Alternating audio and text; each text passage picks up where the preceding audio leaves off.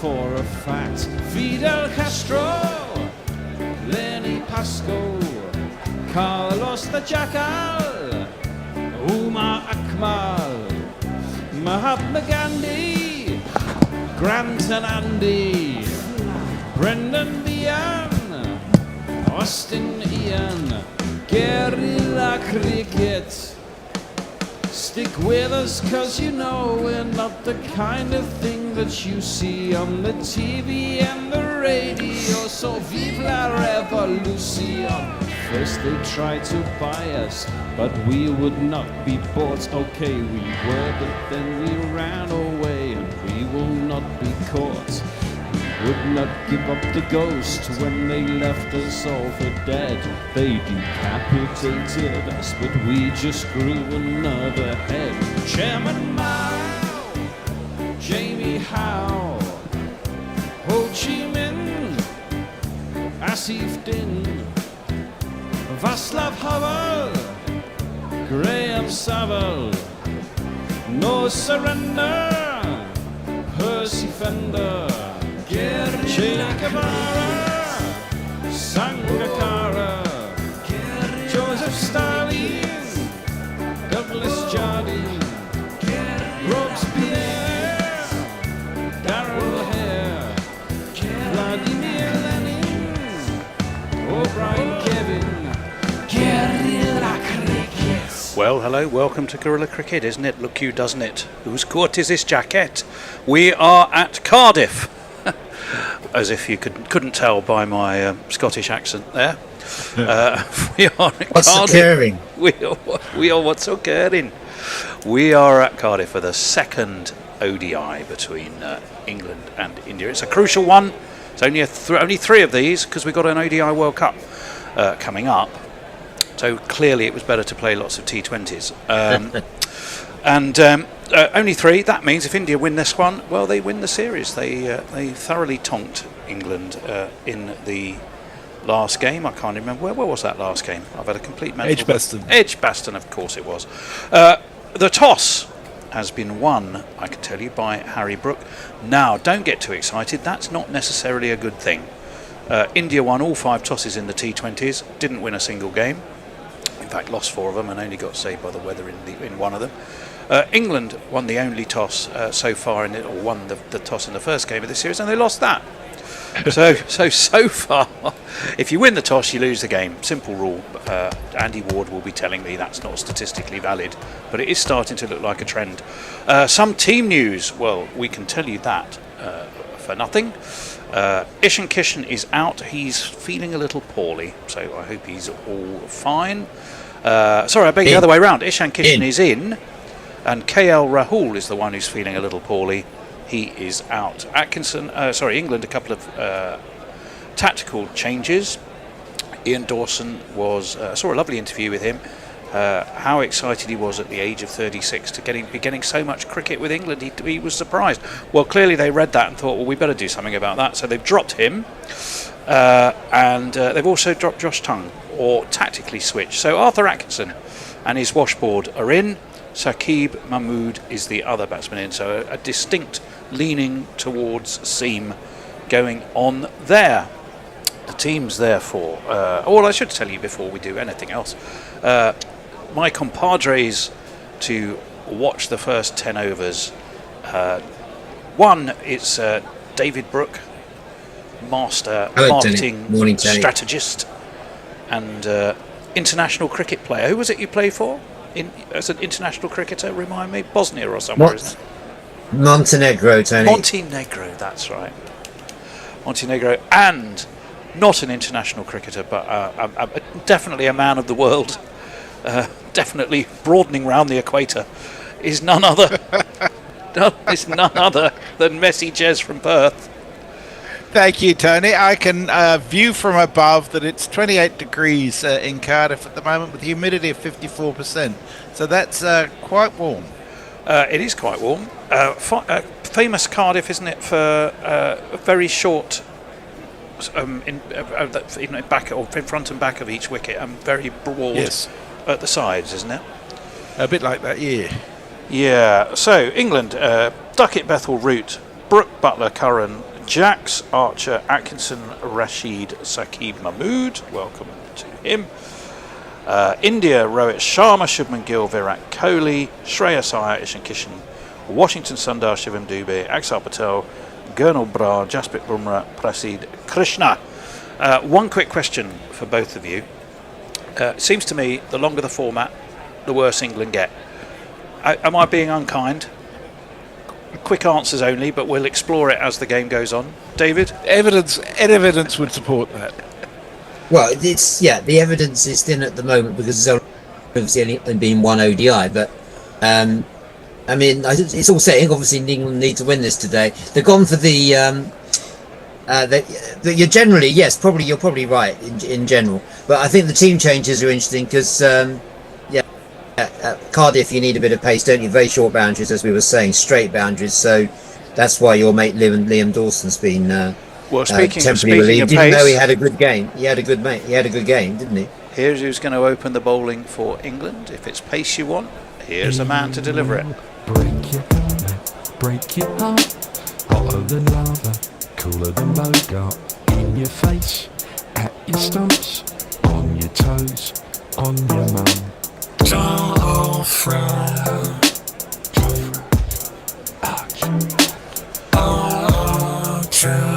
Three men pretty much in a line on off and onside, two slips as well. Rohit Sharma guides this.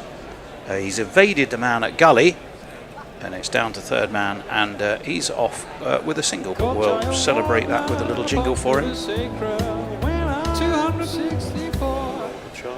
And of course it's Shubha's at the other end. Gilly, gilly, oss and tether, cats and ellen, bogan by the sea. I don't quite get that one. What am I missing with that jingle? I've got no idea what it's about. Trying to help you there.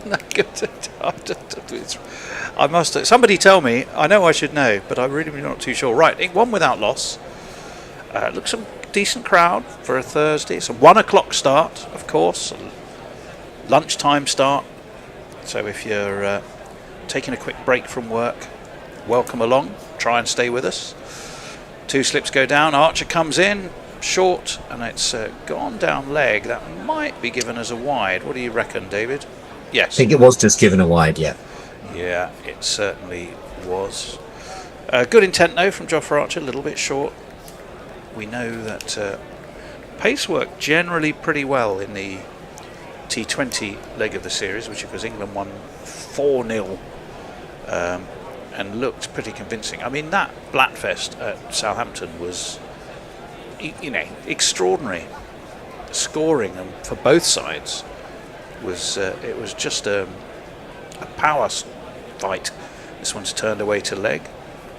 No run, no score. Still 2 without loss. I think England and India here at Cardiff. Last one was 2014, if I'm right. It's a sort of a match abandoned sandwich. The first one England won 2011. Then a match abandoned in 2013, and then I think 2014 India won. So they won the last of the 3 that the two teams have played against each other in ODIs here. That's short, wide, cut. There is a man at third man. Who's that down there? It's hard to see. It's Saqib Mahmood.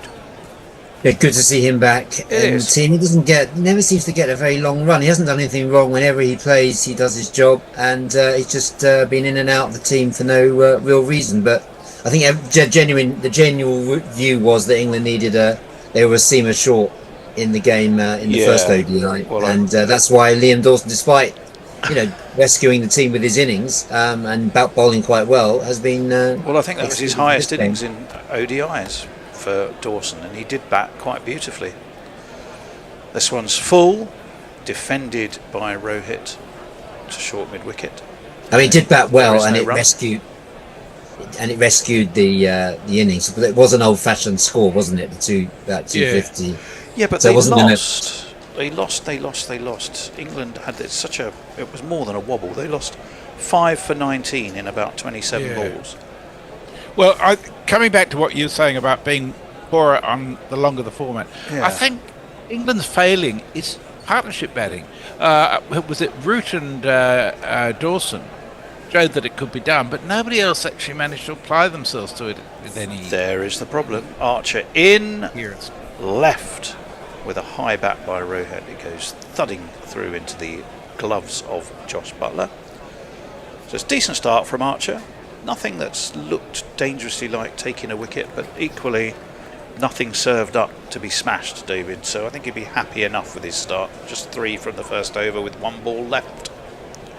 Yeah, he's gathering momentum. He's bowled pretty well. He did get a bit expensive on Tuesday in the first, but he started off really well, and he does generate pace, and he's been pretty accurate apart from that wide. Well, in he comes. 2 slips await. That was the best ball of the over. It was just on the perfect length. Shade outside of off. It rose dramatically. Butler took it above his shoulders, and Rohit, well, I'm not entirely sure he knew what happened. It's the end of the first over, though. It's 3 without loss. The sun is shining upon a nicely packed out Cardiff, and we can go to some messages from Messrs. Lots of greetings from Leah, Jonathan Shawland, Ghost Rider, Rich Turner Music, Mog, who despite his contempt for the Beatles says both hello and goodbye, I'm going to sleep. Oh, and then he says, yes, brave of you Englanders to show up after the embarrassment of earlier today. Oh, don't get me started. Let's go there. I thought it would mean that we don't have to talk about that silly sport. Shining Knight says hello. Extra Fluffo says 4 more years, boys. Sorry. Shining Knight says David Brooke, any relation to Harry? No, we've been there. Distant cousin. He also says love me some Saqib Mahmood. Went to the match at Headingley yesterday, says Rex Van Ryn.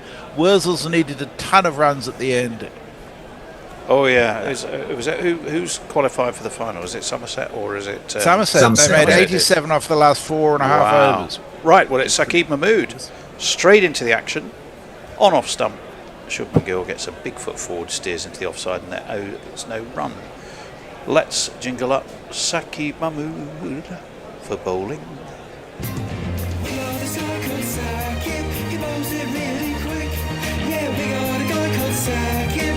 This is barely wick.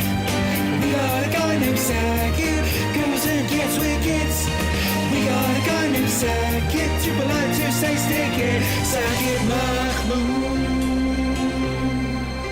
2 slips for him too. In he comes, flicked off his legs though beautifully by Shubman Gill. If you're going to stray there, you're going to get in trouble, and that should be the first boundary that is rolling into the mid-wicket sponge as we speak for one of these. Giuliani had his reasons for selecting his landscape seasons. There were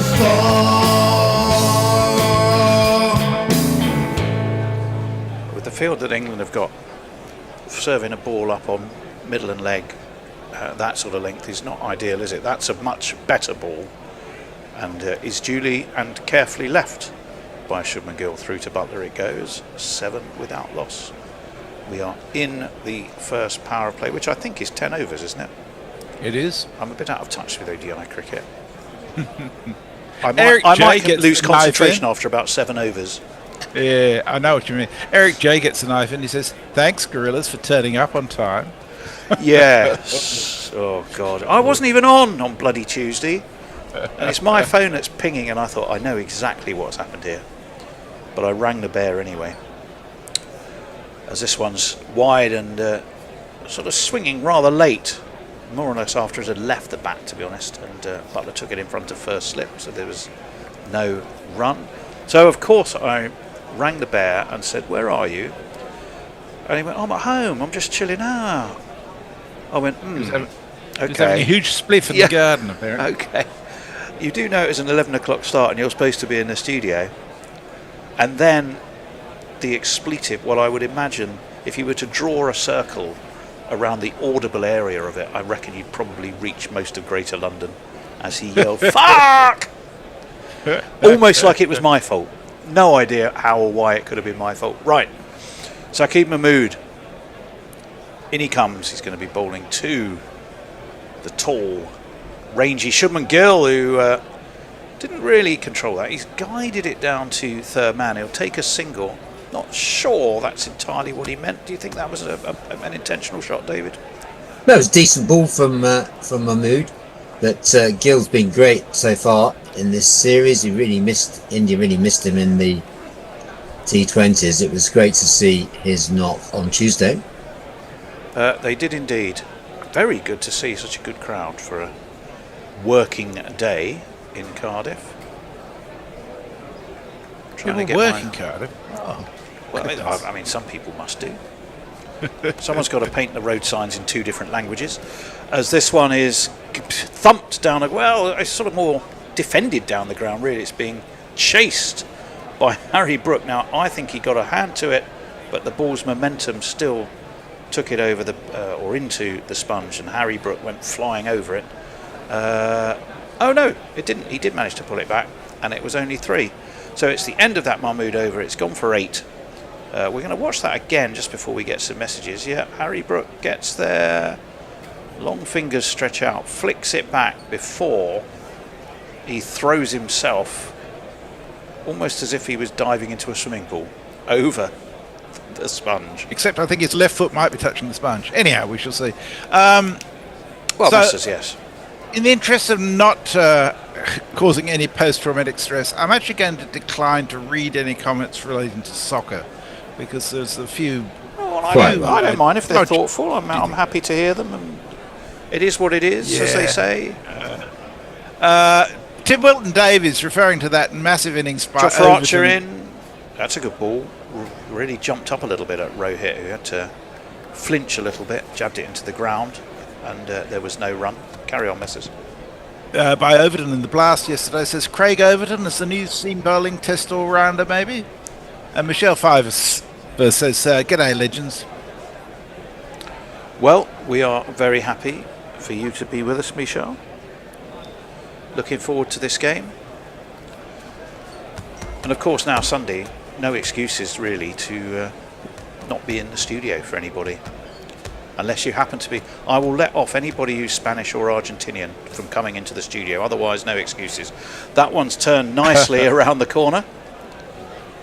Fielded by Adil Rashid. I beg your pardon? What about holding a ticket for Sunday? You mean in the cricket?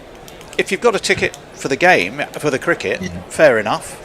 Yeah. If you've got a ticket for the World Cup final and you're not Argentinian or Spanish, that's also fair enough. I would imagine global sentiment leans towards the Spanish for a number of reasons.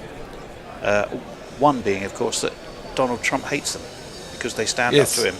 So there's a good reason to be 100 all in for Spain. 2 slips go down. Archer comes in. That hits the pad. It's very sort of a wishy-washy, half-hearted appeal from slips and wicketkeeper, and a belated ask from Archer, but it's gone away around the corner. I think it'll be a leg by. It was, but I think can be discounted on both height and direction, can't it? Maybe not height, but definitely direction. Yeah, definitely going down.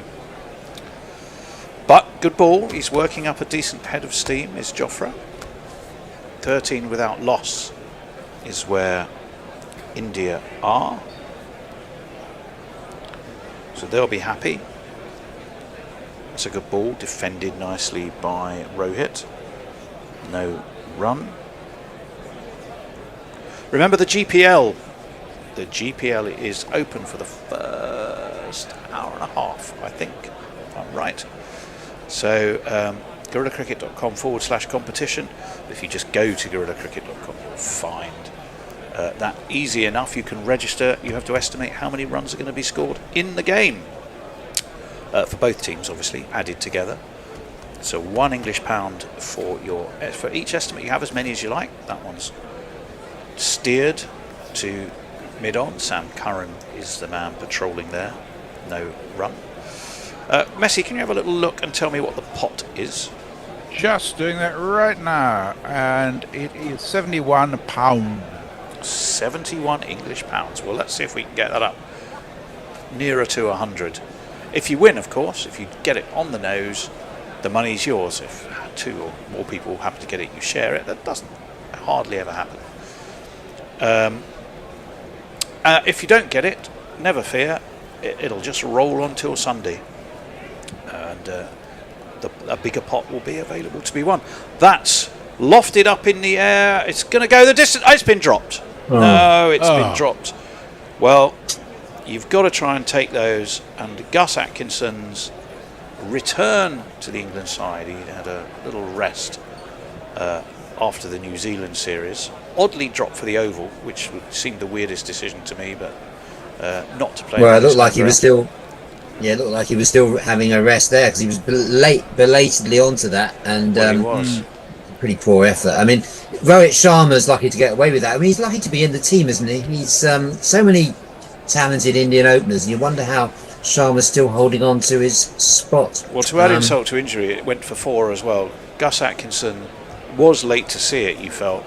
He was coming round from sort of very deep backward square.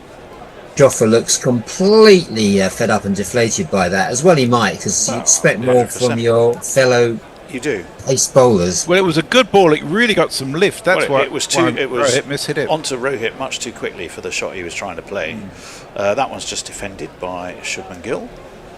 There's so much debate about Rohit Sharma's And it's place, you know, in this. next over. Sorry, David. There's so much debate about Rohit Sharma's position in this team, you know, because wasn't he? I think I've got the statistic right that he actually is the oldest player now to represent India in an ODI. But it's not a question of age, but there's so many other. I mean, Jeswal would be another name you can think of would be hard to keep out of the team. And look, I know his position in the team. In the T20s, doesn't he? Although his patch has been his form's been up and down of late. Mahmood is in. That's a good ball. Shubman Gill was just looking or thinking in terms of trying to work that to leg, but it was on him much too quickly. Poor old Gus Atkinson's not going to want to keep seeing that. He gets around to it, but instead of getting round behind it, he's sort of trying to dive towards it, and it goes through fingers and rolls down chest. And as we said, to add insult to injury, it went on to get 4 runs as well. To be fair to Rohit, David, each of the last 3 years he's been averaging over 50 in ODIs. Down the track comes Shubman Gill. He smashed that away through cover. That's certainly the best boundary we've seen, because it's been absolutely smashed away. You heard the purr of approval from David, and it was a gorgeous shot. And if you kids can't listen, then you bound to see the way you get shot for crossing a boundary,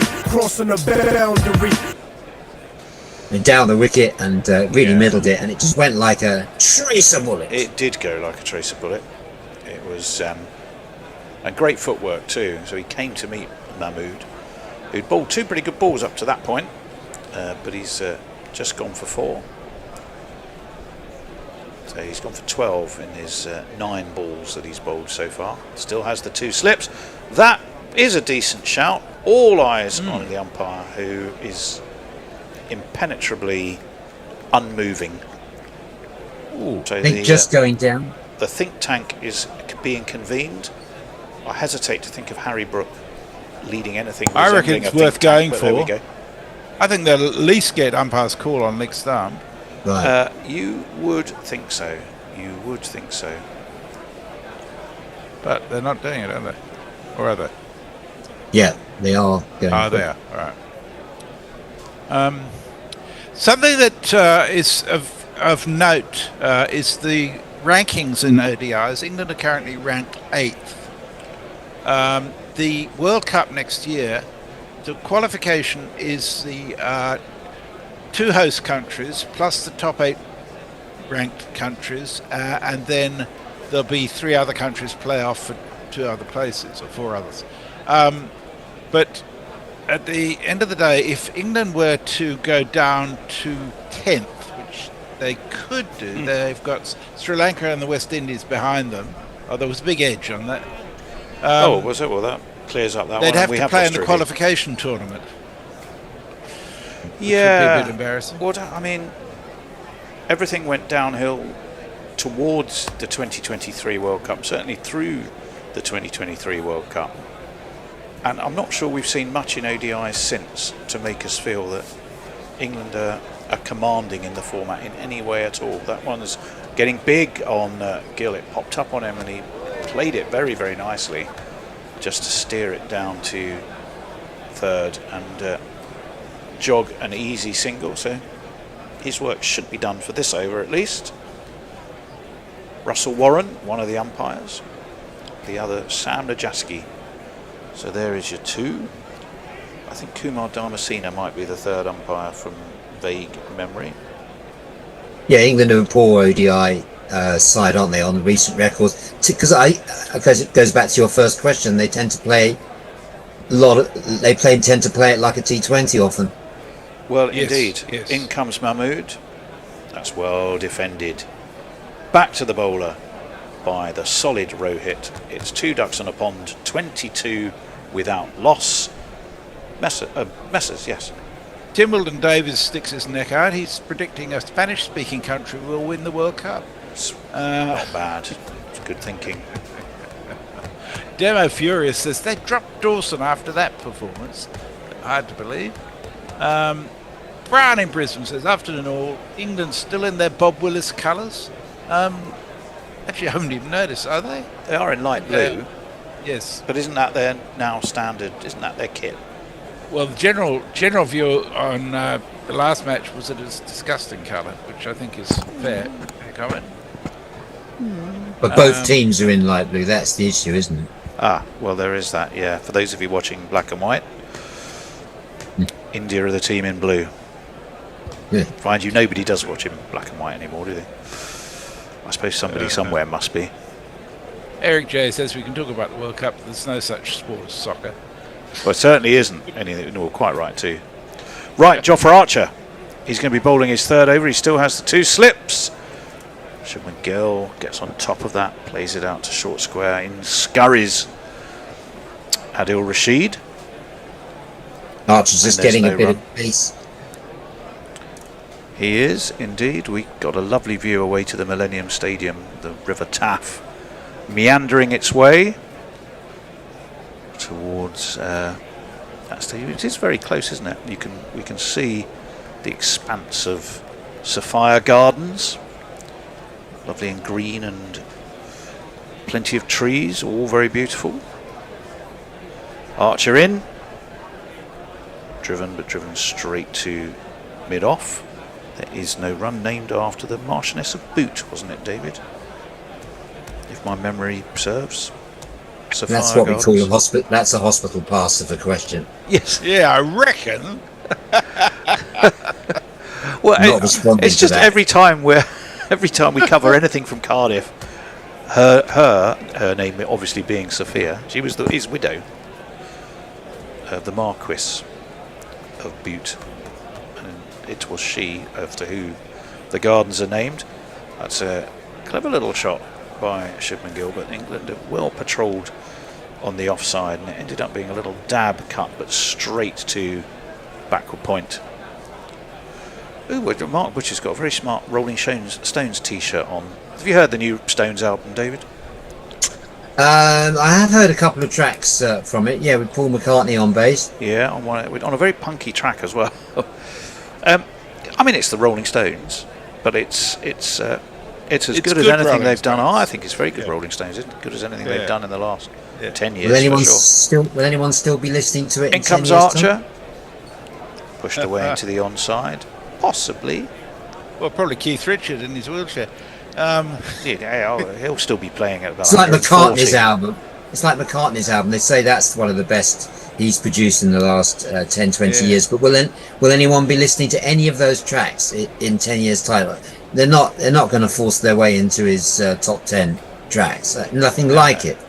No, I think true. yeah, that's probably true. But it is. Even though the album went to #1, didn't it? But It's eminently listenable, and but are there any that you would count as classics yet? There may be, but I don't think so. That's driven a little bit uppish, but beautifully directed of an on drive by Shubman Gill. He does play that ball very well, and it is one of these. 4 on the floor, and one more 4 than the 4 before. That's what 4s are for, to get funky on the dance floor.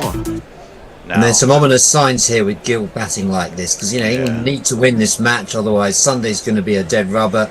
As you say, it's only a 3-match series. With Gill in this sort of form, have England got anyone to match this? that's beautifully cut.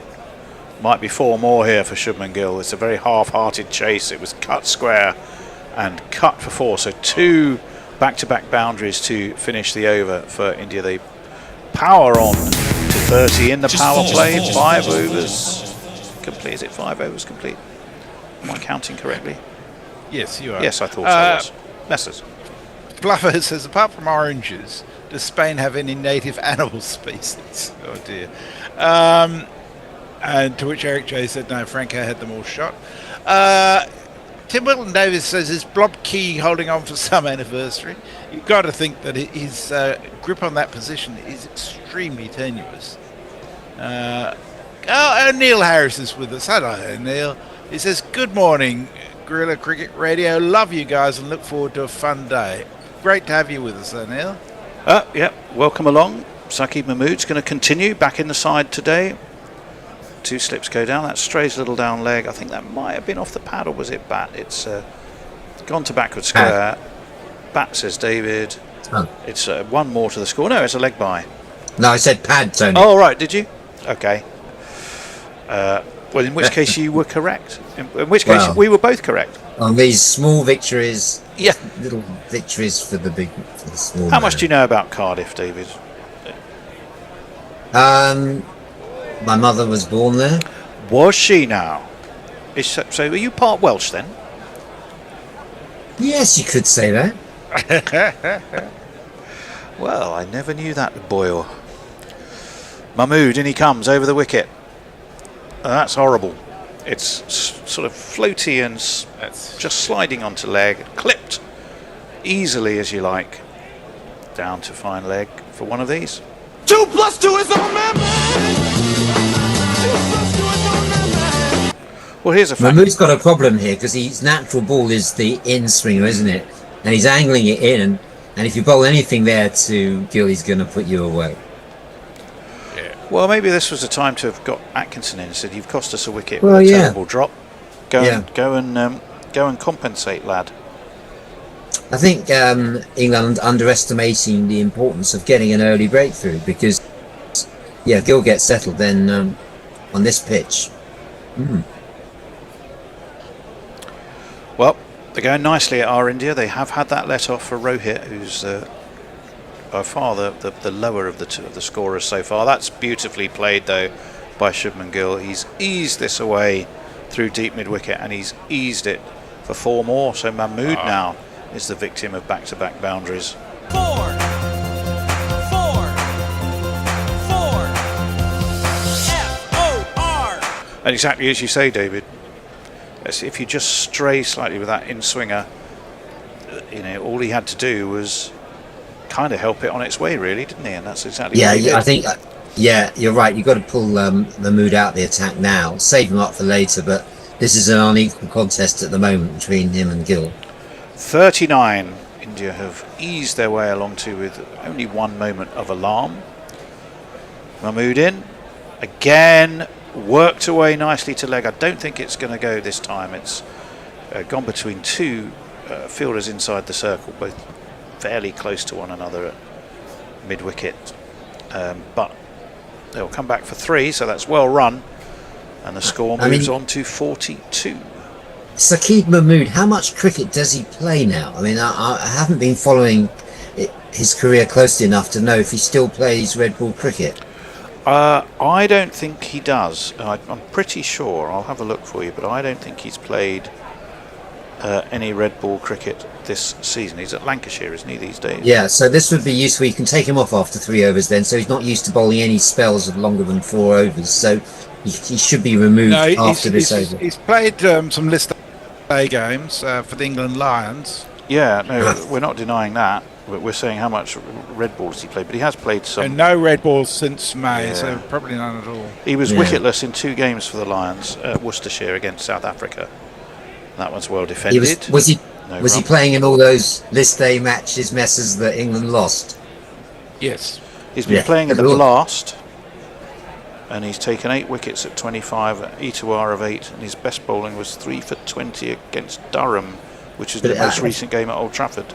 I think it is an issue putting people into an ODI on the basis of T20 form only. You know, that's the only cricket they're playing. You just have to, ask that question: Is he going to be ready for this? It's a different type of game. It's more akin to a long form game, isn't it? The 50. Well, in he comes, just the one slip now. That's a better ball, although it was on middle and leg, but it got that little bit of extra bounce that discomforted Rohit. 42 without loss it is after 6. The run rate a tidy 7, and ready to have a run at your messages is Messers. There's a lot of talk on chat around native species of Spain and Wales, where the Welsh rarebit gets mentioned, and the white Swansea. This Gill guy is pure class, says Demo Furious, isn't it just? I was just thinking, they're scoring 7.5 and over without any bashing. It's just pure stroke play, and it's just gorgeous to watch. Yeah, it's very stylish. Extra Fluffo says McCullum will lead England to soccer glory. Tim Wilton Davis says Baz is Ted Lasso. Shot for Archer. That's a horrible ball. That's going to be a wide. It's speared away down leg. Umpire Najaski says, well, got to spread the wings for that one. And I'm afraid it's one of these. I'm really pleased lost to his notice radar Ted Lasso there. is back for a new series in August. Yeah, not far off. Looking Richmond forward to AFC's women's team. Ooh, that'll be interesting. Only but little hints of Hampton and Richmond in there. It is, of course, big chunks of it are filmed in Richmond. That's steered towards cover, fielded on the dive by the Duckster, who's got plenty of that. What do they call that? Zinky sun cream on his nose. I think they call it Zinky sun cream. Do they? Yes. Oh, there we are then. Well, he's got a great big cap on, and he's further away from the sun than most people. So you'd think you wouldn't think he'd need quite so much, but there we go. Right, there has been a funky fielding position. This one's cut. The Duckster again is the man to do the fielding duties. England have brought in the very short mid-on, very fine, short and fine. So almost standing probably a foot and a half from the non-striking batsman. I wonder why it's called funky position, because not much to do with funk, is it? As in the House of Funk, Jazz Funk. Oh, well, that reminded me of one of my interesting facts about Cardiff, David. I'm so glad you jogged my memory. That one's driven. Archer gets a big paw down and fields it in time, which I've now managed to lose. So you can all relax for a minute. Oh, that's relief. Because I was looking up Mahmood's stats as opposed to interesting facts about Cardiff, you see. That's what threw us. Okay. Cardiff allegedly claims to have the world's oldest record shot, David. Did you know that? Well, just wait for Archer. Does it have nicely off his leg. Well, that's what made me think. Yeah, does it have a funk section? Fielded backward of square. Single taken. Well, I don't know. Music fan can visit its Spillers Records in the Morgan Arcade, not named after Owen. And apparently it's been operating since 1894. It predates recorded music itself and initially sold phonograph cylinders. I'm pretty sure when it opened it didn't have a funk section. It may have one now. If you wanted to go and hear your favourite musical tunes in the style of, I don't know, Jazzy B, then that's steered to backward point. No run. Yeah. That surprised me about Cardiff. City of castles. Not just Cardiff Castle. It's got over 10 castles, apparently, more than any other city in the world. Wow. Well, There's a lot to defend. yeah. Well, yes, indeed. How many of them built by Longshanks? Oh, that's true. Which king was Longshanks? Edward the First. Edward the First, yes. He was a real bastard to the Welsh. Right. Jofra Archer. That Rohit again was looking to pull rather, I think, top-edged it. It landed Real safely away on the offside, which shows how little control he actually had over it. Isn't there a real contrast between, you know, how Rohit's playing and how Gill is playing at the moment? One is all style and smooth. One's all muscle. Yeah. Rohit's having some issues connecting at the moment. It's way late on that, wasn't it? He was. Messers. 42 for naught. No aggressive short balls to the neck area, says Banana Brooks. There was one just then. Yeah, Joffre's got a few to rise as well. Wales is so bad, even Rashford scored against them, says Tim Milton Davies. Gareth Davies, lots of Davies here, you're all Welsh, says Duckett can put his balls on his shoulders. Right, well, we do have the change that you've been advocating, David. So Saqib Mahmood has gone to have a little lie down and rest in a cold bath and rub down with a Sporting Life after bowling more than he's been used to of late. And Gus Atkinson with one slip is into the attack, and that's driven on the bounce. Duckster, who seemed to enjoy that because it popped up at him and he jumped up to his full 5'8" and a tiny bit with his arms. Yeah, Mahmood had to come out the 8 and over he was conceding. Gus Atkinson's ODI record doesn't look anything to write home about, averaging 40 with the ball, so it'll be an interesting test for him now. Yeah, 10 wicket, you're right. I was about to look at that. In he comes, that's forcing Gill onto the back foot, push to short mid-wicket, no run. No, I must have been misreading that. Oh, I'm looking at the New Zealand series, that's why. 11 ODIs, 13 wickets at 40. Best bowling was 2 for 28 against the West Indies in Antigua. You'll probably remember that well, David. If you remember ODIs. You see, I don't. I don't remember Bar twofers, World Cup finals. I have real trouble remembering twofers in ODIs. You know, if that's the highlight of his career, it's going to be a tough one. Well, so far.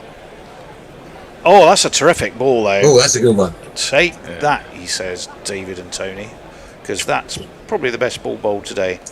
Oh yeah, that's what it needs, is someone to move the ball away from, you know, not just slant it into Gill's pads. That one actually hit the pitch and just straightened, didn't it, nicely? And the nod of recognition and approval from the man himself, Shubman Gill. Okay, I've got one for Messers, and interesting facts about Cardiff. It's weather related, Messers. Now, Cardiff, of course, Wales is renowned for getting a lot of rain, isn't it?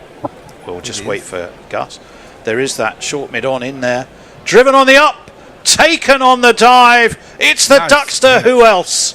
Who leapt like a Welsh salmon to his left. There, Gus, who's bowling is how you do it. Although Duckett didn't have time to think about it, which in the case of Ben Duckett probably is best. And he took it quite magnificently. It was driven on the up.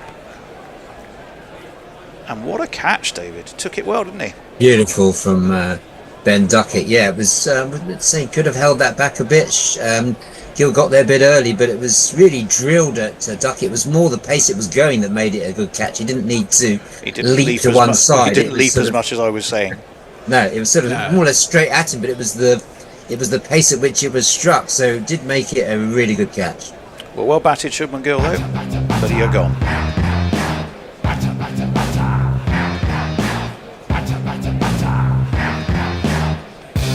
On your bike, mate. Beautifully batted indeed. It's very much the dominant half of the partnership, with a rather clunking along Rohit, who has yet to get going properly. Offered one genuine chance trying to pull a ball that was just too close to him to attempt the shot. and it has been the short ball that has caused him problems. Shubman Gill, though, had, up until that moment, looked imperious, but just didn't quite get to the pitch of it, David, did he? May have been held back a bit by Atkinson, so give him the benefit of the doubt, but it's good.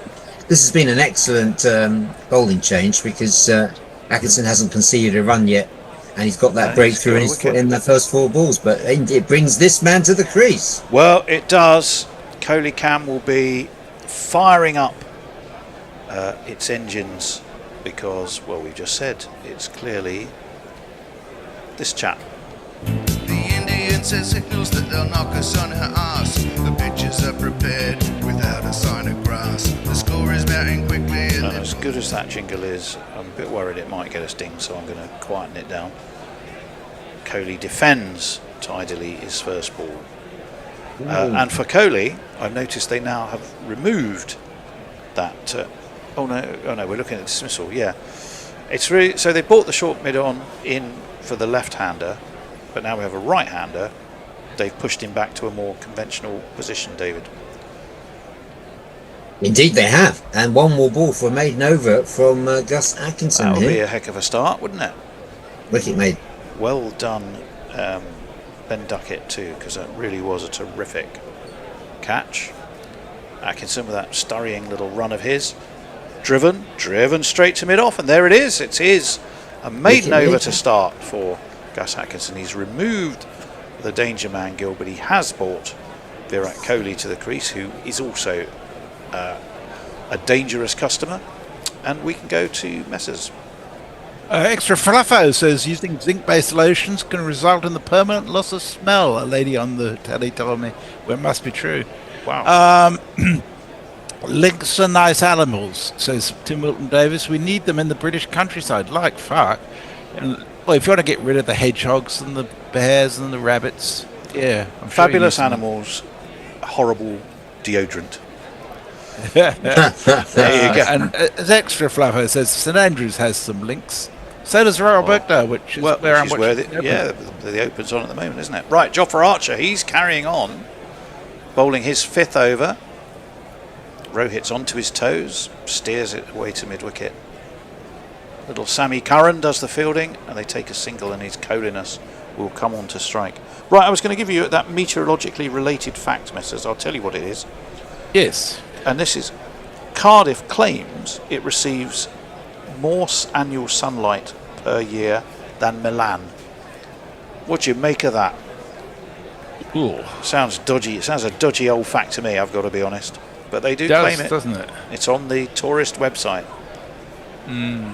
Yeah. Well, I grew up in Eastbourne, and Eastbourne claimed it was the sun trap of the south because it had more hours of sun on average per day than any other place in Britain. Well, that's why people retire there. That's driven straight to the Duckster. They move to Eastbourne to die, and then when they get there, they forget the reason that they've gone there. Well, exactly. Exactly. You know, the famous phrase, which is Dover for the continent, Eastbourne for the incontinent. 45 for 1. Saffron week was very rarely rain-stop play, was it? It was always a gorgeous sunny week for the Saffron week at Eastbourne when Sussex used to play. You looked forward to that every year as a kid. Yeah. It was so exciting. There's a tennis tournament played there fairly regularly, isn't it? Yes. The women's warm-up for Wimbledon Park. there. Yeah. Archer in, Kohli defends. And it's basically Kohli versus the Duckster at the moment, because just about every ball he's faced, only 4 of them, seem to have all gone to Ben Duckett. Yeah, we were just looking at the stats for Saqib Mahmood and Gus Atkinson, looking at their ODI stats, 50 over stats, and then you look at Kohli's stats. 313 ODIs, over 14,000 runs, 54 centuries. Jesus Christ. Yeah, I know. Average of 58.5. Astonishing. It is indeed. Well, he's facing England's finest, Jofra Archer, who's steaming in, and he drives this. It's a glorious way to get off the mark. It's a perfect straight-on drive, and it's got him 4 runs.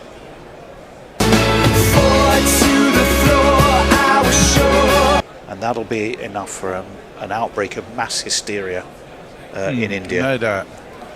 By the way, David, speaking of averages over 50, I don't know if you saw my post on the WhatsApp, but Joe Root's innings the other day brought his ODI average to exactly 50. Oh, he is one of only 2 batters who've got an average in both ODIs and Test matches. Oh, that's going to have to run here. He pushed that out to short extra cover. The throw came in. It was a little bit wild, and they were able to get back for the single, but it was risky. Kohli clearly keen to get the strike for the next over and protect the stumbling Rohit. Whose throw was that? It was Harry Brook. How close? Oh, he's home by a country mile. In fact, it was a direct hit. It was a direct hit, but the bat was already down. Yeah, I missed that, Messers, but it's a good stat. And do you know who the other one is? Yeah. The only other player. Do you know who the only other player is who averages over 50 in ODIs and Test matches? In England or? Well, Joe Root averages, I think, 50 in ODIs. That's what I was saying. Joe Root now does just. Archer There's only one other player who averages over 50 in both Test matches and ODIs. Yes, and he's no longer playing. Ooh. Was Archer that got him in? Got Virat, of course, at Edgbaston, wasn't it? He didn't last long there. 5 off 6. He's got more IPL centuries than anyone else.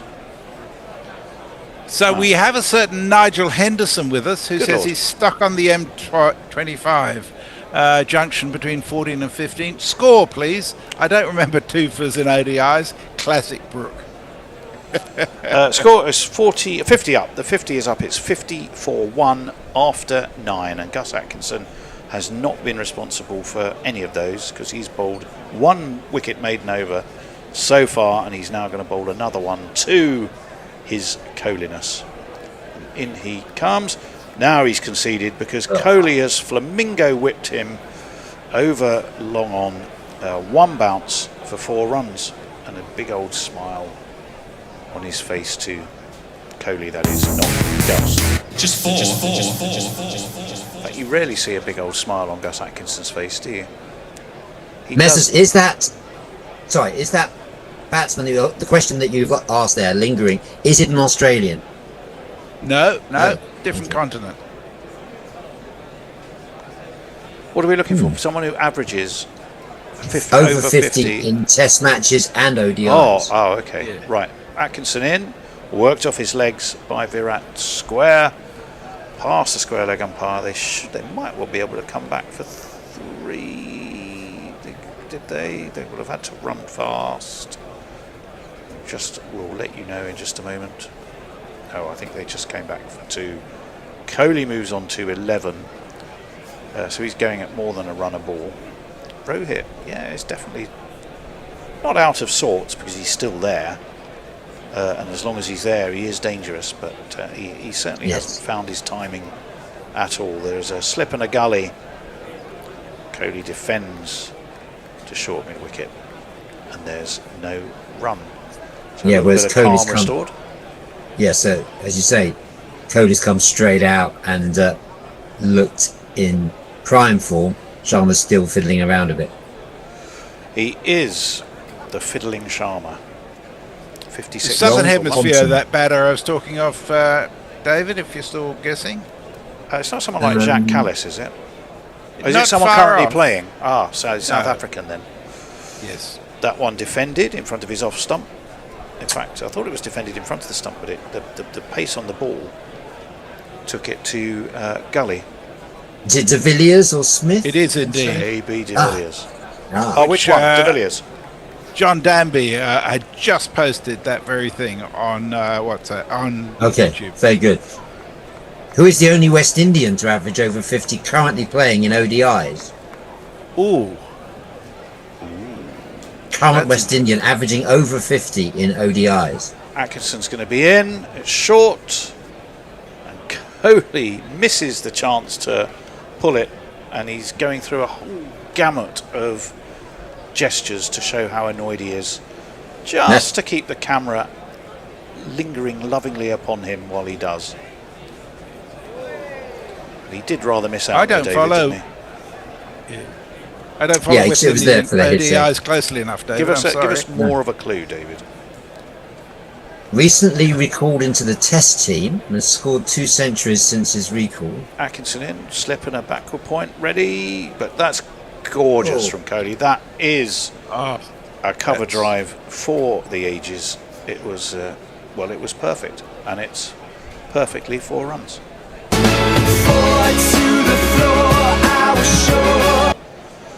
So after his wicket maiden, this has been a bit of a thumping return to earth for Gus. I mean, you have to appreciate these moments of Kohli now, because obviously he's retired from the Test match team after being dropped by Gambia, so this is really the only chance you're going to get to see him. That's defended into the onside, no run. Would you change? I think. Is it Brathwaite, David? No, it's not Brathwaite. I'll give you one other clue, which should... Yes, it's Shea Hope. Yes, absolutely. Yeah. Takes the gloves, and he's got a fantastic record in ODIs. Right. Well, I can tell you, Kohli's the only survivor from the India side that played here in 2011. He and Rohit are the only survivors from the 2013 side. And from the 2014 side, Kohli and Rohit again, and Root and Butler for England. Right, we are due a change. Somebody's going to need to be let in. Okay, yes, talk amongst yourselves, I'll go and do it. Okay. John Danby got Hope as well. You're too good, John. Steve Hillier says, does the last 6 balls thing work? What does that mean? Sorry, on our screen it does work, but it's delayed. We take our feed from elsewhere, and we rely entirely on how fast they put that up. But yes, it does work, but I'm sorry if it's a bit delayed. Okay, got a bowling change here. Yeah, thanks, Masters. See you a little bit later. We've got a bowling change here. Adil Rashid has come into the attack, and his first ball is played out by Rohit for a single. So it's 62 for 1. India, I'm about to say having won the toss. I think Brooke won the toss today. He did. I need to double check that. Yes, thank you, Tony. This one is played out by Kohli. Yeah, we're just saying that there's very little chance to see Virat Kohli. There's very much a swan song. This could be his last, sort of tour of England, because doesn't play T20, he doesn't play Test matches, but he's still in that ODI side. So got a couple of games to enjoy him here. That's a nice ball from Rashid, and Kohli has to sort of grope at that a little bit.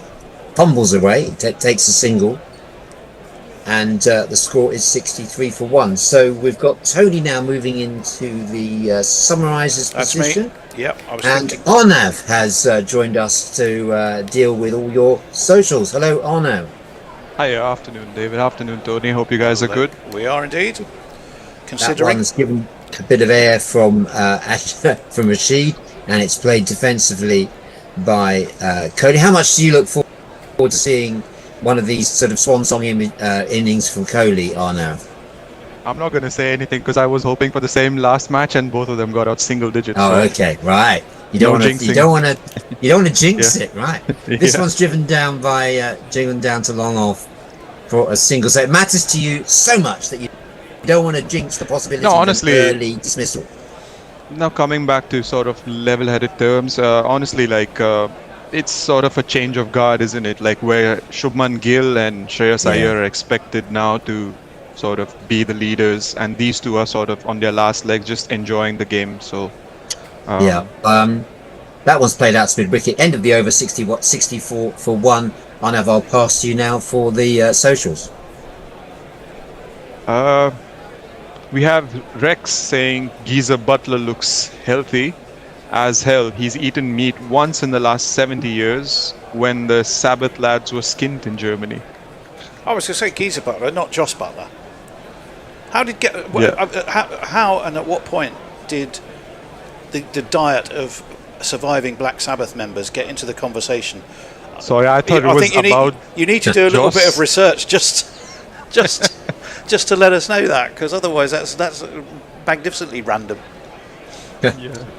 We'll come back to more random socials in a moment. Atkinson bowls to Rowett, who plays that down to mid-on. There's no run.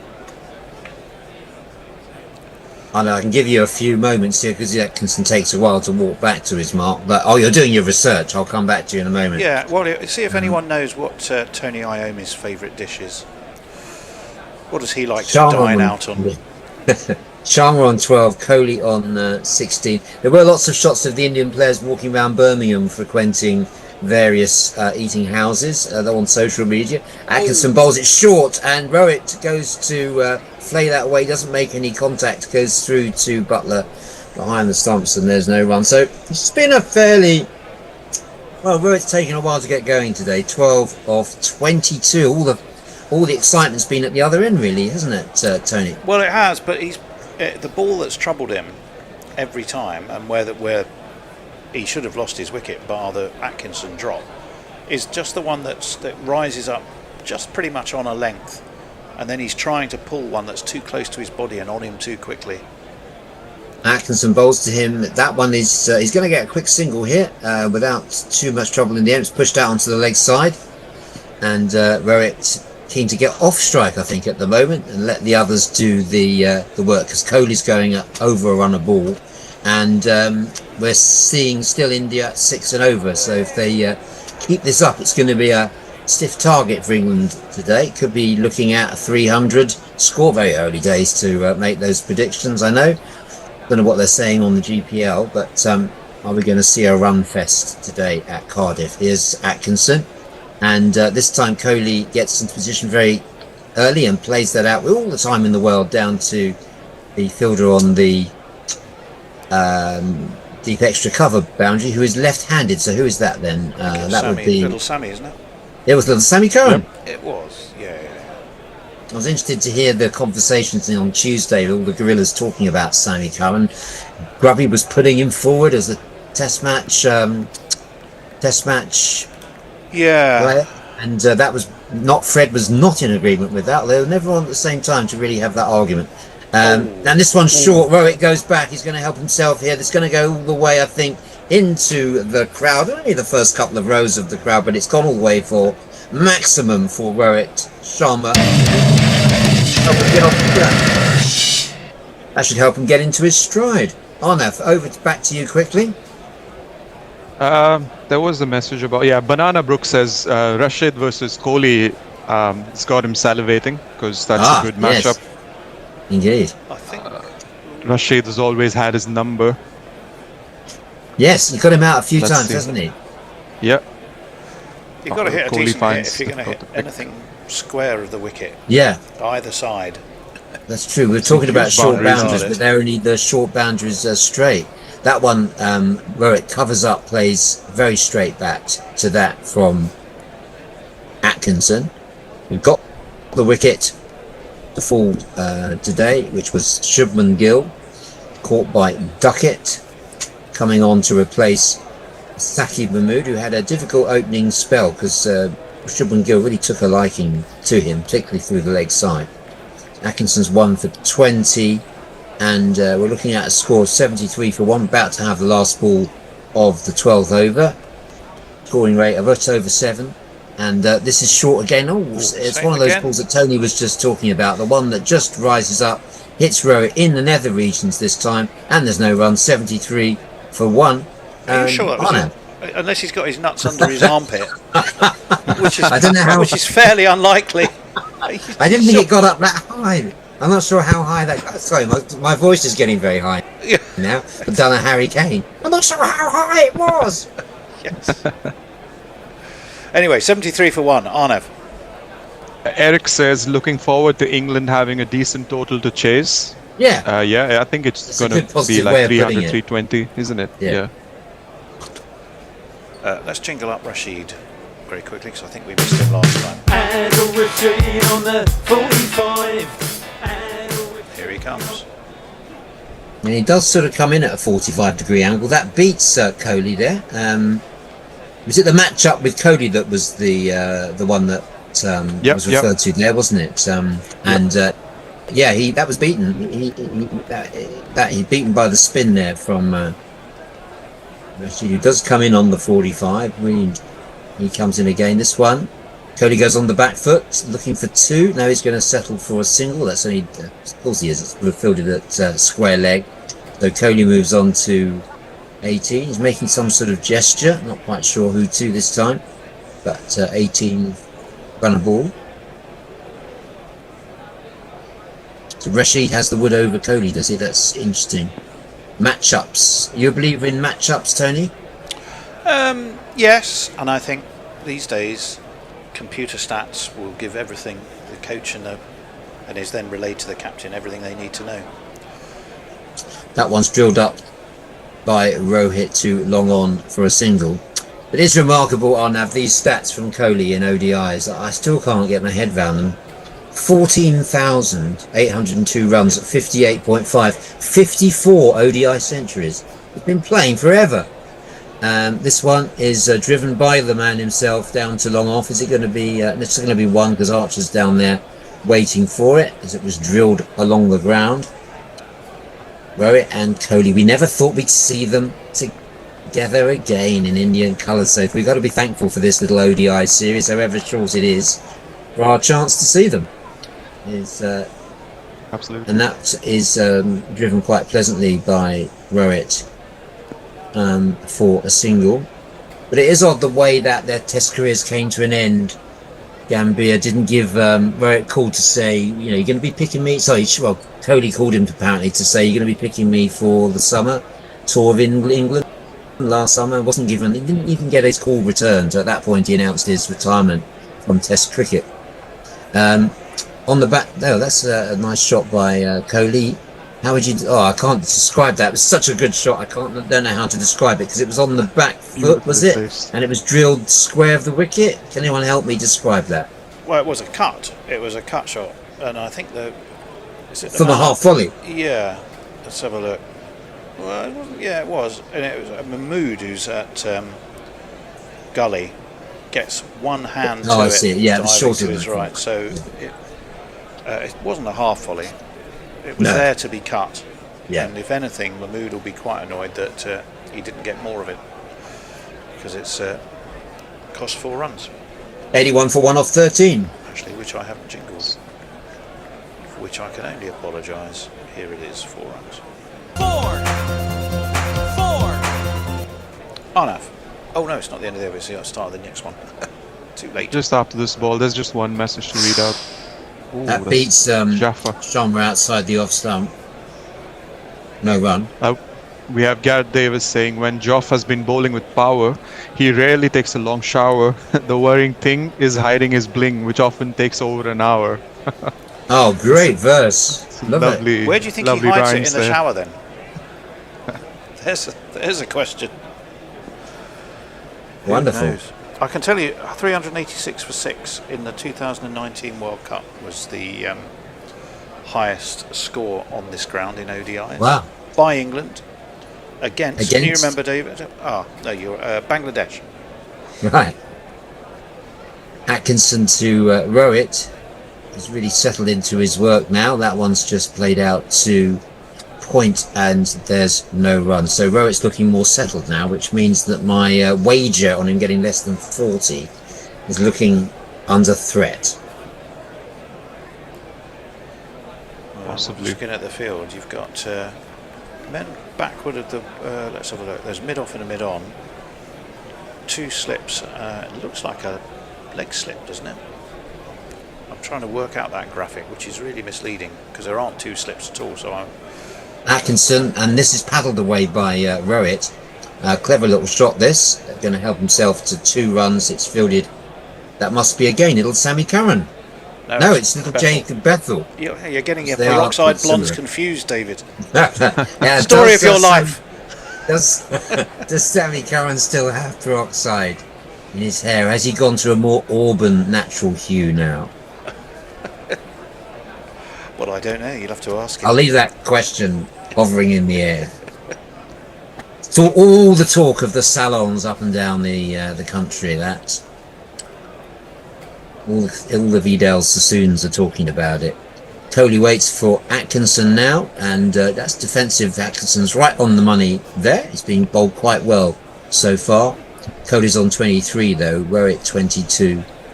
No, I really didn't think I'd see these two batting again together. Like a sort of strange, not time warp, but I don't know. How would you describe it, Arnav? I just think they were always ODI players. They obviously, in their prime, tried their hand at T20 and tests, and they were really good at it. But they're always going to, have longest ODI careers among formats. Sharma in particular. Yeah, this one is short. Kohli plays that nicely off his legs, swiveled round, plays it out to square leg for a single. You're right. Rohit played an incredible number of ODIs, didn't he, before he got a chance in Test cricket. Yep, and he started all the way from 6 and then batted at 5 as well. And then after a few years, when the Gambhir and Sehwag sort of dominance at the top ended, that's when Rohit Sharma got his chance as an opener. No, you're right. Looking at it like that, it's true that he was going to last a lot longer in ODIs because it's his. Yeah, it's always been his format. You're right. He faces up to Atkinson now. Oh, this one's gone up in the air. Must be a chance. Anyone underneath it? Oh, it's landed safe. It's gone between Archer, who was coming forward, and whoever was running backwards. And Atkinson, well, he suffered. He put down a chance off same Archer. shot though, David. Same ball, same shot every time. Yeah, he put down a chance against Sharma earlier on, and did Archer return the compliment there? He didn't get anywhere near it. No, maybe he was just too far. It wasn't really his fault. It literally dropped between the two fielders, it slap bang in the middle. I don't think either of them realistically could have got there. So, but nonetheless, it was another full shot from Rohit. 84 for 1. We have a stat from Messi. He says, interesting that Bangladesh are now ranked just behind England in ODIs, but if England lose to India twice more, they may fall behind Bangladesh. Wow.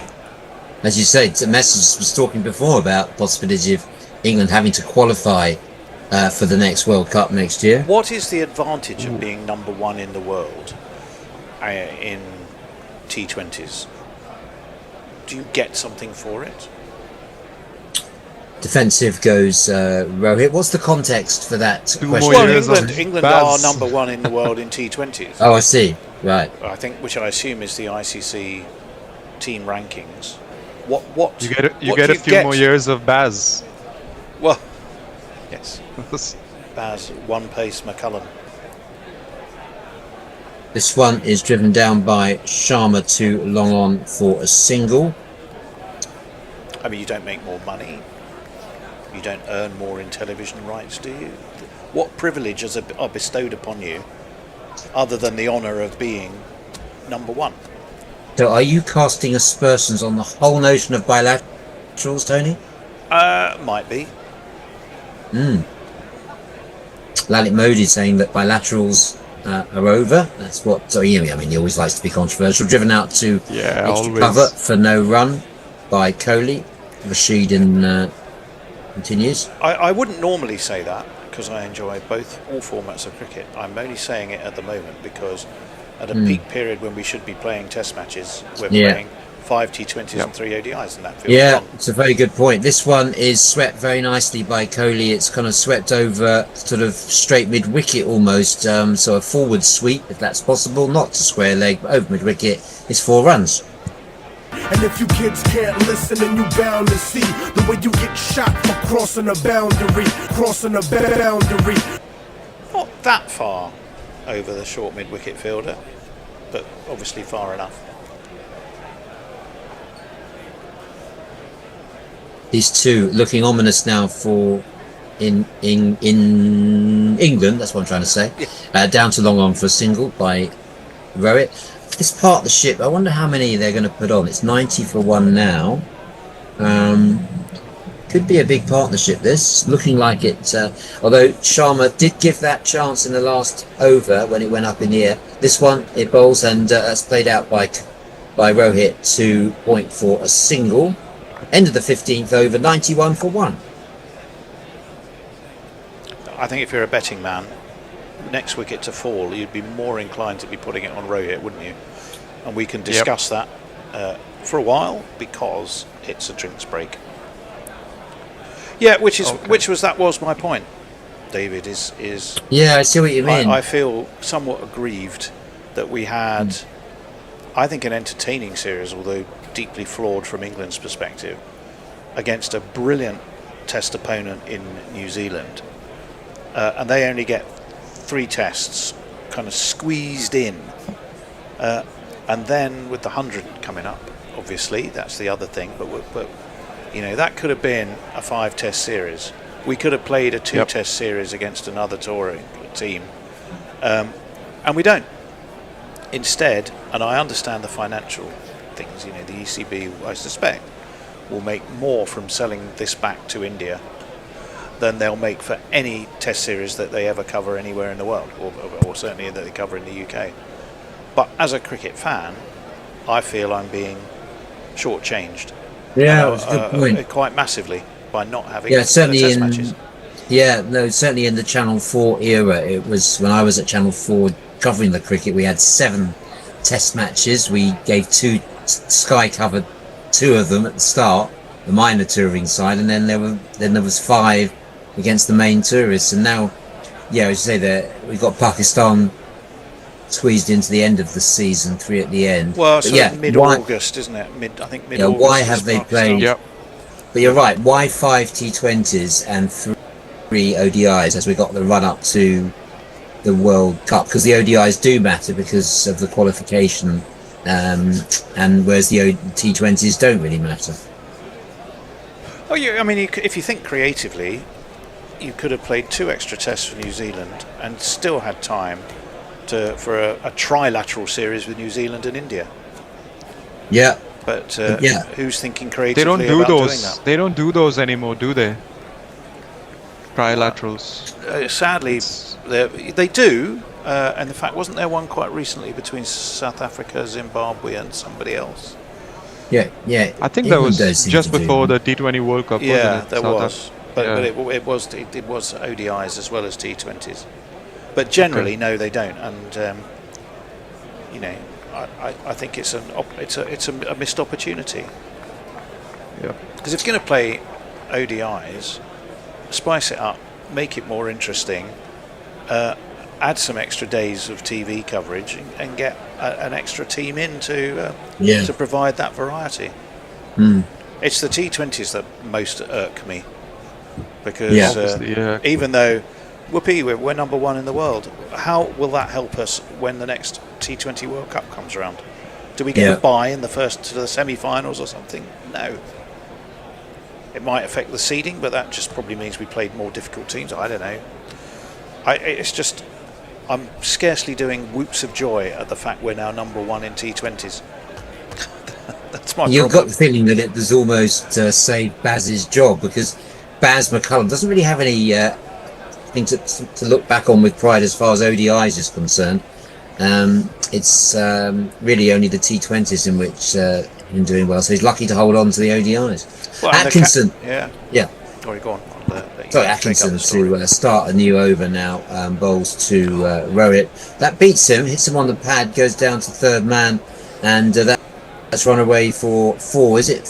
No. Leg buys? Yes, 4 leg buys. Leg buys, yeah. But there again was the didn't get up as much, but it was the mistimed pull from Rohit again that dumps the pad and doesn't get the bat. He's trying all the time, and it was again, look, too close to his body. I know he's tremendously risky when he needs to be, but he keeps playing that shot and it keeps getting him into a pickle. He'll go on to make about 150 now. Well, he could well do. Atkinson bowls, that's played down by Rohit for a single down to 3rd man. One person who does think he's going to go big today is listening to us in Javier in Spain. That's James Knights, who's saying that he's backed the partnership. It's over 136, he reckons. Sharma's now getting the middle of the bat. Kohli's onto anything full. It's a good batting track. He thinks there's going to be big runs from these two. So that makes a lot of sense. Thank you, James, for that. Ole. Here's Kohli waiting for Atkinson now.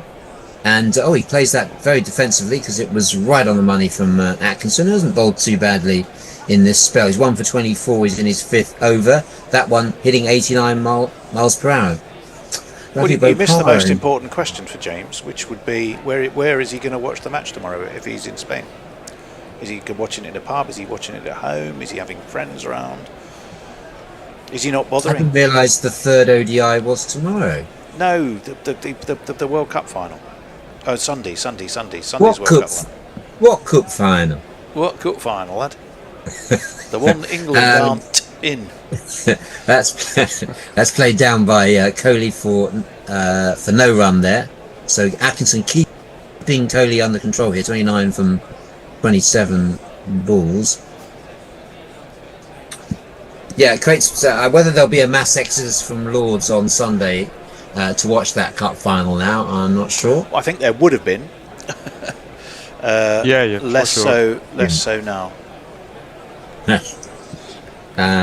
Kohli's on 29. This partnership building, that one he drills into the ground. It's bounced over the head of Atkinson. It's going to go down for 4. He didn't seem to put much behind that, but he played it into the ground and it careered over the head of Atkinson. And that's the 100 up for India, 100 for 1. And if you kids can't listen, then you bound to see the way you get shot for crossing a boundary.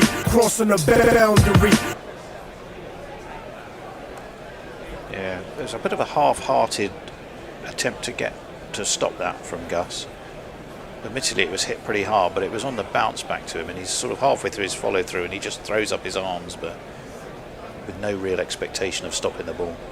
Down the leg side, Kohli misses out, but it's called a wide. Oh, James, I see James has answered your question. James will be watching the final in Perpignan in France. You're getting about, James. Oh, okay. Are you doing some sort of European tour? That one was down the leg side. Oh yeah, we're just watching the Kohli boundary. It's an unusual boundary, that, because he played it into the ground and it's sort of canned up into the air. He's on 33, Kohli, and he's waiting now for Atkinson to complete his over. Busting up. This one is short. It's pulled round by Kohli. There's a man down there. Is he going to bisect the 2? No, Archer comes round and they get a comfortable 2. So Kohli was on to 35. At the end of the 16th over, India, beg your pardon, 103 for 1, having been put in by England today. We have a message for you, David. Raj Patel says, looking forward to meeting my guru, David Brooke, at Lord's on Sunday. Lord's is a special place. I met David last summer after close of play, day 1, World Test Championship final, and he introduced me to Guerrilla Cricket. Is there a blue plaque to commemorate this? Or maybe a carving in one of the trees at Lord's? Well, David for Raj. I think Raj has been a splendid addition to the Guerrilla lineup, Tony. Yes, absolutely, indeed. I agree. Didn't you rather chase him round to catch him? His version of the story is that you were it sounds like you were like the child catcher with a big net. Whoa. Racing around Lords after him. I'm not sure I like that particular image, Tony. No, I was actually stationary. Okay. And it was Raj who had a provocative sign, I think, that caught my attention. Oh, that was it. No, I knew there was something going on, yeah. Yeah. A little Sammy Curran into the attack now. Left arm over, bustling in, all teeth and grimacing, as that's played out by Rohit for no run. Yep. We shall jingle up little Sammy. Where is he? Come on, Sammy lad. He is indeed Auburn here. Sam's gotta shine now. How does he have to play? In fact, Raj did have a provocative sign that said the end of Bazball. He predicted the end of Bazball. Wow. That's what his sign said. And that's what caught my eye and got into a conversation. Now he's on Guerrilla for everyone to hear. If you call that child catching, Tony, then that's up to you. Played back by Curran. Jesus Christ, you would never speak to anyone under the age of 50. I just remember his version of the story just being slightly different, but that could be my memory. Extra Fluffer says the great cricketer has some entertaining takes on the Baz years. For anyone watching, you must watch their short clips and I should look out for that.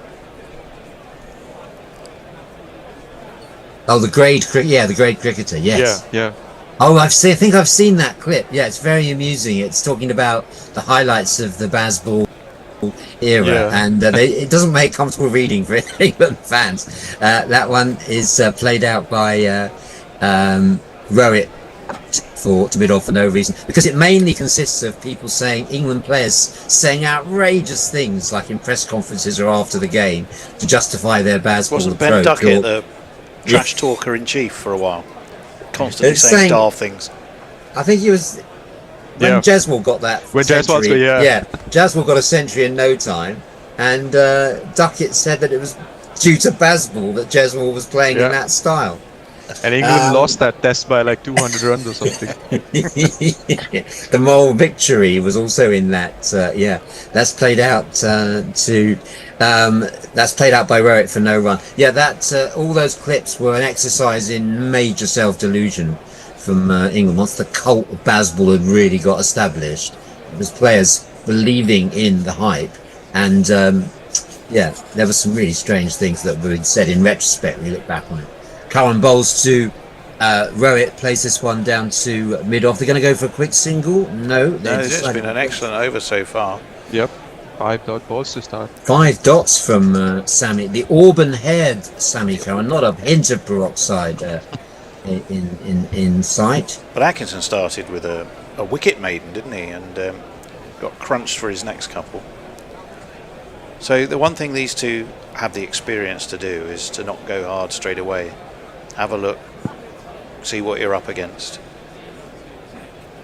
And this is going to be a maiden over from Curran. That one's played to mid-wicket. So that Sammy Curran will be happy with that. 103 for 1, maiden over from Curran, 17 overs gone. We have Baz Limerick.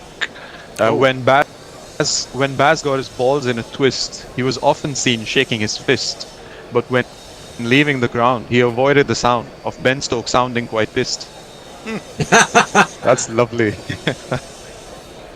That was from Gareth Davis, by the way. All right. Forgot to mention. Maybe Baz and Thomas Tuchel form a Anglo-German alliance, or a new Kiwi-German alliance. Kiwi, yeah. Oh, here's an interesting change. Keep the rhymes coming. Will Jacks. It is indeed. I suppose he's in the team. We've got to bring him on at some point, Tony. Here he is. It might be Will Jacks. Maybe it's Will Jacks. It's probably Will Jacks. Yeah, it's Will Jacks. This one is played. His first ball is played out by Kohli, leisurely style to long on for single.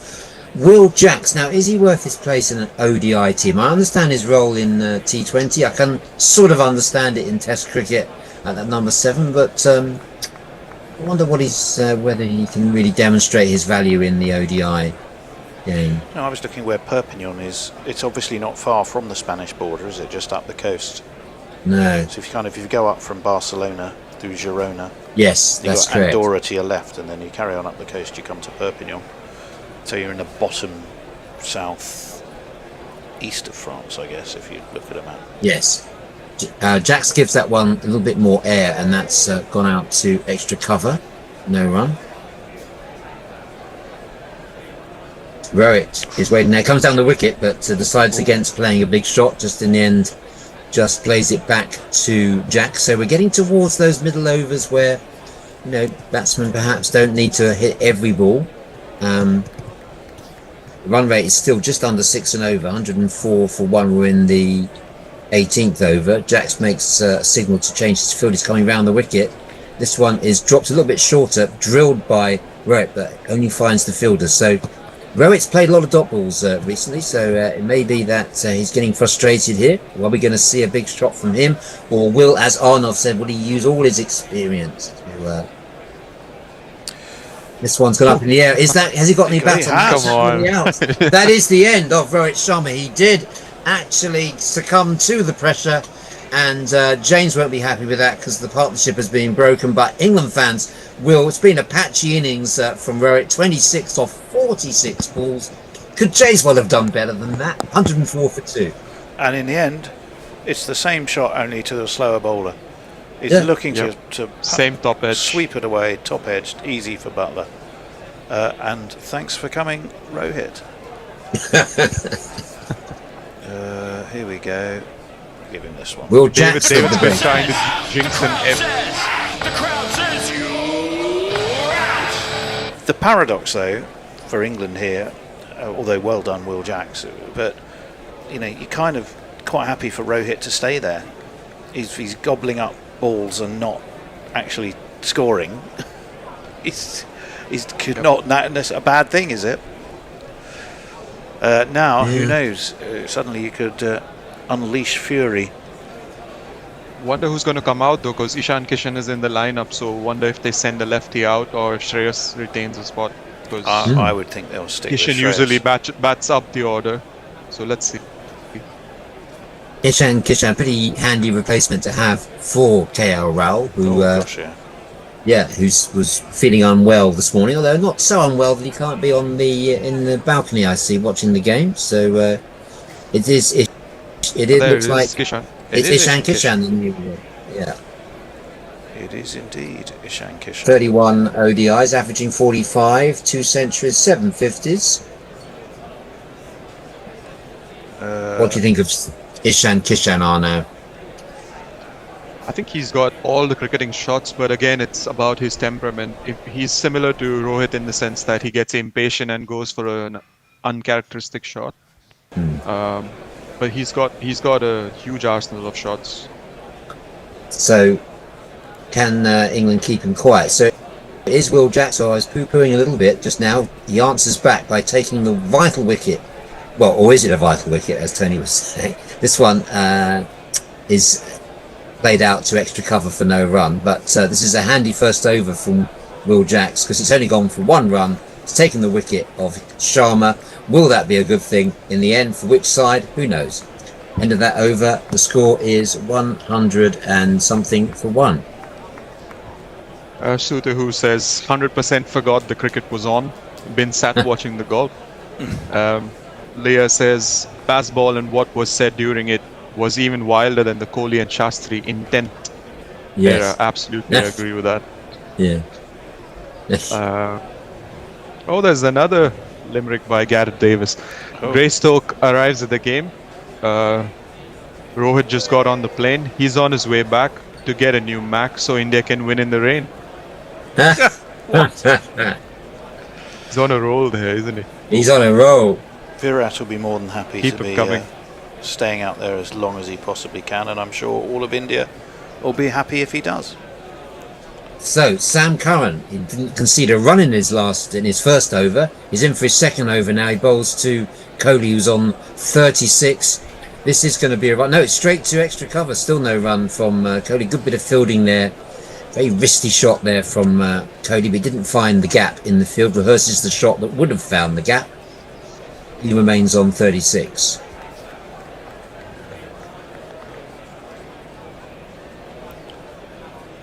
Little Sammy, I'm trying to look at Sammy's ODI stats. I would imagine they're sort of decent. There was some talk of Cast potentially getting the nod today as well, wasn't there? Yes, but exactly. He was called up. Man. Yeah, he was called up into the squad. He wasn't in the original squad, was he? But he was. He has been injured. He was injured. Wasn't he injured in the Ashes? And then he's just come back and played a few T20s for Durham, but not a lot else from them. Yeah. Am I right in thinking he wasn't in the original squad for this series? But Yeah, Curran bowls, and that's just a nudge down by Kohli. He looks quite keen to get off strike because Curran's bowling quite tidily, and probably Kohli just keen to keep the scoreboard ticking over, which is now 105 for 2, and Ishan Kishan is out there now as the new batsman. 38 wickets at 42, Sammy Curran in ODIs, and he's played 42 of them. Best was 5 for 48 against Sri Lanka, but that was back in 2021. His economy rate round about 6. Not bad stats at all. Here he comes, bowls, tucks up Ishan, or should we call him Kishan? If I was using just one word to describe him, Arnav, should I use Ishan or Kishan? I mean, they sound the same, so either one. Ishan Doesn't is matter. usually what commentators call him, just the first name. So, yeah. He's certainly a powerful man. Not the tallest, is he? But he's got strong arms.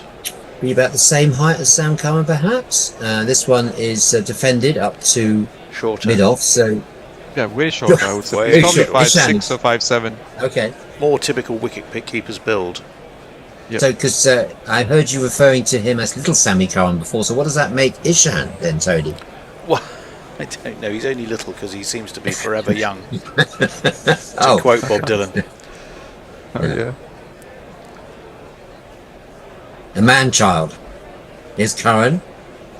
Bowls, and that's a nice looking defensive shot from Ishan. Doesn't look in any hurry, as in it doesn't need to be in any hurry because there's still over 30 overs to go. A young seagull who's just, I'm not sure what position he's fielding, but he seems to be just nodding off in the sunshine and quite happy just to stay there. Is that a seagull? No. Legs are too long for a seagull. What sort of bird is he? Don't know, the right leg looks too long for a seagull, but the left leg... Maybe he's fielding a short leg. Curran, Oh my played God, out Tony. by Ishan. Again, another good over from Sammy Curran. He's now bowled 2 overs for just 1 run, so Curran has been right on the money, nothing loose from him. 105 for 2 off 19 overs. Would you believe it? We have another limerick. Okay, but Right, before that, just Suter, who flowing. says gobbling up balls and not scoring, there's a joke on there somewhere. To which Gareth Davis replies, Suter spotted the gobbling of balls, which can cause cuffing and falls. It's illegal in Kent unless you are bent by bowling to grannies and shawls. Oh, he's on a roll. This is superb. And Arnav's really enjoying. I'm reading. enjoying It's the way it, you're reading honestly. them, Arnav. It's the way you're reading them. It's Isn't Kent- I had a superb. book of limericks when I was about 12 or 13 years old, and that's the last time I read them. So it's I seem It's to a- remember Kent appears in a number of limericks Oh, for some strange everyone's reason. gonna want one of your limericks now, Tony. That says that. Jack's bowls, and Tony's just having I think he's got his notepad out. Well, no, I so, can give you a hopefully- Kent limerick. It's a bit rude though. Oh yeah. I'll Oh, wait until after this Jack's delivery. okay. That first one was to square leg, no run. Coley on 37, waits for Jacks. That's gone down to long on for a single. Gives us time for Tony's limerick. Well, it was about an old fella from Kent whose dick was exceedingly bent, so to save himself trouble, he bent it back double. Instead of coming, he went. oh my God, nice one. There we That's are. what you get on Guerrilla. You don't get that. You don't get that on the World Service. Thank God. 106. Most people are saying, thank God. They don't get it on TalkSport. 106 Oh, wow. for 2. Garrett's gonna do one on me now. Yeah. My goodness. Oh, I'm right, scared here now. comes another. We're gonna save it till after this ball, Gareth, because you're absolutely prolific, more prolific than either of the batsmen at the moment. There's a bit of a lull in proceedings. This one is this going to be Kishan off the mark? Yes, he's going to get only a single though. Sakib does the field in 1 run. But you're right, it is the classic BMOs at the moment. Just nudge, nurdle, Yeah. push and stroke, take the odd 1s and 2s. I see the ICC are reviewing the 50 over format. I know they may have made any changes, but I'd like to see it reduced to 40 on that. This one, ticked around the corner. I don't want to see that. This one, there's going to be 2 for Kohli down to. What does Arnav think about that? There was some discussions a while ago about Test T20s, wasn't there? 2 Yeah. innings of 20 overs. I think it's just gonna make, as you said, making it 40 overs is just gonna be like Just a longer make it T20 shorter, match. more digestible, easier to package and sell for TV, and continue to just ruin the denigrate sport. the actual integrity of the game itself. Yeah. He says, sounding like a strong grumpy old words, man. Tony. Well, no, it's sounding like a very wise person there, because you're right. It's A bit wiser than a dodgy Kentish limerick. I think TV's often shortening the game. Broadcasters often blame for that, but the 100 had nothing to do with broadcasters saying shorten it. It was everything to do with, just finding a different spin on the short form game to avoid the counties. Here's Jack spawning round the wicket, and that's played out by Kohli. He's moved into the 40s now. He's on to 41. That one's to the square leg. Yes, there is going to be a change at the end of this over, which has now come because it's 110 for 2, and Tony's I think going to take over on ball by ball now. Am I back and again? It's 110 for till 20 overs. See you later on.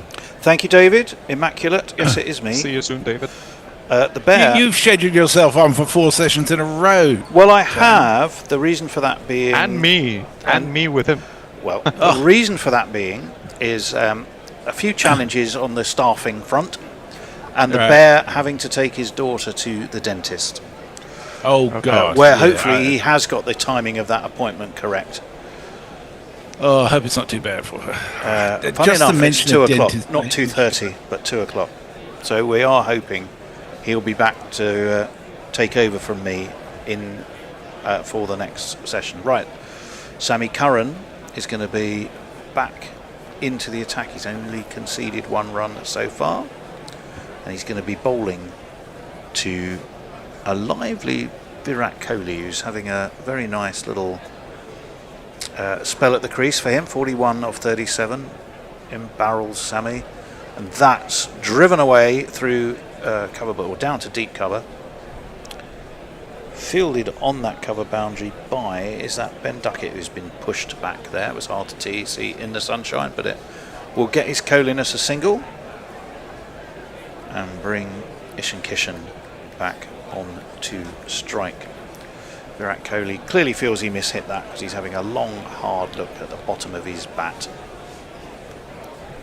And it would have definitely gone for 4 had it not been for a bat error.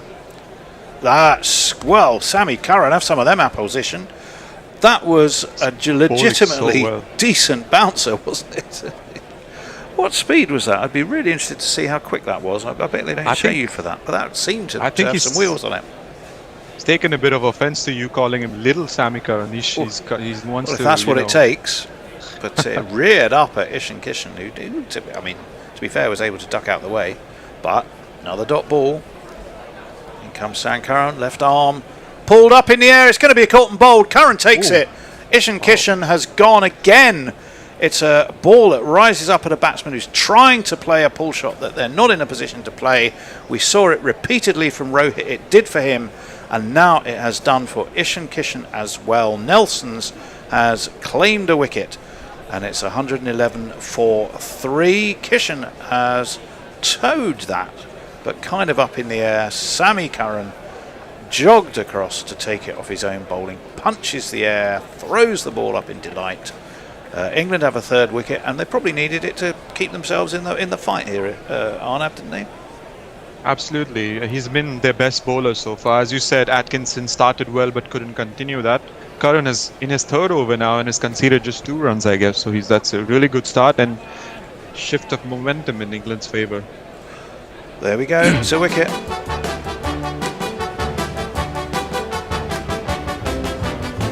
After you've gone. Well, gone for not very many.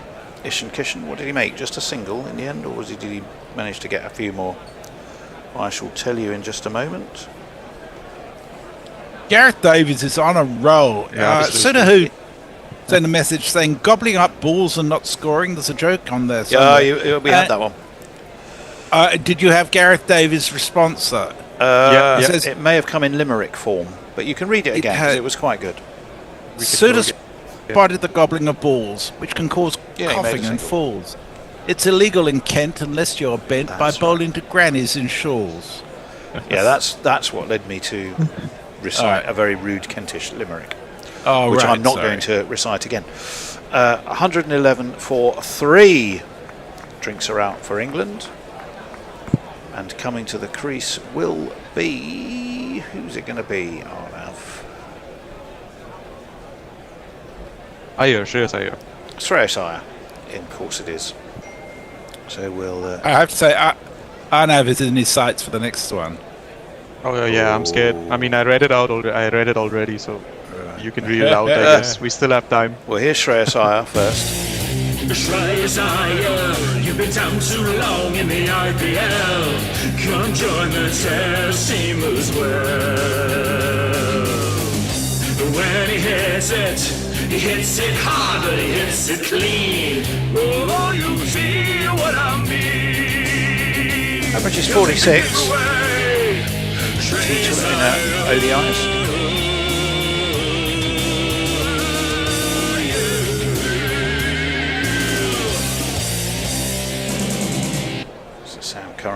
Chucky Doll face, and he comes. Driven. I think did he get a hand on that? I think he did. And it stopped the momentum of the ball. What would have been a really lovely straight drive. I suspect this is the wicket, yeah. Toe of the bat from a mistimed pull shot from Ishan Kishan. And Sammy Curran, I have to say, was very lively about his work to go and take the catch himself away to leg for the left-hander. In he comes. Shreyas Iyer defends. No run. Still 111 for 3.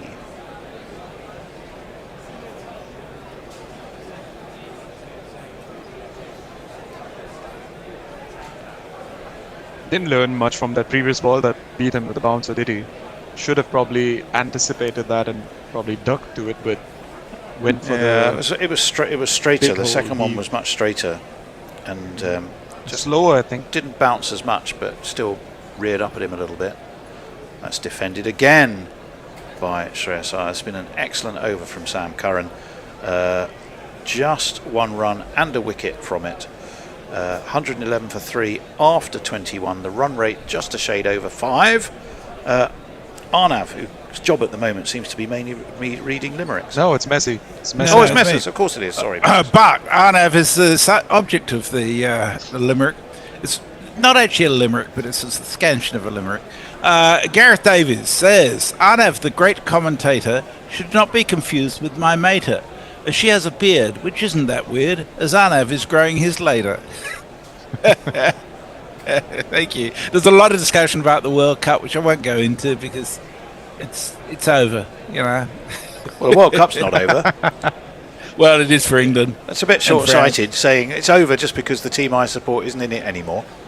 No, the game is over. I mean, that's. Oh right, I'm with you. Yeah. I didn't support any team. Well, the only thing I wanted was to see the United States lose, and that's been achieved. So that's indeed. Adil Rashid, he throws that one up, gets a little bit of dip, but it's turned or steered really out towards deep point by Virat, who takes a single. It's all quite leisurely, all quite relaxed at the moment. Virat Kohli very much looking in decent touch. Rohit was Greystake scratchy. says something that I think is very fair. He says, not sure how Curran gets wickets. He seems very innocuous to me. He does. Rashid in. That's up in the air. It's wristy and it's wide of the man at deep extra, and it will get him 4 runs. So Shreyas is away with a boundary. Might have kept the fielder interested, Arnav, just down there at. I thought it was deep going extra. to be a close one as well, just as you did. About Curran, I think he's quite similar to what Shardul Thakur is for India. Similar kind of operators. That one steered out towards deep cover. Fielded by Sam Curran. Another single taken. Kohli back on to strike. Shreyas has moved on to 5. It's 117 for 3. We didn't jingle up that 4. It's gone. Retrospectively, there's no point going back and jingling old 4s. 117 for 3. Kohli on 43. Drives this, but drives straight to extra cover. No run. Honours even, would you say, Arnav, roughly here? England so far. haven't let India get away. After this ball. And that's thrown up again by Rashid. Turned away to mid-on. Oh, it must have been Bethel before, because that's Sam Curran who's just fielded there, unless he's literally fielding everywhere, which I don't think he is. As you said, Tony, Honours pretty much even. They got the important wickets of Gill and Rohit before they really got going. And as you pointed out, Rohit was really getting impatient with the low strike rate. Lost their wickets. What's Rashid got? A little bit of turn, a little bit of slow turn. Shreyas Iyer chops this, but chops it straight to the man at short third. So there is no run. Was that the end of the over? Yep. Wow, they scuttle through them quickly. Yes, 111 for 3. 118 for 3, I beg your pardon. Jamie Wilson says Curran will make a good white ball skipper for me. Fluffo says, I'm substituting my Boston bun with a Lamington scroll and pulling one forward. I beg your pardon. Gareth, read into it what you will. Gareth's got one for me. He says, Messi must be confused with the Lionel, although they are both good at laying the vinyl. Whilst Lionel did songs while Messi did bombs, they both are involved in a final. Right. Yeah, Fantastic, I don't think it's quite as sharp as some of your previous ones, Gareth, but I do appreciate it. Thank you. Right, well, Sam Curran is going to continue. Big number 58 on his back. Yeah, the main criticism, there's that bird Curran's gone and chased him away. And the bird has taken 2 or 3 steps and turned round. And if a bird can have an expression on its face, it's looking at Curran and going, don't you try that again with me, son. Because I'll be having your chips next time I see you with some. And that one is steered to backward point. No run. He's definitely decided that's his spot, that bird. And he isn't keen to move, which makes me worry that he's okay. Or he's just decided, someone's just told him, look, it's the middle overs, you're probably going to be safe enough, not a lot's going to happen for a while. So he's Or he's just fielding there. Well, he could be. He could be man. indeed. Round the wicket to the right-handed Kohli. Comes Curran. Kohli thinks about a single, but wisely, Shreyas Iyer did his job and said, no, Your Holiness, Your Kohli Holiness, stay where you are. 118 for 3. Saw Shreyas get run out in the last match, didn't we? When he was batting with Washington. So England have been sharp inside the inner circle. Yeah, the fielding, apart from the drop catch, has been pretty good today. That's nudged by Kohli to mid-on. And they take a Bird's single. flown away. Yeah, well, it probably just got fed up. Clearly not a Kohli fan. 2 straight probably moved him more towards the onside. Yeah, that could be it. It's not easy to run after a ball when you've got webbed feet. I think the projected scores we're looking at, current run rate would get only 260 odd. You'd expect with 7 wickets in hand and acceleration though from this India side. That's a clever ball from Curran. That one, I think he did take the pace off it. Shreyas looked to pull, and not for the first time today we've seen a pull shot not work particularly well. And that one went past him on the offside and into the gloves of Joss Buttler. So well bowled Curran, just a single so far off the first 4 balls of his 4th over. This pitch seems to be assisting a bowler like Sam Curran, who has so many variations up his sleeve. Let's see how it plays out from here on, because if it continues this way, it could help England in a lot. he comes. Shreyas Iyer gets one off the edge, and it's just short of Will Jackson in the gully. Had everybody interested for a moment. Shreyas Iyer really did mistime that. Oh, he gets his completely turned around, and his bat is does almost a 360 degree in his hands as he plays that shot, but it was a foot short of Will Jacks. So Sam Curran will be happy if he can come out of this with a dot ball. He's not going to, because it's worked to leg. They'll take a single. Joe Root decides to leave it to Gus Atkinson. They take a single. Should mean Shreyas Iyer keeps the strike. Unless it was Kohli. It's 120 for 3 after 23. Messers. Well, there is one very important message which might prove lucrative if the circumstances arise. Ooh. It just says, ahoy, old salts and sea dogs. I did play it earlier. However, next opportunity. Now I know you probably should lay low and not announce your presence. Oh, no, it's always good. But yeah, obviously, it may well come up in the course of play. Jamie Wilson asked Sudahu if he's German, which is not a mistake you'd make if you'd heard Colin on comms at any stage. I can assure you, Jamie. Don't there are occasions when some people might want subtitles, but Colin's very much a Scot and proud. Will Jacks throws this up. Pushed away to mid-on, and there is no run taken. I've got some news for Pirate Badshah on the Pirate front, as that one's pushed again down to mid-on. Round comes Sam Curran, no run. Captain Morgan, he was from Cardiff. So Henry Morgan, he was born in Llarymni, East Cardiff in 1635. That one's worked away to leg. It's very square, no run.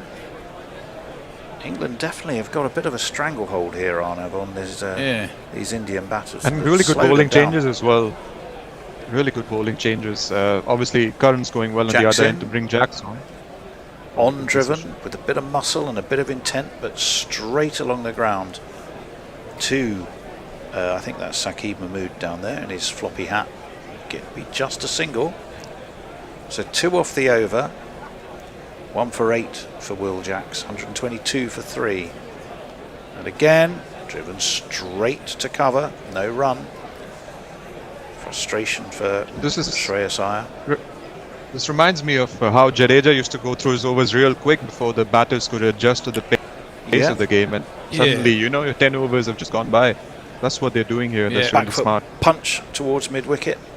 In comes Ben Duckett. They do get a single.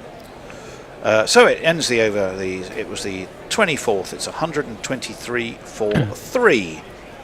Messers. Greystoke, it says, since Trump has basically called the whole of Spain horrible little rabans, I'm hoping to see him hand over the trophy to them. Oh, we'd all like to see that, unless we're Argentinian. It does with as much grace as Modi handed over the ODI trophy to Australia at Ahmedabad, which is quite a sight. Not only was Captain Morgan born there, it's the unofficial home of Doctor Who is Cardiff. It's been the production base for BBC's Doctor Who since 2005.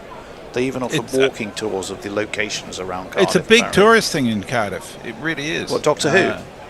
Yeah, well, very much so. There you are. There you are then. That would interest Mog. Right, 123 for 3. Sam Curran, 1 for 4 for 4 overs. And that's going to cost him, is it? Taken on the bounce and the dive at deep mid-wicket. It was aerial for a while. Who is that? I can't see who that is. Who is that? Is that a sub-fielder, or is it just someone under a hat, therefore I'm not recognising them? I think the latter.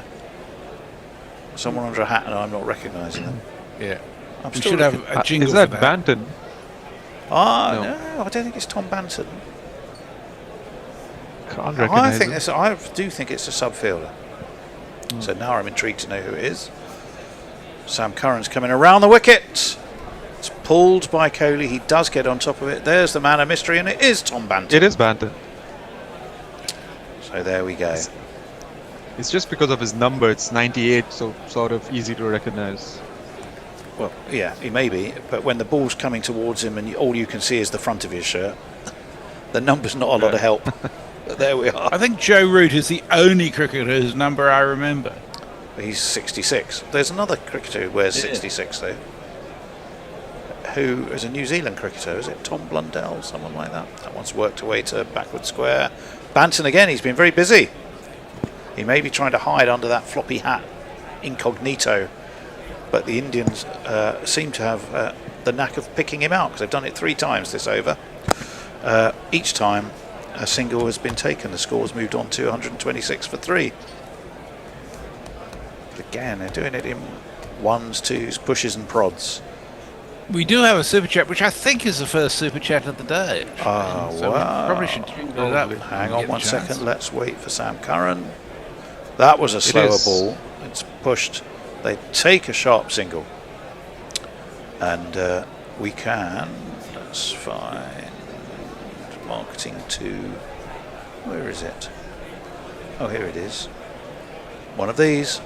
YouTube Prime Super Chat. Tell us, Messrs. From the hugely creative Gareth Davies, who sent us 100 Thai baht.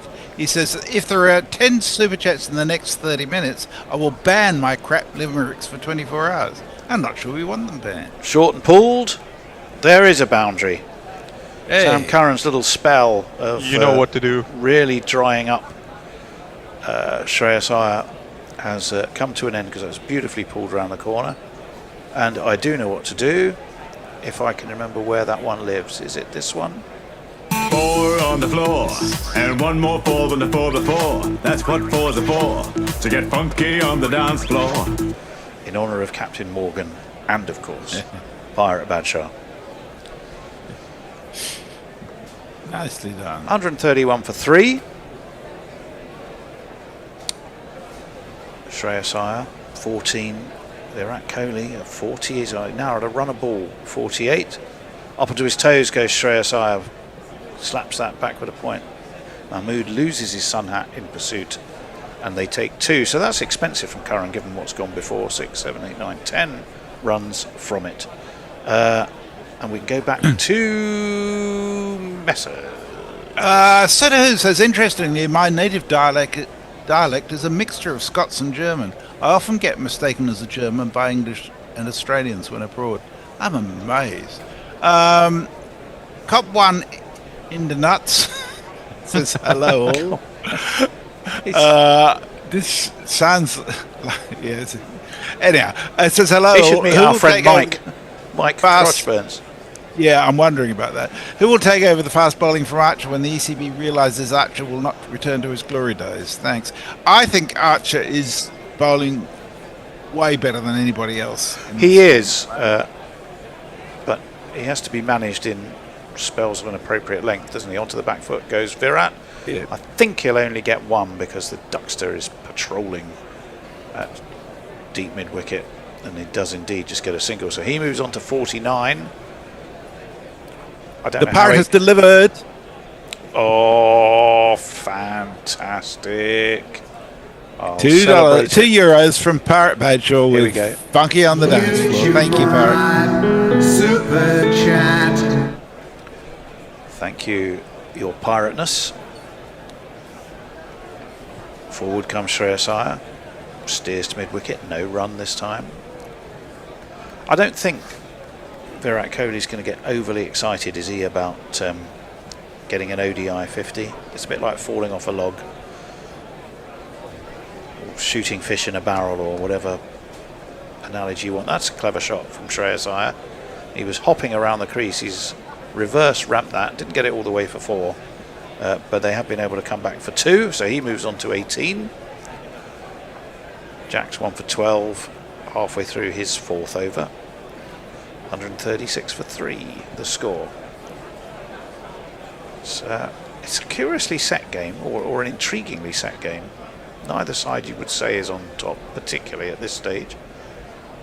That's turn square, but straight to the fielder, no run.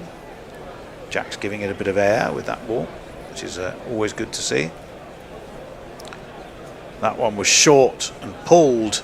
And that might go for 4. Yes, it does. It was muscled away. There's a backward square. There's a mid-wicket. Neither of them can get there. And it's one of these. Just 4. Too short from Jack. It was a half tracker. It was a horrible ball. I could have put that for 4. I genuinely could. He had a lifetime to wait for that. It was. It turned. But it turned very slowly from very basically halfway down the track. Yeah. Last ball of his over. Jack's round the wicket. He comes. That's a better ball. Forces Shreyas Iyer into the back foot. Slaps it to point. Feels he's missed out, but it's a dot ball to finish the over for Jacks. It's 140 for 3 off 26. Messers.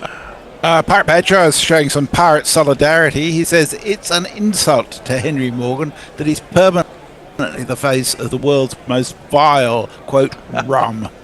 Quote. Yeah. Yes, indeed. Well, we've had 2. We've had 2 Pirate, because with Bristol we had Blackbeard, didn't we? Chatting about Blackbeard. Yep. Here we've got Captain Morgan. Well, my ex-wife was at the Pirate Festival in Brixham a few weeks ago. Everybody there goes absolutely nuts about it. Just another excuse for a piss up, basically. Right. Now you've opened a can of something here, Messrs. What is your attraction of your ex-missus to pirates? It's just she lives in Brixham. Oh right, okay, fine, I'm with you.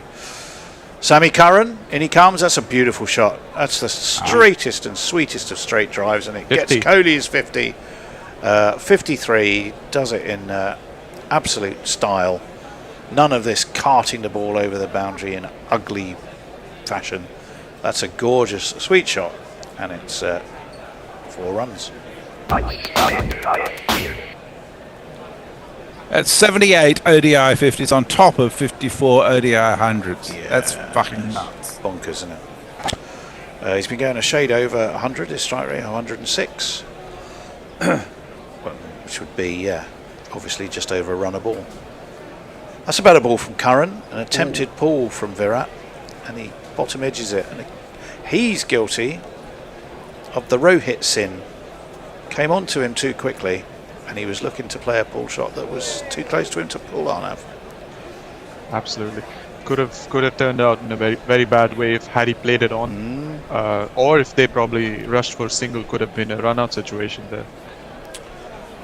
But saved by the camera lingers lovingly upon him. Oh, that's not a great ball.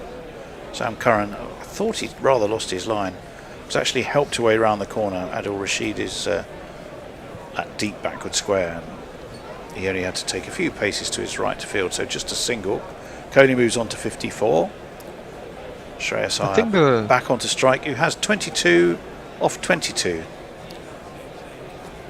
So 2 ducks on 2 I think the shorter the current stays with his lengths, the better results he's getting in terms of the runs he's conceding, because as you see, the fuller he goes, it sort of gives the batters chance to drive.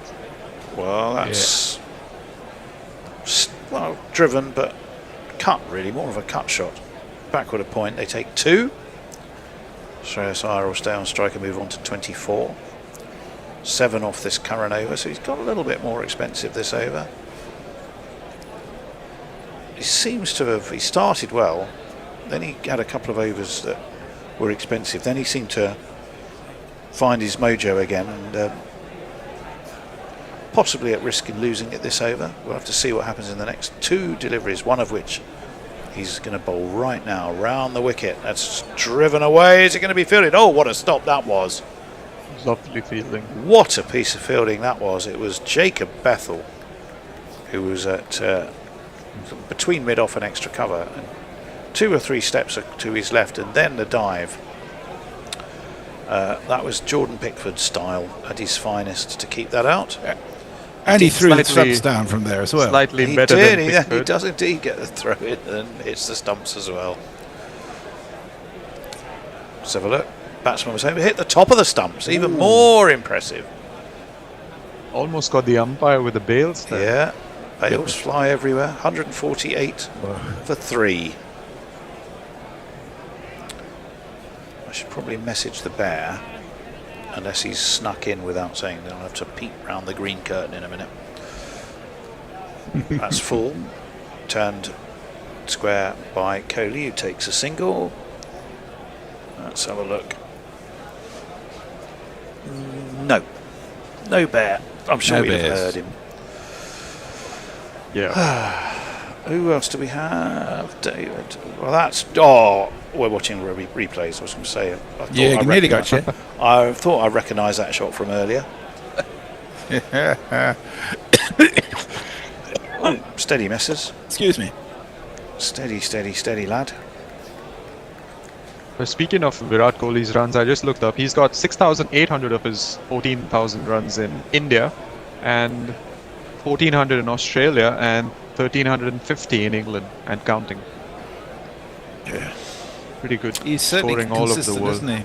Well, we're going to see Arthur Atkinson and his washboard back into the attack to see if he... Grace Oak says if Spain wins the trophy, Trump may well refuse to present it, or more likely steal the golden trophy like he did with Chelsea in the Club World Cup last year. Oh, that was ugly, wasn't it? And the poor old Chelsea players had no idea what to do. They just thought, what's he doing? Why isn't he leaving the stage? But you could see they were clearly uncomfortable. But he'll want the best of the photo opportunity. He'll want to make the most of it. You can be sure of that. Steve Hilliard's asking, are there any filters on the super chat? I keep getting message not sent, edit and try again. It's very hard on strong language, and the length of the chat depends on how much you contribute. Ankinson in, steered backward of square, 150 up, 150 for 3, Shreyas Iyer onto 25 with that, so Kohli rather onto 25 with that single. Shreyas Iyer back on to strike. Very well attended at Cardiff. We can see not too many spare seats. It's an absolutely beautiful day for cricket. Warm, pleasantly, but without the highs we have been experiencing, I think. Possibly a bit of a breeze from the Taff. That's defended by Shreyas Iyer. Good ball from Atkinson.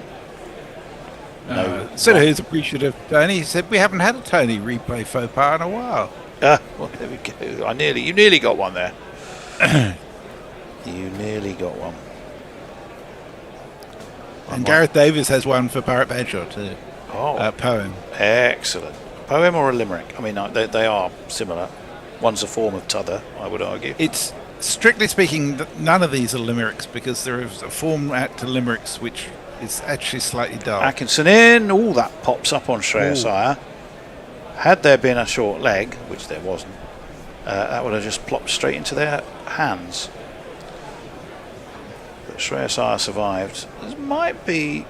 It's certainly not variable bounce, but there was certainly some lively bounce. Pace bowlers are, aren't there? Or isn't there? Actually, I think there's a spot on the pitch where the ball pitches there. It's it's bouncing unevenly, so to say. You can see it shoot up sometimes or stay true to it. What's interesting, as we said that, the camera went straight to Jofra Archer. That one's steered, but steered to gully, no run. Will Jacks the fielder there. He's a decent, lively fielder, is Will Jacks. He's got himself a wicket today. 3 of which have fallen so far for India. The length that you're talking about is sort of the length which lost Ishan Kishan's wicket, so maybe that's probably why England are targeting it every over, 1 or 2 balls, especially with the paces. That's a nice shot. I think that should go. Is it going to be taken? No, it was flicked away. Oh, don't tell me that's the Duckster. It was flicked. And at first I thought it was going to make it to the mid-wicket boundary. But Ben Duckett, who was at deep mid-wicket, ran around and he managed to get 2 hands on it, diving to his right. Maybe if he'd had longer legs, he'd have been able to lope there quicker. He does have a lot of ground to make up. There comes a point where he thinks, I'm going to have to put in the dive now. Gets both hands to it.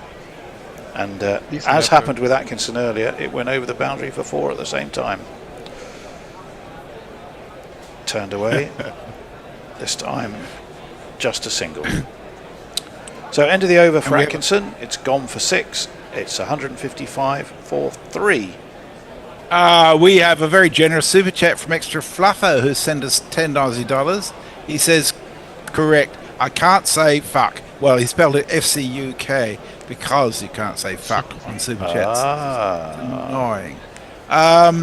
And as far as Pirate is concerned, the Gareth Davis says, a pirate set sail on the chat with a clipper, some tea and a cat.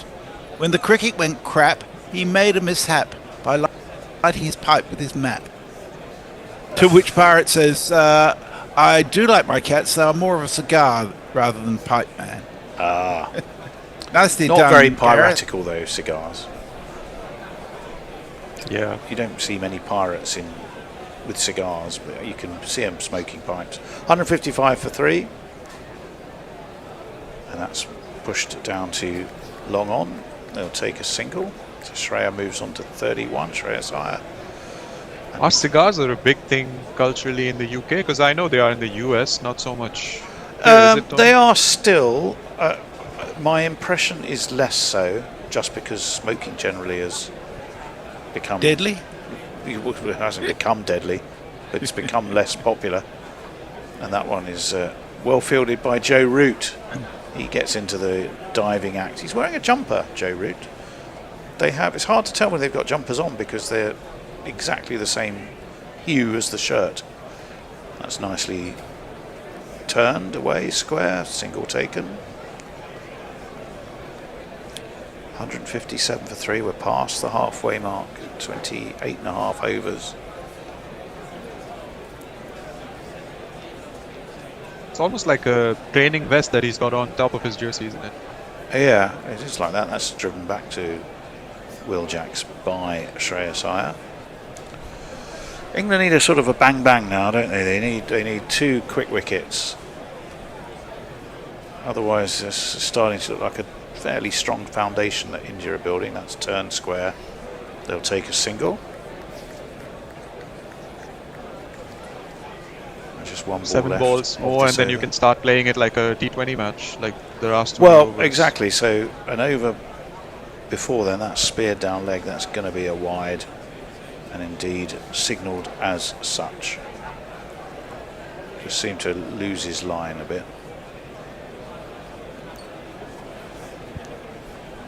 That's nicely flicked. There should be a man at mid-on. There is. Just a single. I think it's Tom Banton who's down there. 160 for 3. We're back to Messers. Or was that the end of our little spell? Yes. No, we've got one more. No, one more. Oh, right. Okay. Gareth Davis has a poem for Greystoke. He says, Gray had a pain in his clacker by exposing Super Chat as a knacker. When posting a line with words cut quite fine, he always felt like a slacker. Nicely done. Yes, I am on KO as well as on the feed here. The KO feed is about 30 seconds behind what Tony's commentating from. Why don't we have a Guerrilla book of limericks along with the shower curtains? It's not a bad shout. We can get every Guerrilla to contribute. About 6 years ago, I did a whole series of limericks. Well, that's been smashed away by Virat Kohli. It was short from Atkinson, and that was just muscled through long on for 4 runs. Not the prettiest shot he'll play, but certainly an effective one. You ask where I live, here's the address I give, the phone. Wide of the man at mid-on, who's set in a conventional mid-on position, and once it was past him, it was always going to get to the boundary. Atkinson in, what's he got? A better ball. And Kohli treats it with great respect, defending back to the bowler. Has a cheeky little smile and a nod of his head. And somewhere his cameraman will be taking those pictures and portraying them across all points of India. Projected score, if the current rate 280, they'd at 10 and over, which I think is unlikely, they'd get to 371. Over 300, well, certainly possible. Short and pulled. Quite possible. By Virat Kohli. Round comes Ben Duckett, who got his little legs in a bit of a tangle, and still somehow he seemed to almost run past the ball, but still managed to field it. So they take 2. Messi, I have a small favour to ask you. Do you fancy doing some of the next session? If the Bear's not in. Yeah, okay. And that way I can have a little break and just pop up every Yeah, so fair often enough, because to, you've been on for 30 overs already, haven't you? Indeed. Okay, no worries. In bustles Atkinson. That's short, that's pulled by Kohli again. It's the Kohli Duckett show. And once again, just a single this time, because he hit it that little bit harder. And straight to Ben Duckett. Oh, no, the Bear has appeared in the very we can hear the door of now. time. Whoa, that was close. Oh, I haven't put It's the gonna fans live on, have 100 I? years. So one thing I didn't put on was the fans. I thought you said the pants. I thought, No, it's not Bear. And he was Bear's not standing, arriving and he was standing with no right in pants. front of the camera. For some reason, I forgot to put the fans on. I turned everything else on and forgot the fans. Funny enough, I haven't actually felt that hot. Atkinson, in he comes, over the wicket. That's gone up in the air. Is anyone going to be underneath it? Is it going to drop safe? It's going to drop safe. The man at deep backward square is Jofra Archer. Ooh. It probably landed about 10 feet behind the square leg umpire. Archer couldn't get there, and it was Shreyas Iyer actually, wasn't it? Because they've switched. Yeah, he survives, but he wouldn't be the first to go today to a mistimed shot square of the wicket. That's for sure. Second or third time we're seeing the ball drop safe between the fielders. Yeah, we are. That's defended into the onside by Kohli, straight to the fielder though. It means that's the end of the Atkinson over. It's the end of 30 overs. It's 168 for 3. Virat, to the delight of millions, is going sweetly along on 65. Shreyas Iyer, 33. Now, David's going to return to take over ball by ball. Messers is just going to stay in place while the bear sorts himself out, and I'm the one going to take a break. Okay, stay until the bear appears. I'll just do a couple of last messages before Arnav takes over. Pirate Bedrell says, my occasional Cuban cigar is a contribution to the revolution. And Tim Wilton Davis, I almost bought a box of cigars in Cuba, but even that was too rich for my blood. To which Gravestake says that'll get you a limerick. And Ben Duckett has the poll. We need to raise the entertainment, says Gareth Davis. Yeah. I'm here. Excellent. Thank you. Can I have a break? Thanks very much. See you later. All right, see you later. Thanks very much. Thanks very much, Messers, and welcome to the Bear. You've had a busy day, Bear. Yeah, I had to take my daughter to the orthodontist at 2 o'clock, which was booked ages ago and I completely forgotten about. So I only remembered at the beginning of this week when my calendar told me it was the case. Well, here's Shreyas, who gets underneath that, paddles it round from Rashid. Is going to just be pulled back from the boundary, and they take 2 runs. Well, you managed to avoid those middle overs there, and you're here for the last 20. I am, and I feel I should put a bet on straight away. Right, we all want to know, Cricket's obviously bearing in mind investments can go down as well as up, what you're going to bet on? I'm just thinking. Probably 150. A Kohli century, perhaps. No. And this one, Shreyas comes down the wicket. He likes Rashid, and he's hit a straight 6 over long on. Shreyas here, showing again what a good player of spin he is. Something that Arnav was talking about earlier. Came down the track. Beautiful shot from Shreyas. 6 runs. I was thinking runs over for the fall of the next wicket, as we're in the kind of boring middle over still. And this one, Shreyas here goes back. Obviously, the partnership's already been worth quite a few. That's 1 run there to Shreyas. Yeah, 35. I'm still going to go over there. 1 feels. Right. So, obviously, some of us will be having a quick look at that. 212 and a half. Over 212 and a half. Yeah. Here's Rashid bowls, and that's turned around the corner by Kohli. They're going to... No, there's no run there. Sent back by Iyer, who does his best to be a Virat Kohli impersonator at times. There's a very similar kind of facial expressions, I find. Arnav, is that fair comment? I don't know. Rashid bowls. Who's that? Oh, that was that a sharp return catch there to Rashid? The camera's lingering on him, which suggests it was. Kohli down the track. It was quite difficult low down to his right. He didn't have a lot of pace on it at all. It was kind of dropping all the way back to him. Did it carry?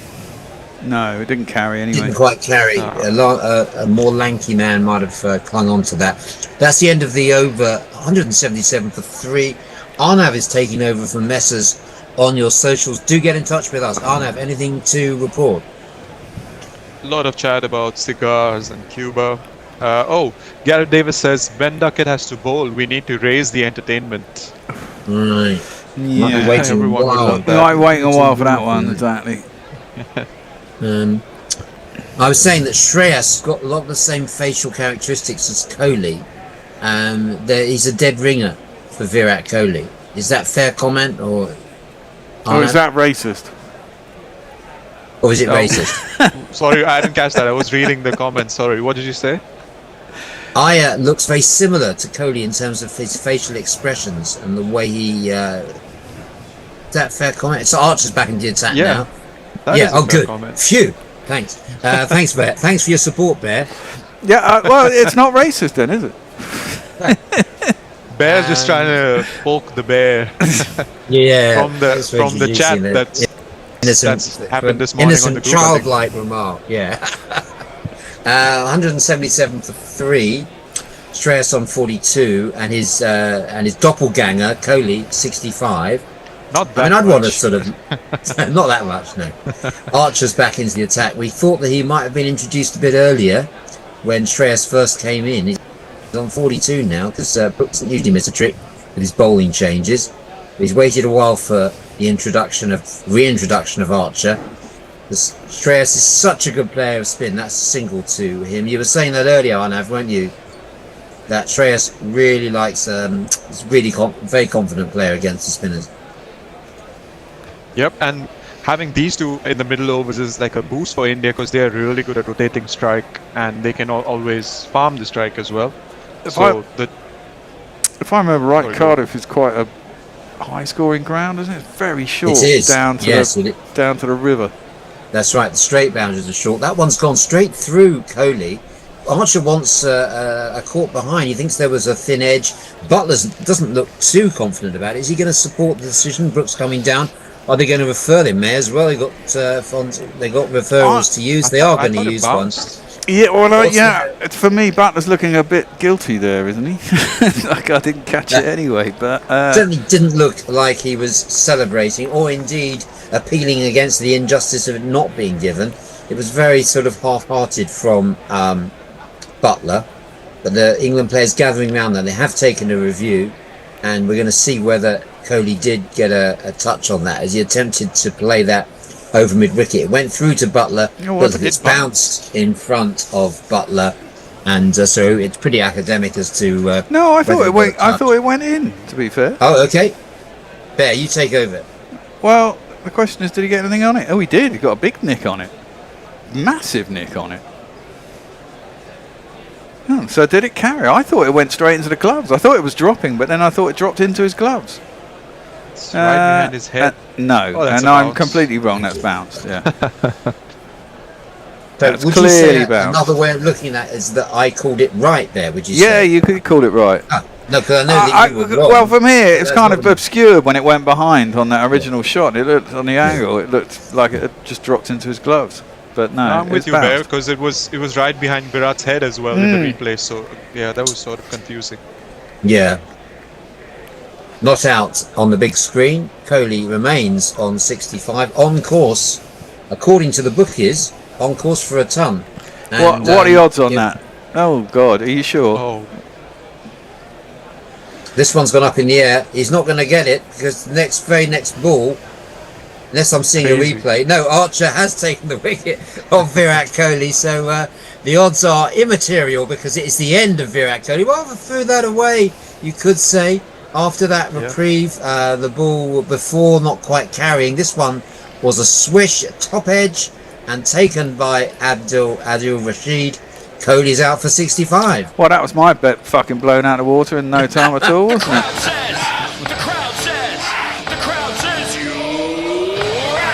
Maybe I should have watched a bit more of the game before laying a bet. Well, I didn't want to say that.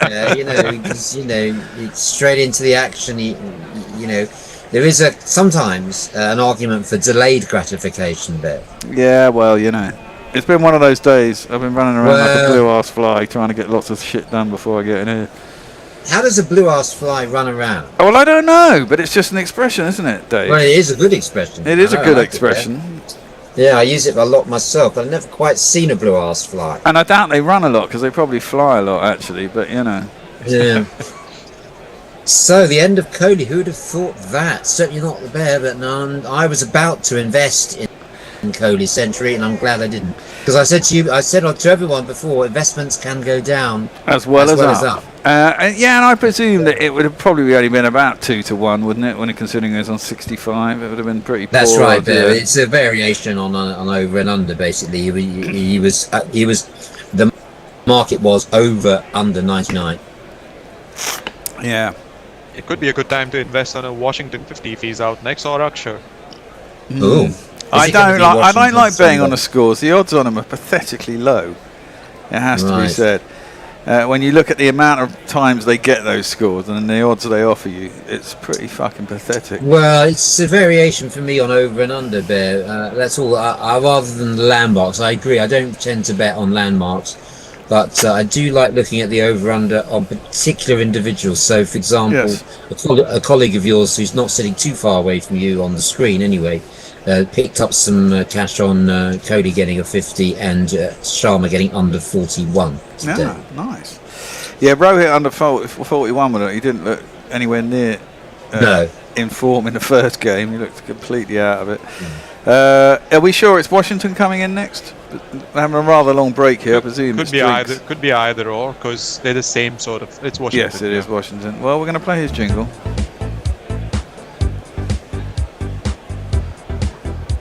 Washington Sundar.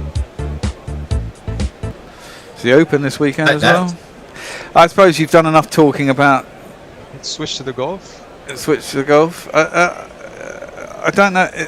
What channel are we on, Tone? You might have to put it. No, we're on Sky Sports Cricket, so they're just showing us Rory's tee off on his first round of the Open. Promoting the golf. It is indeed Washington Sundar, the new batsman. And so Arnav's got some confidence in him, as well he might after his. There was a lot to like about his last innings, wasn't there, on Tuesday? Yeah, it was surprising. I beg your pardon. It was surprising how they. I mean, I was surprised seeing them both get 50s. Well, they had a pretty easy target to get, didn't they? They just had to bat sensibly. The field's out. Axar took a few chances and hit some nice shots, but Sundar just played kind of like a test innings, slightly quicker. You know? So there was no need to offer any chances. It was a pretty simple chase when they came in. They just had to keep their heads. So Washington Sundar taking strike. The new batsman, 178 for 4 in 32nd over Archer, having got that wicket which he deserved on the basis of his bowling today. That's played down by Washington for no run. Tell us about Washington Sundar, Arnav. What do you like about his game? I think he's better suited for 50 overs and Test cricket, and he should not see any of the T20 format and setup, because as Bear said, he's got the temperament to dig his heels and play a slow innings, build it up. This one is going to be off the mark. Swiftly taken single up to mid-off. He drives that one. So that completes the over from Jofra Archer. It was interrupted by drinks, as Bear said. So wicket taking over for Archer. He's 1 for 26, and the score is 179 for 4 off 31 overs.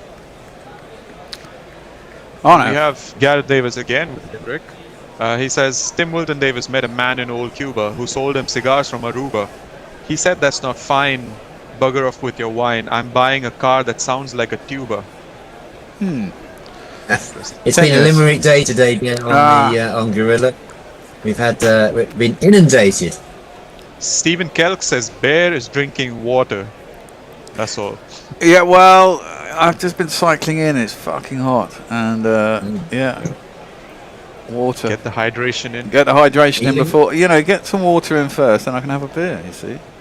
Are you enjoying the warm summer, Bear? I am. I wish I had a swimming pool and air conditioning. Yeah. Mahmood he's back into the attack now, and very correct. Washington plays that back to him. Yeah, sort of all the messages I get at the moment are prefaced by hope you're enjoying the summer and all this sort of thing, but sometimes it's a bit too hot, isn't it? Yeah. I'd like to complain about that. I have a question for you, gents. Has England ever had a cricketer named after a city? Ooh. Like Washington. It doesn't have to be an English city, just a city as a first name. There must be a Sydney somewhere. Yeah, we'll throw it out to the listeners there. This one is tucked away by Washington, getting it off the mark. There was a really attempt to catch that at short mid wicket. which was a bit of a vain attempt, and Washington's off the mark with 2 runs. No, they only went for 1. That's a bit. Oh, only 1. Thank Yeah, you. Sorry, they amble 1, and there should have been yeah, just 2 there.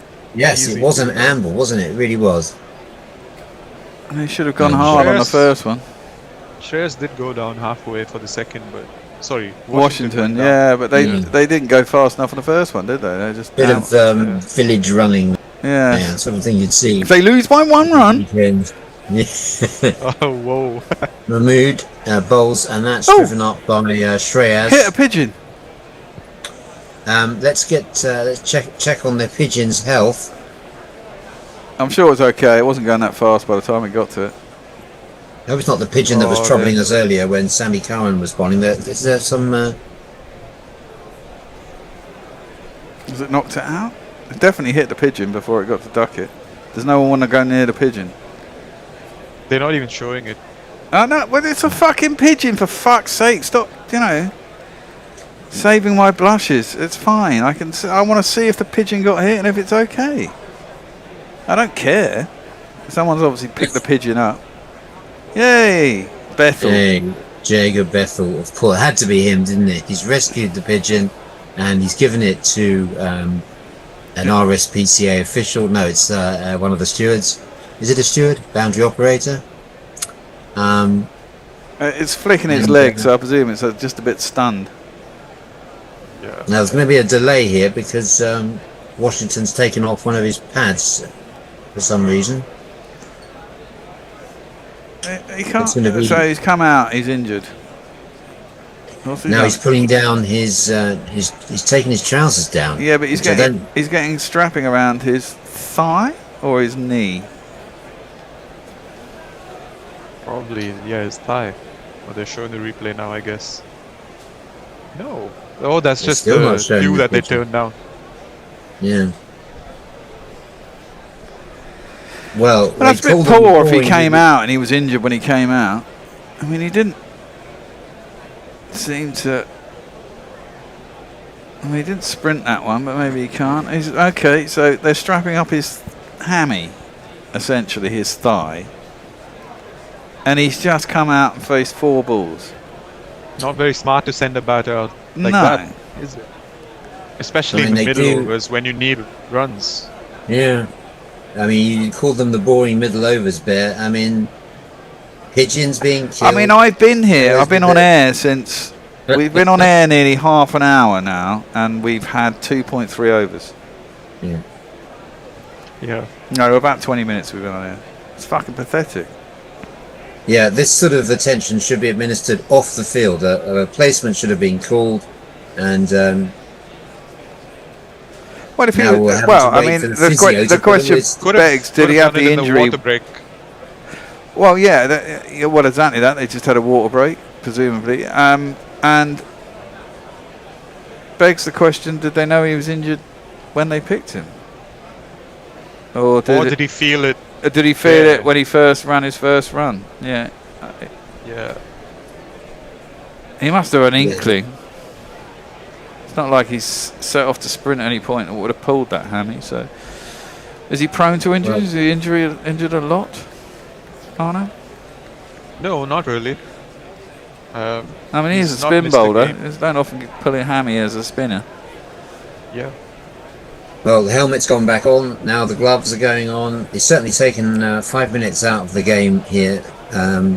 And India remain on 181 for 4. We're in the 33rd over. They've been going at just under 7.5 an over. So although there hasn't been a lot of boundaries, they have kept the ball ticking over in recent overs. 5.5 an over though. 5.5. Oh.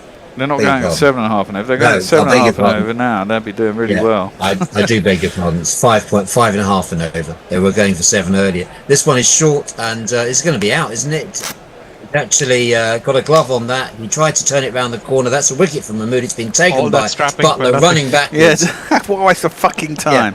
Yeah. All of that wait for him to get strapped, and the very next ball he's out. You know what he's getting? Fuck off! Just fuck off!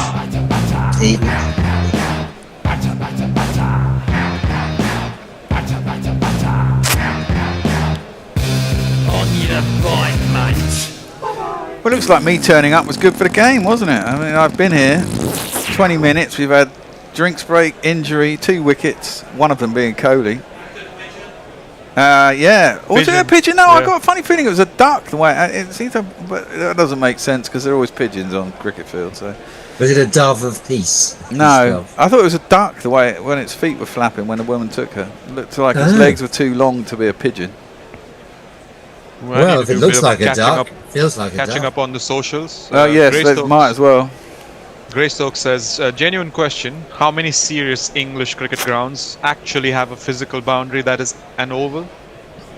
Oh, probably hardly any. Most of them are circular, not even oval, yeah.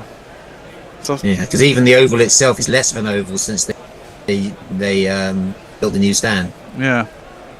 The OCS stand is on parts of where the outfield was before. And then he also says Lara's daughter was named Sydney as she was conceived there. As the joke goes, lucky it didn't happen in Lahore. Yes. That's fantastic. Well, Brooklyn fucking Beckham, isn't it? Because of fucking Brooklyn. Oh, yeah. I didn't know that was a thing until I heard the story about Brooklyn Beckham. Yeah. One of the heroes of the last match, Axar Patel, comes out to join Shreyas now. Sajid Mahmood would be happy with that. He had a bit of a torrid time earlier against Shubman Gill Bear when in his first spell he was drifting into Gill's legs and Gills was helping himself. He was going 8 and over at that point, 3 overs for 24. But he's had more success since he's come back and he's got that breakthrough of Washington, the one-legged Washington Sundar, trapped in vain. Are we in a similar situation as to what we were the other day, Arnav, where basically if we get through Axar and then presume is Shivam playing again today? Yeah. And then we're pretty much through to the tail. And then bowlers. Yeah. Ooh, lovely. He'll get a jingle. Oh, after this ball. There you go. Outside the off-stump plays and misses no run.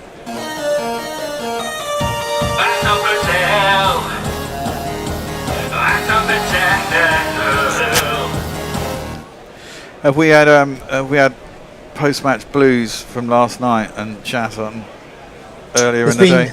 I think Nestle was censoring some of it, so we didn't get Nestle too depressed. I don't think Nestle was. Sorry, Messrs was. Sorry, I beg your pardon. The great but sadly past Nestle, we all remember with great fondness. Outside the off stump, Axar leaves that one alone, and there's no run. End of the over. Yeah, Messrs I think was that's the end of the over. 181 for 533 overs. We have a reply to my question about English cricketers with cities as first name. Pirate Butcher says Sydney Barnes debuted for England against Australia in Sydney in 1901. And then there's Stephen Kelp says another one, although the last name's a city. Charles Coventry. Ah, yes. Was he a cricketer? Well, then he says, sorry, he's not English. Who? Okay. Sydney Barnes? No, Charles Coventry. Oh, right, okay. Apart from that, that's all. Fair enough. Well, there's not a lot going on in the game, is it? I mean, this has been paltry, slow. It's been very slow. There's a message for you, Bear. I'll read it after the sport. Okay. Here's Archer to start a new over. That's played back to him by Shreyas. He's been noticeably more comfortable against the spin bowlers. Philip King says, on a sultry afternoon, I have tuned into your commentary. In less than 5 minutes, Bear has used the word fucking about 6 times. Yeah, well... Does he suffer from Tourette's syndrome, a foul-mouthed fellow? No, I'm just a foul-mouthed fellow. Who was that from? Philip King, 9867. I think it's a new viewer. New listener. This one is short on his legs. Shreyas turns it round the corner. He's going to get 4 runs. He's going to go through to his 50. Well played, Shreyas.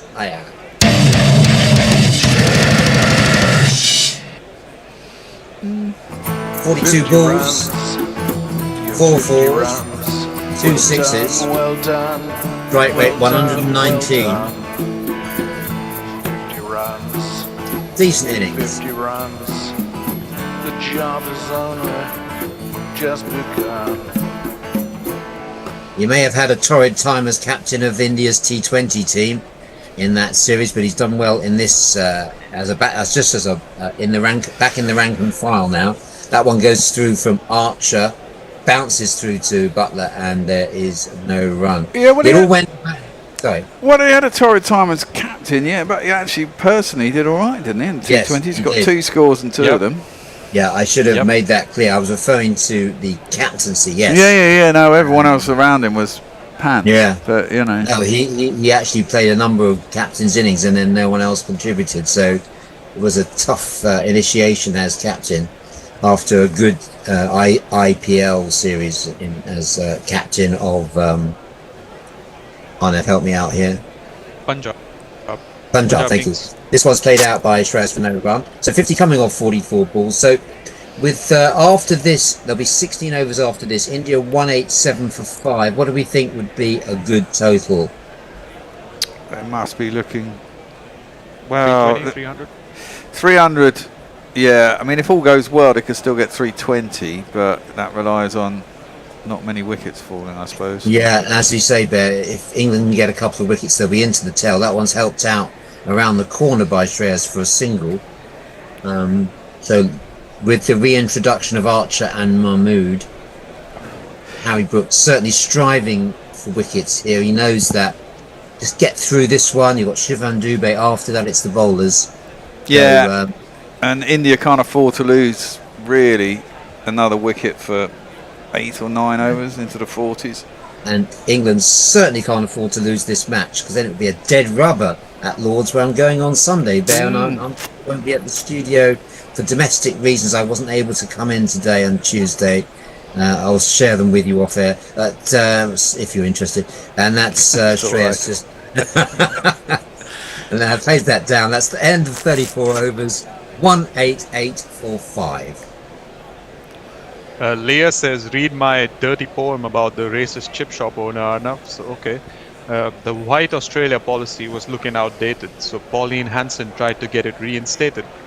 She hated Asians and Muslims. She always would whinge. Her hair was bright red, and so was her minge. Oh God, nasty. Yeah. Arnav, you've taken on... I hope Leah's happy. You've done a marvellous job reading all these out today. You've really bitten off... probably didn't realise that was going to be part of the job.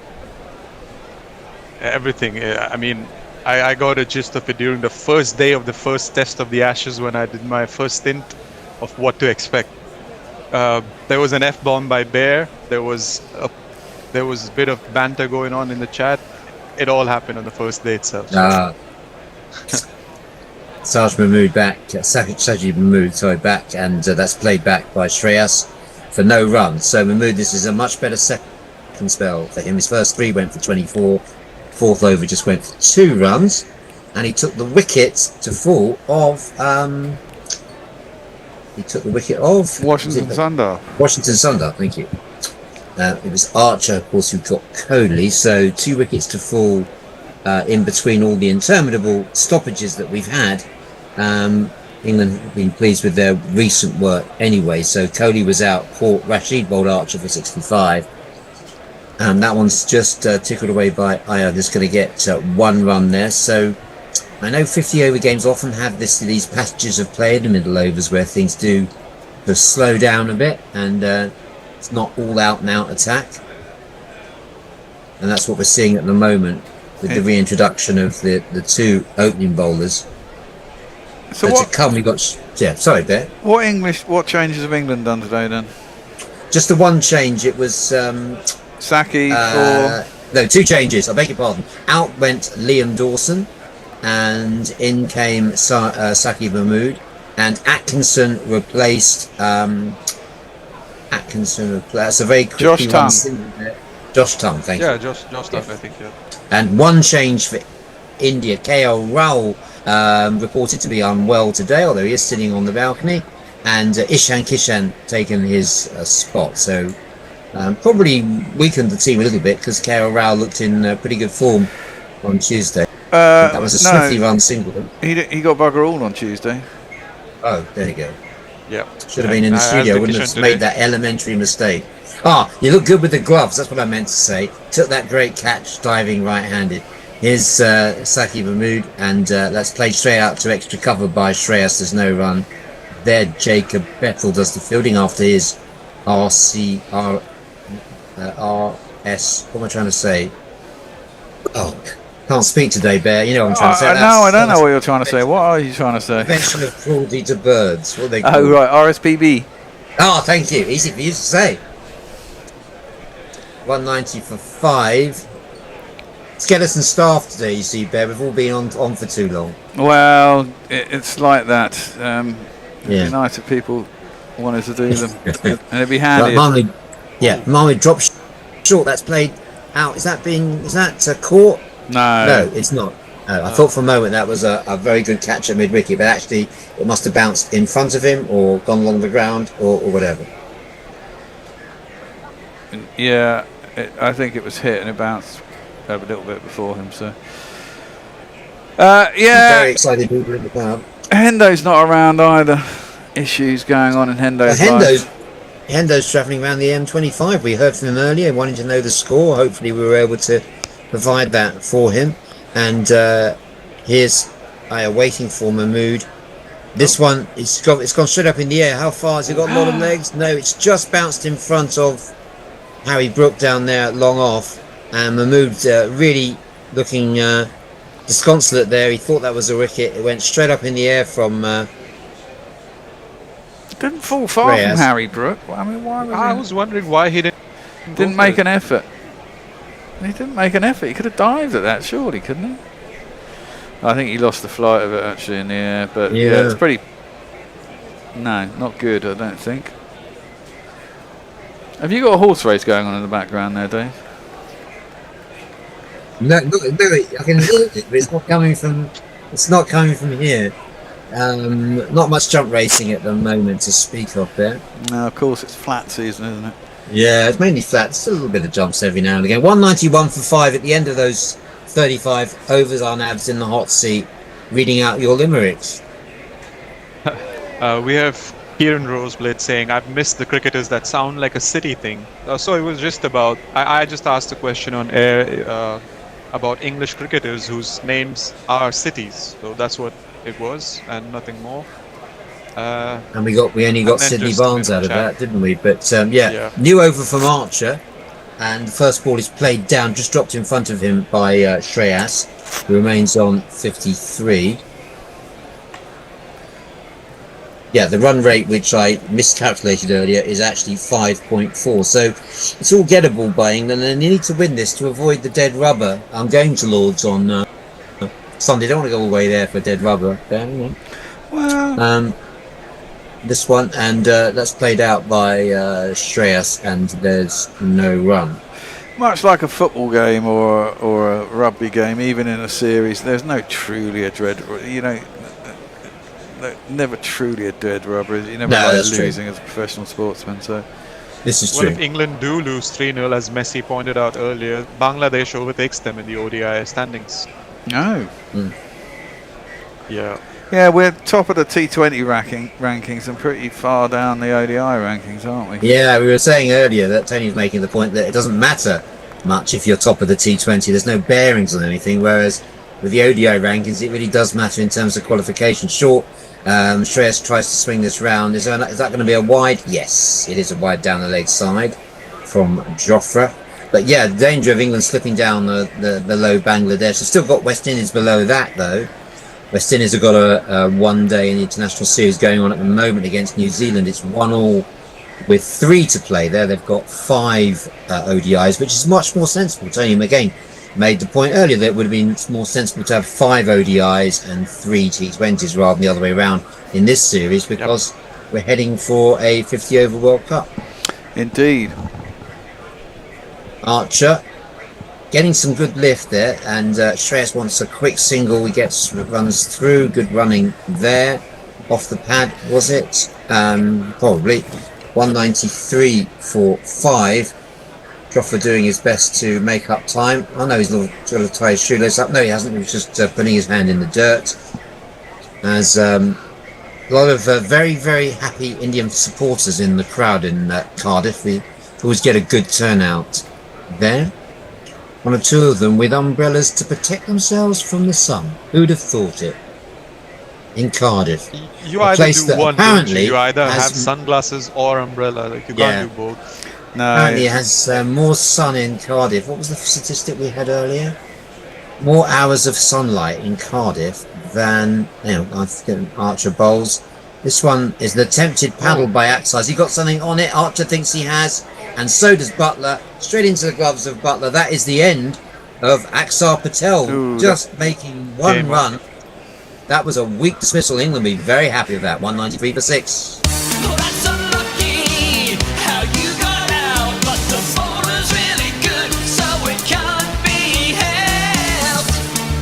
Oh, that's a pretty shitty way to get out in an ODI, isn't it? I mean, it's basically giving it away. Comes off, looks smart. Doesn't come off, you look like an idiot. And it's the 33rd over. You say, I think you put that shot away for another 8-9 overs. What's the name of that shot? That's just a ramp, isn't it? Yeah, it's sort of a ramp without totally getting underneath it. It's kind of, cross between a ramp and a... Just a guide over the keeper.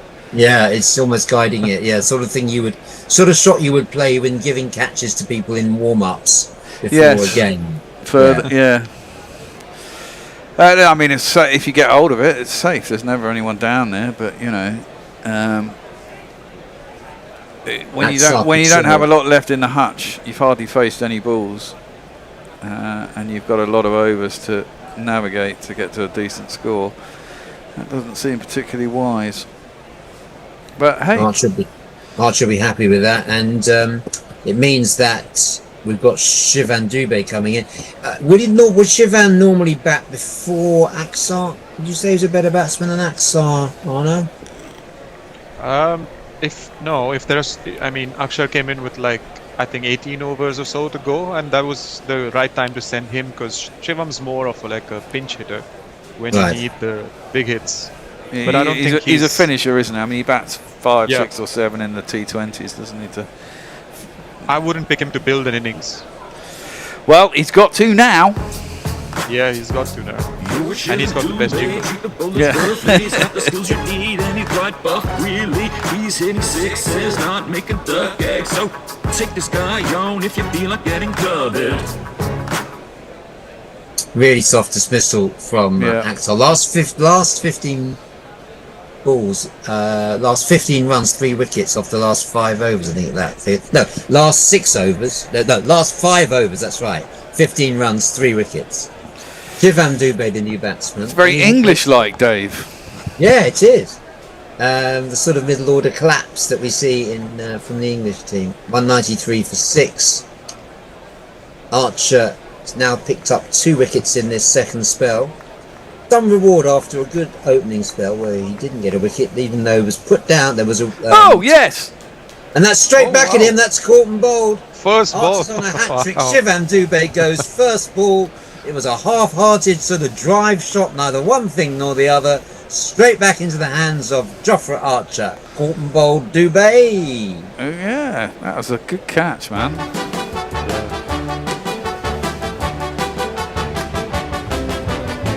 After you've gone. That was quite a sharp catch. It's a fast bowler. He's going away, and he's caught that very well. Put his arms out to the side. But he didn't get nice anything height behind it. No, it was a nice height though, wasn't it? He just kind of stuck his hands out. They either stick or they don't. He's got big hands. It was a good catch. It was a good catch. He took it with both hands as though it was really comfortable for him, but it was a good catch. But as Arnav was saying, poor shot from Dubé. Goes first ball, so Archer's on a hat-trick, and England are into the tail now, into Indians' tail enders. Well, yeah. I mean, who comes out now? It's going to be. Is it Prasid, Jasprit, or is it Gurnor? Is he playing again today? Brar will come out. Yeah.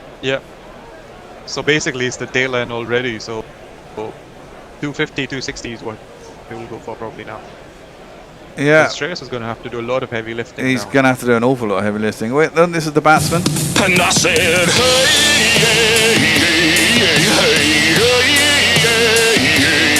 Busted hay, cool story bra. We have a few names for the city and player name. Suter, who says Liam Livingston and Dominic Cork. Eric says Ian Salisbury and Gavin Hamilton. Very true. Okay. All of those count. You wanted first names, didn't you? But they're all surnames. It's all right. I mean, yeah, it's close enough. So Gunnar comes out, the lanky pace bowler that we saw the first time in English draws in that first ODI, and he's facing the hat-trick ball. Gunnar Bra, the left-hander. Let's see what sort of field Harry Brooks sets for him as he takes his guard now. Well, I want bring everyone in there. Yeah, I want 2 slips. I want someone out on the hook, and I want someone at short square leg-ish. Right, let's see what he gets. 2 slips, a mid-wicket, and a cover catching probably. Cover all my options. Probably go short. Jofra Archer, it's hat-trick ball. He hasn't got the 250 bowls, and that just hits him. He turns his back on it, Gunnar, hits him on the back, lower back, and doesn't play a shot. So good stuff here from Jofra Archer. Finishes that over it. It's only 1 run off it, and 2 wickets. Oh, I think that was a wide as well. But it's 193 for 7. Shreyas has been left on 54, and good turnabout from England here. Over to you, Arnav. We have Clifford Bradford that says India fucked in it. Oh, kind of, mate. Kind of. Almost there. 1 more wicket and it's done. Well, he didn't look comfortable with that short stuff, did he? Let's be honest.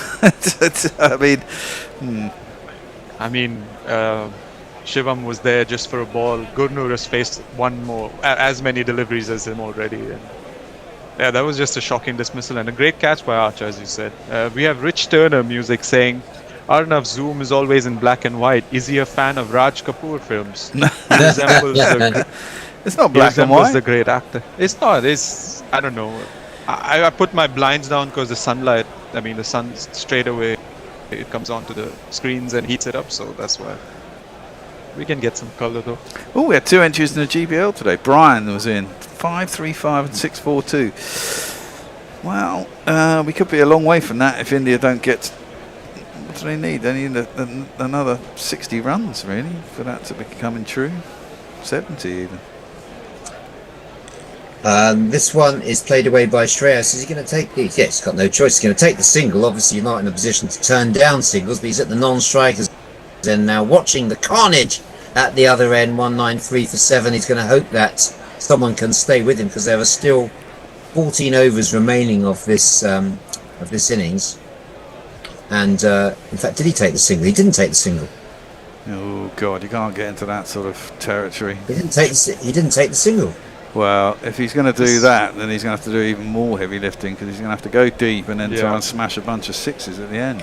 Yeah, this is the number 9 at the other end, not the number 11. It doesn't say much for 10 and 11. Well, we know what Jasprit's Well, Jasprit's not really capable of much, and perhaps it presumably is even worse.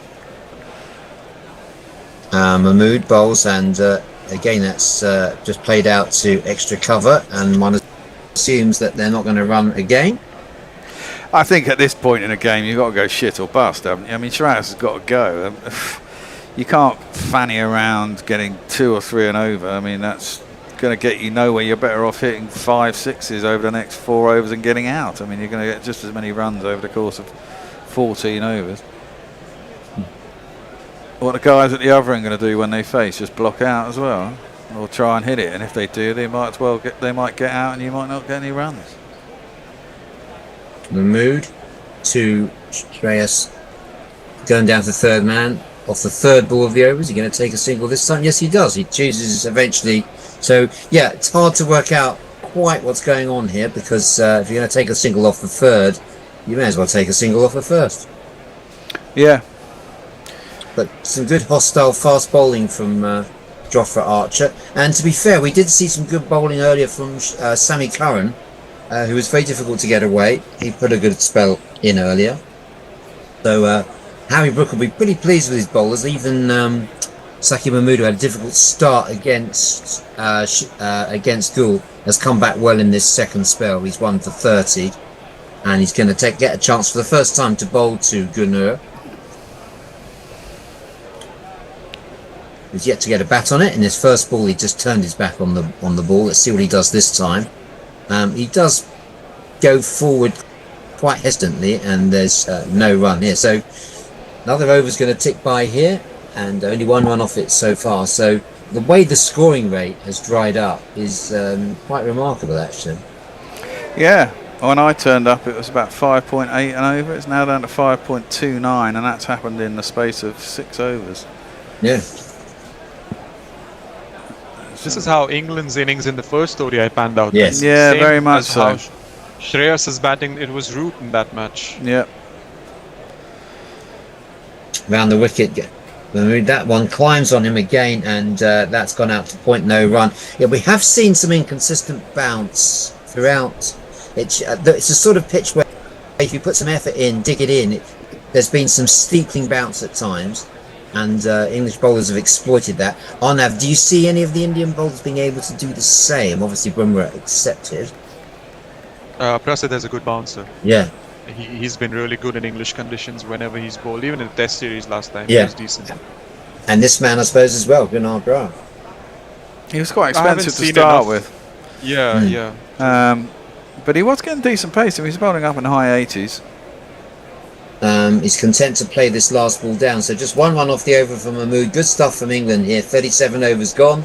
The score not moving up very fast. 194 for 7.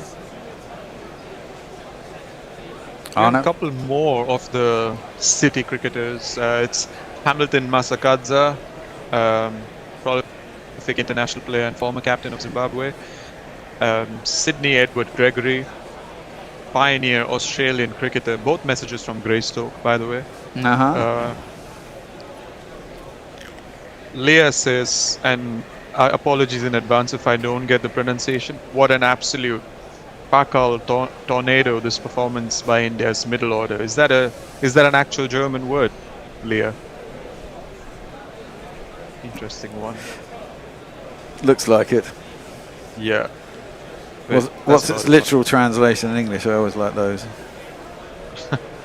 It's probably going to be a sentence. Help round the corner by Shreyas. That's going to go for a much needed boundary. It was short, and Shreyas was able to help it round the corner down to the fine leg boundary. Just beats the boundary fielder. It's 4 runs. 4 on the floor, and 1 more 4 than the 4 before. That's what 4s are for, to get funky on the dance floor. Did that first ball the last over as well, didn't he? One that he pulled down there for 4. Yeah. Archer seeing what he does this time. Again, it's on his legs. He just tucks it away. He's going to take the single. So whatever he's seen of Gunnar, he must obviously like, because he's now invested in his success as well. He's going to trust him with the rest of this over. There's 4 balls to go from Archer. Still a fan of the 50 over format, Bear? I've actually got more of a fan of it since T20's come along, to be fair. There's more of a competition between bat and ball. Yes, absolutely. You do get a narrative of a game, which I never used to really appreciate, but since T20's come along, you appreciate it a bit more. I still think the boring middle of overs are boring. And it, you know, Archer, he pitches that one up. Nice drive from Gunnar, showing that he's got some batting credentials. He gets off the mark with that. Has he got a first-class record of any distinction? We're going to have a look for that now. Let you know.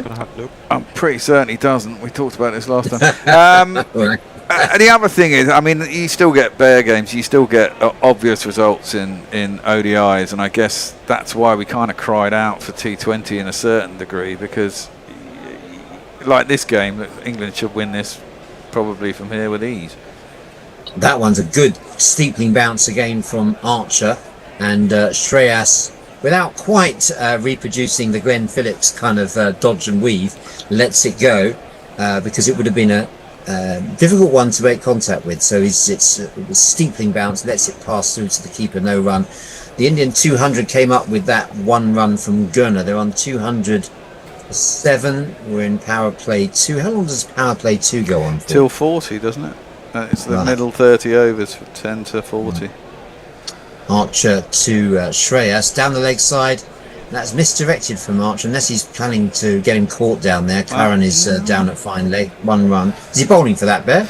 I think it might be a bit of that. I mean, the 4 he did get in the last over was aerial and bounced just inside the boundary. It wasn't particularly well controlled. In fact, I thought there might be a fielder down there, but there wasn't. And obviously, it was an easy 4 in that case. And you know, maybe that's because he guided it where he wanted it to, or England got the fielder in the wrong place. But I think there is a little bit of that in there because of the way he plays it. He just flicks it around the corner. It's often going off the top half of the bat. He's not trying to keep it down in any sense. Archer around the wicket to Gunnar. That's a nasty ball because it strikes Gunnar somewhere on his anatomy. Not quite sure where, but good hostile fast bowling from Archer. He's enjoyed bowling on this Cardiff wicket, bit of life in it, and the Indian batsmen haven't got too many answers to it at the moment. 201 for 7. We have Kieran Roseblade who says, I think fuck all Tornado was a Sri Lankan wicketkeeper. And then Leah with some clarification that, well, that's the beauty of the German language. It probably wasn't a word until I typed it out, but it now absolutely is. German compound nouns for the win. It translates to fecal tornado. Fecal tornado, nasty. I know. The chat's been leaning towards that today. So, okay. And to answer your question, David, Gurnul Bra's first-class average, 14.52, 305 runs in 24 innings, so not impressive at all. But his bowling speed, he bowls up to 148 clicks, so that's going to be something to look out for. Was a new name to me. Was he in the IPL? I guess he must have been, but not. I mean, not one of the ones to watch. He might have been. No.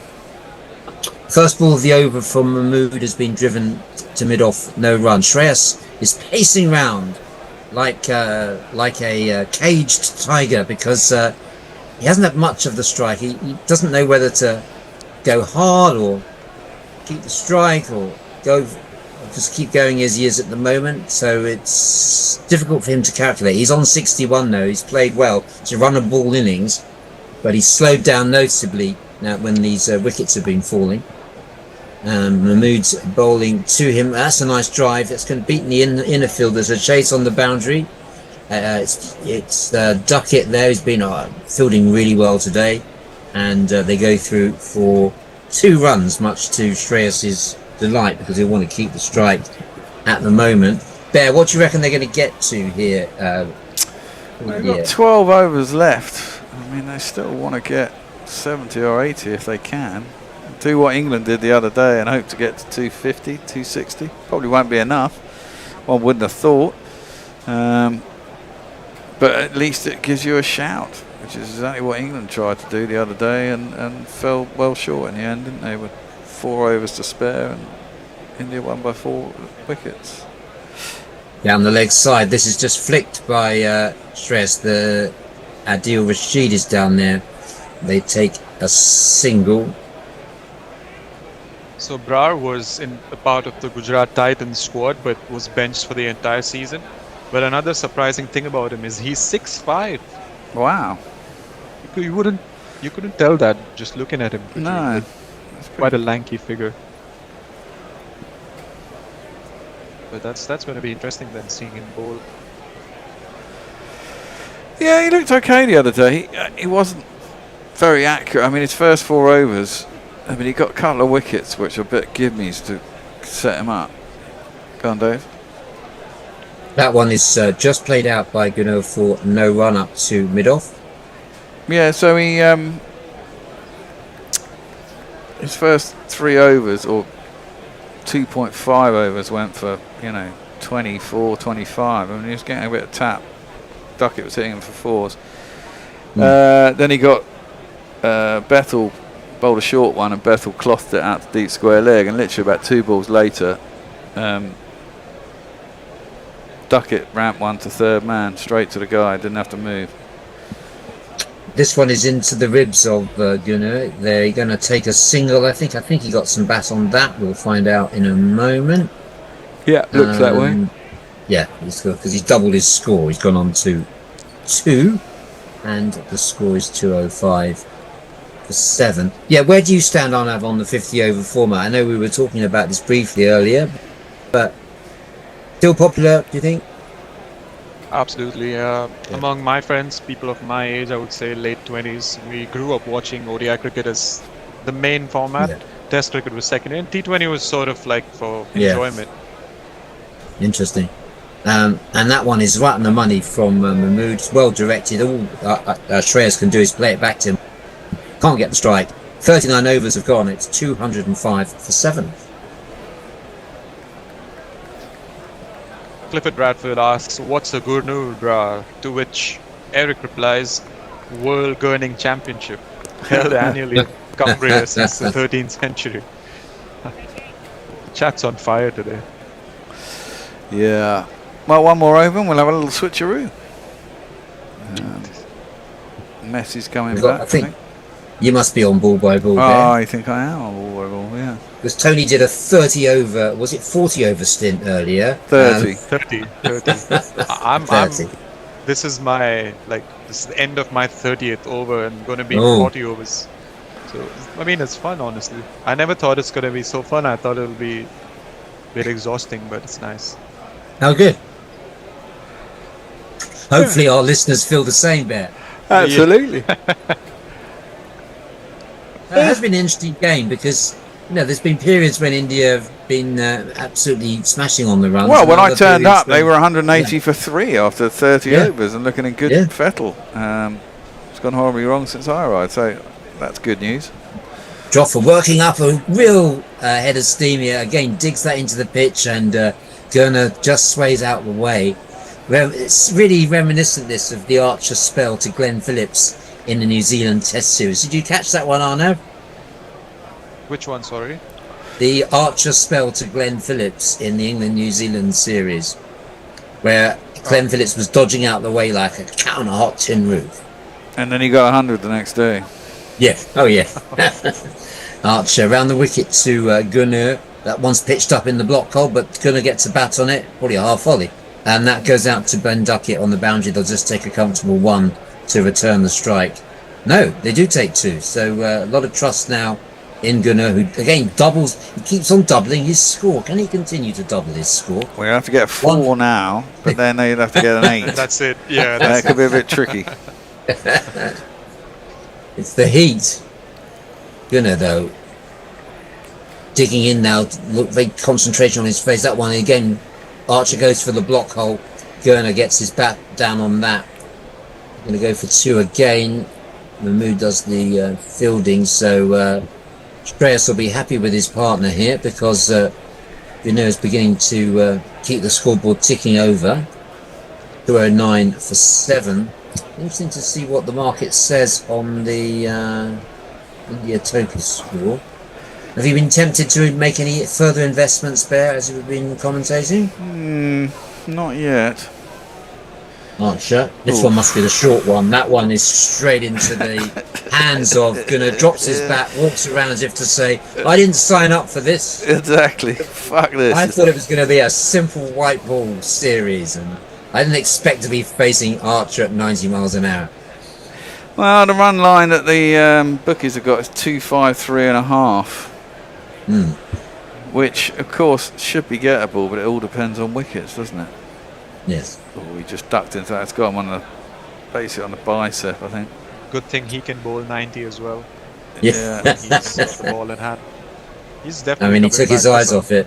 Yeah, he's not playing these short balls particularly well. That's the second one where he's just ducked out the way, and that one he threw his bat down as if to say, I don't like bowling against this stuff. I'm happy to bowl it, but I don't want to face it. Yes. Well, Arsenal's got 2 balls left. I presume one of them's going to be short then. This one, probably. Here's Archer around the wicket. That one's reasonably well pitched up. It's going to get a hurried single. He's beginning to steal the strike now, Gunnar. There's only 1 ball left, so we don't know what Shreyas was playing out earlier in turning down those 2 easy singles, because they're now happily running them. It's obviously got the trust So last ball of my stint today, but I'm umpiring a junior match this afternoon, so I can't do the second innings, I'm afraid. But I know it won't be. I'm sure you'll recover from that news. I did intend to join you in the studio. That was my intention, but Amelia's not been well, you see, so I've had to. Fair enough. Things change. What age group? Oh, they are under 14s. Oh, okay. Yeah.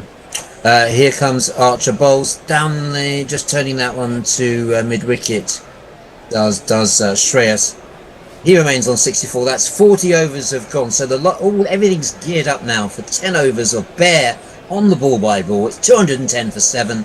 The excitement builds. The next voice you'll hear will be Arnav, and after that, the Bear with the last 10 overs. Nessers will be joining in. See you later, Dave. Thanks, Dave. Yes. See you later, Dave. I'm hoping it's over with an over. I'm knackered. I want to get a bed. Cop one in the nuts asks, after the third ODI on Sunday, what is the Guerrilla Cricket coverage schedule?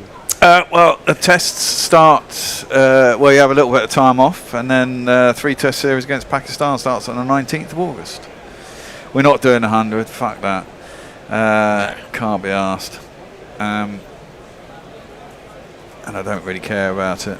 Plus, I need to go on holiday, so and I have one booked perfectly. Where are you going, Bear? South of France again. Got a new car yesterday. Well, not a new car. Another new car. Well, the kids were saying no, it wasn't. It's an Audi for a change. But I picked it up, and at the auction it had all the green lights on it. I picked it up, drove it about half a mile down the road, and then fucking went into limp mode, didn't it? Fortunately, it was pretty cheap, so it could be quite an easy fix as well. But I mean, even if it's £1,000 or 1,500 quid, it'd still be a good buy. So it's worth doing. It's in pretty good nick, but I need to get it sorted so we can drive it down to the south of France. It's me, isn't it? Sorry. Mahmood around the wicket to Gurnall. He has a little flash at it. Doesn't move his feet. Can't have been far from the edge of the bat. Goes through to Butler, and there is no run. 1 for 34. It's bowled all right since I got here. He's looked good for a number 9, hasn't he? Good.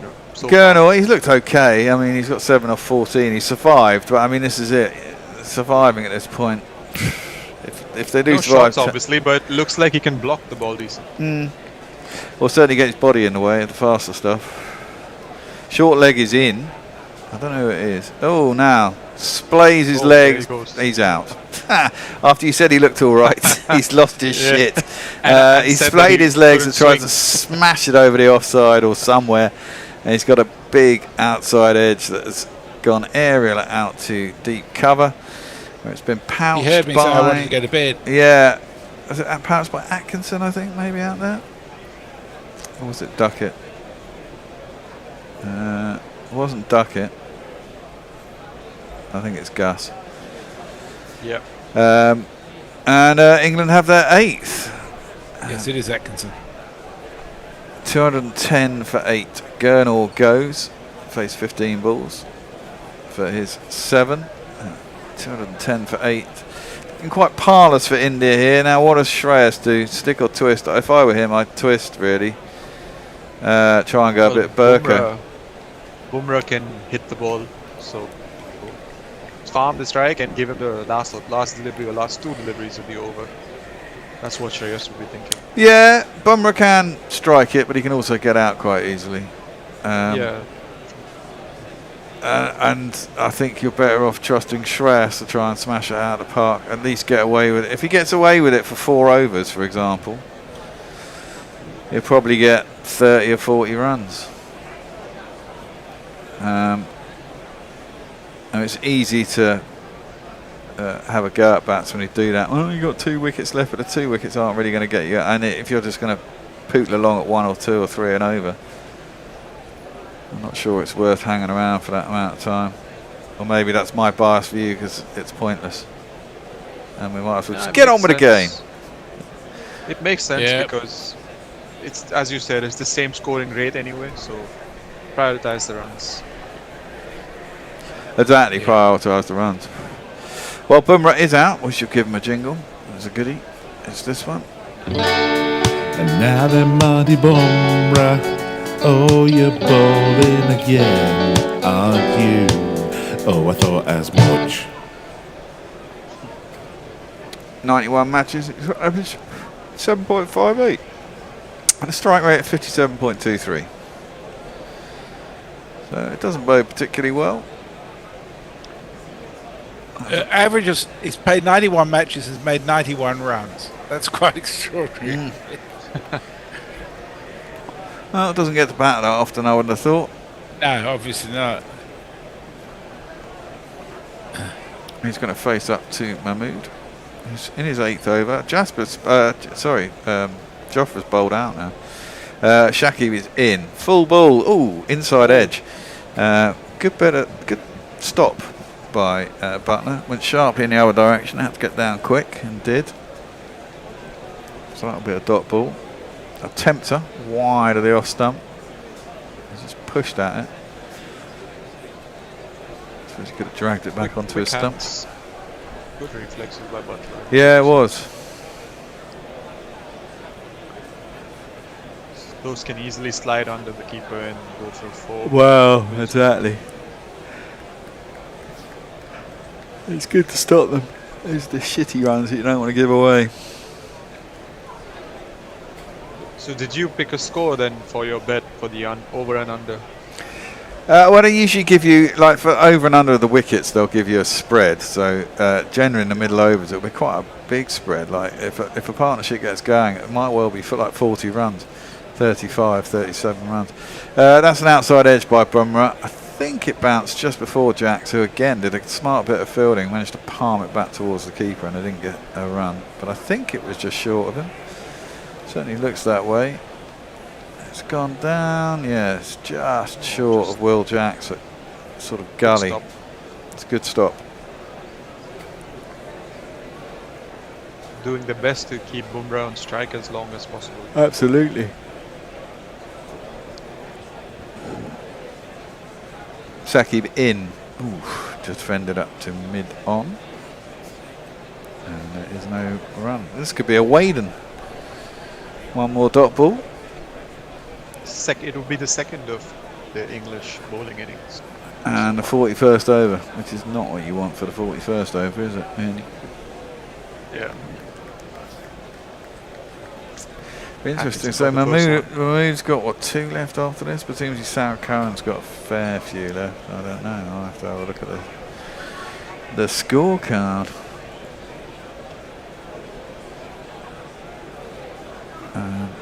Here comes Saki bowling full.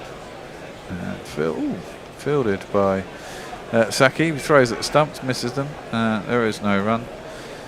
Over to you, Messi. Clifford Bradford says, cracking throws stats guru who seems to confirm something I've long suspected.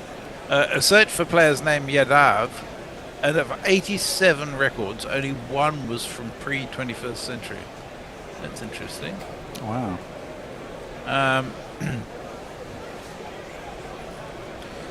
Yes, Gareth Davis is correct. The coverage will restart with the Pakistan Test Series. I think there's also, after that, Sri Lanka White Ball Series. Yes. And then, I presume we go off and play... well, we're playing South Africa Test Series. That's right, yeah. Over Christmas, but presumably I imagine there's something between. I think we go. Well, I think don't we go to Australia for a fucking white ball series or something stupid? Yes, you do. That's right. There's an ODI here at Perth Stadium. Oh joy! Middle of the night to do ODIs from Australia. Oh yeah. Can't think of anything more fun. That one is clipped out to deep mid wicket by Shreyas. He'll get himself a single. First ball. Atkinson, he's got 3 overs left. Joffre's bowled out. Saqib has got 2 overs left. Gus has got 3. Adil Rashid's got 5, and Sam Curran's got 4. So there's plenty in the tank to wheedle it around. Will Jacks has got 5 as well if they want any of that, but I can't imagine they'll want that now. They'll try as much pace as possible, I thought, with Bumrah at crease. He's facing up now to Gus. It's into his pads. Appeal for LBW. It's going down the leg. It's not Just an interesting fact, by the way. Both the batters at the crease are born on December 6th, as am I. Ah. 3 of us share Wow. birthday. As does Ravindra Jadeja. Ah. That's weird. Well, it's Jadeja now out of the white ball squad altogether. Yeah. He's retired from international cricket. Oh, he's retired. Oh, yeah, he did actually, didn't he? Yeah, so he's retired from Tests as well and everything, isn't he? Real pity. Yep. That is a real pity. So presumably Axar or Washington will be. That's guided by Bumrah down to third man, a single. The next stalwart all-round spinner that they stick in the middle of the order, then, won't they, for the next 10 years? There's a place to be. There's a place to be had. Always useful at home, but got to learn to bowl abroad, which Jadeja did, to be fair. Well, I mean, when Jadeja first came to these shores, I didn't really rate him, especially as an overseas spinner. He was good at home. Well, he was decent in the Champions Trophy, 2013, I think. Yeah, so yeah, but that's one day. I mean, in the Test arena as well. Oh, I mean, right. he was always good at home. That's guided round to deep backward square leg by Shreyas. He'll get himself a single. But he's a classic in the same way that Axar and Washington are. They're kind of flat spinners. They don't really, he didn't have a lot of guile in the early days, and he wasn't a big turner of the ball in the way that Ashwin wasn't a genuine spinner. He was a bit of a roller, and you could see that he was always good at home because the pitches were helpful. But overseas, he was pretty ordinary. But he actually got good over the years. Now that's come off the shoulder of the bat. Could have gone anywhere. Fortunately for Bumrah, it's gone just wide of Root, who's chasing it back from slip.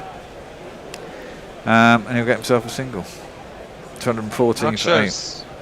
Akshar's stock deliveries and arm balls, and most of his bowling variations are in pace and bounce. So yeah, completely different bowler from Jadeja. So it's not a like for like replacement, just probably both being lefties and that's true. Yeah, I mean Axar was blitzed us in one series at home, but he's never really bowled very well over here, I don't think. That one's driven by Shreyas, but straight at cover. That'll be the end of the over. 42 done. There was only 4 off of that. Atkinson now has 2 left. 1 for 49 here. Messy. Leah says, I hope you got an old Group B Audi Quattro, Bear. Proper weapon, that car. I can't see Bear fitting his fucking family into a Quattro. I had one. Well, my wife insisted on getting it. I had it for 10 years. Great car to drive. Fucking fortune to keep. Yeah, the old Audi Quattros are. I mean, they're a collector's classic. I mean, fantastic. They're still the best looking sports car out there, in my view. There's a lot of Quattros about. You can get Quattro, and that's what I want, really. I want the 3-litre diesel Quattro. Either an S would be nice, or the 3-litre TFSI. This is one of the TTs. They just hug the ground and they go like the clappers. Well, yeah, there's also a TT. That's what I want for my personal car, is a TT Quattro. But they're even on the older cars, they're all, because they're Quattro and the bigger engines, are all just slightly out of what I want to pay at the moment. Well, they also cost a fortune to maintain, Bear, but probably less so there than here. But clipped nicely by Bumrah, who's closed the face on that, whipped it through mid-wicket, and he's got himself a boundary. Well done him. It's Nissan She. It's Nissan She. Cleared the front leg. Big smile on his face as he hit it. Loving that. Decent timing on that as well. Yeah. Did not, give out an easy catch, because if he missed time, it was an easy catch.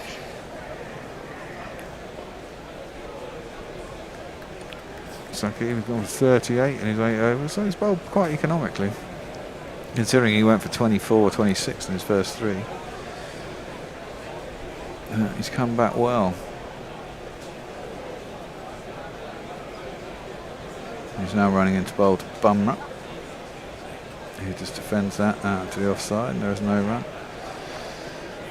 Certainly not scared as Gurnall. I mean, obviously Gordon was just playing his second ODI, Yeah. so obviously, I think he went for that shot to also sort of try to make a point, like, oh, I've been here 12 balls, now look at me score runs, and sort of obviously made a mistake there. Indeed. They're going nowhere particularly fast, are they? No. Yeah. Saki in. Pulled. Oh. Bumrah's got gloved that over Butler. Down far leg, gets himself into double figures. Mahmood's thinking helmet, but it's been given as runs. I thought it was gloves or edge. Well, it has been given as 4.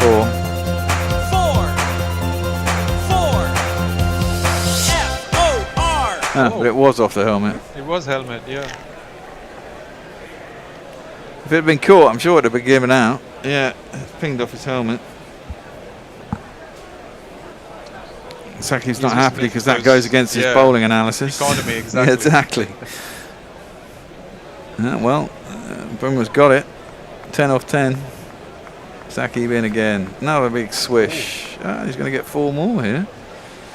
He's going for it. He is going for it. 226. That's his good little counter attack here from Jasper. And this over's gone for 12. 2 balls to go. 4.44. Just cleared the front leg and out of heave. I'm sure Saki won't appreciate that. But we've seen in test matches that he can give it a welly when he wants to, does Jasper. 37 off Stuart Broad, wasn't it? It was ridiculous, wasn't it? It was him and fucking Shammy got 100 partnership for the 10th wicket or 9th wicket. It was fucking embarrassing. You were not happy. I was not happy, no. That one's defended up to mid-off. They don't take the single this time. And I think mid-off was back. They could have got a single, but I think they're quite happy with 12 off this over, and we'll leave Shreyas to face the start of the next one, unless he can swipe another 4, in which case they'll be very, very happy.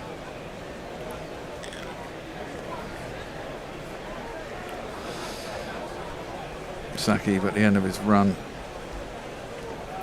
Economy 5.21, which ain't great. Run rate's 5.28. Oh, now that has gone aerial, and it's gone for 6. Wow. Fucking What's hell. happening? Very good. Brummer's hit 18 off that over, although 4 of them actually came off his helmet. But there was 18 off the over, and he's got a big smile on his face. And oh my God. The fielder out deep square looked like he was about 10 or 15 in off the boundary, because I think if it had been on the boundary, it would have carried to him quite comfortably and it would have been an easy catch. But it sailed over his head. It's the 5th highest score in the Indian lineup. Sorry, Messi. So Night Watch in Barcelona says it's great news you're not doing the 100. Oh fuck, I couldn't. I've got to seriously consider whether we even do the IPL next year. It's so boring. It is so boring. Eric J says, I once took an old banger to France, but with 5-star breakdown insurance. When the engine blew up, I was supplied with a top-of-the-range model with about 30 kilometres on the clock. Nice. That one comes into Shreyas. You can't do anything with it. Gets cut right in half, really. And it'll just be a dot ball. Yeah, I'll get breakdown insurance, but I'm hoping that my mechanic can sort it out. It needs a cam belt change, which is never cheap. But you don't want the engine blowing up. No, preferably not. Yeah, exactly. That's short over the head of Shreyas. They're going to be giving us a wide. It is being given us a wide.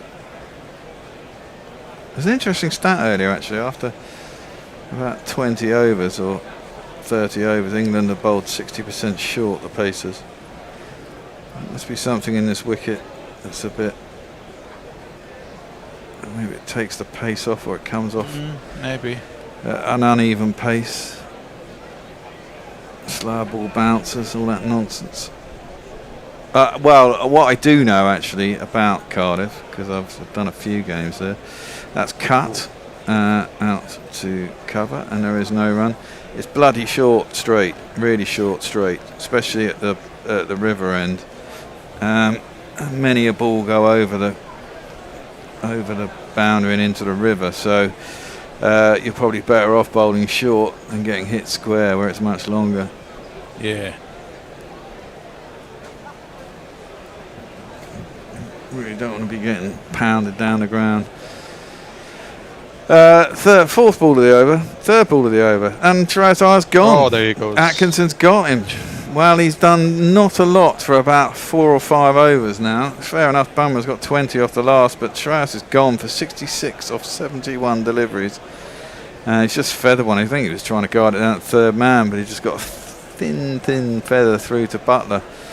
And England will be very happy about that. 2-3-3 for 9. The potential. Well, mind you, Bummer's doing a job at the other end, isn't he? But we have to say goodbye to Shreyas.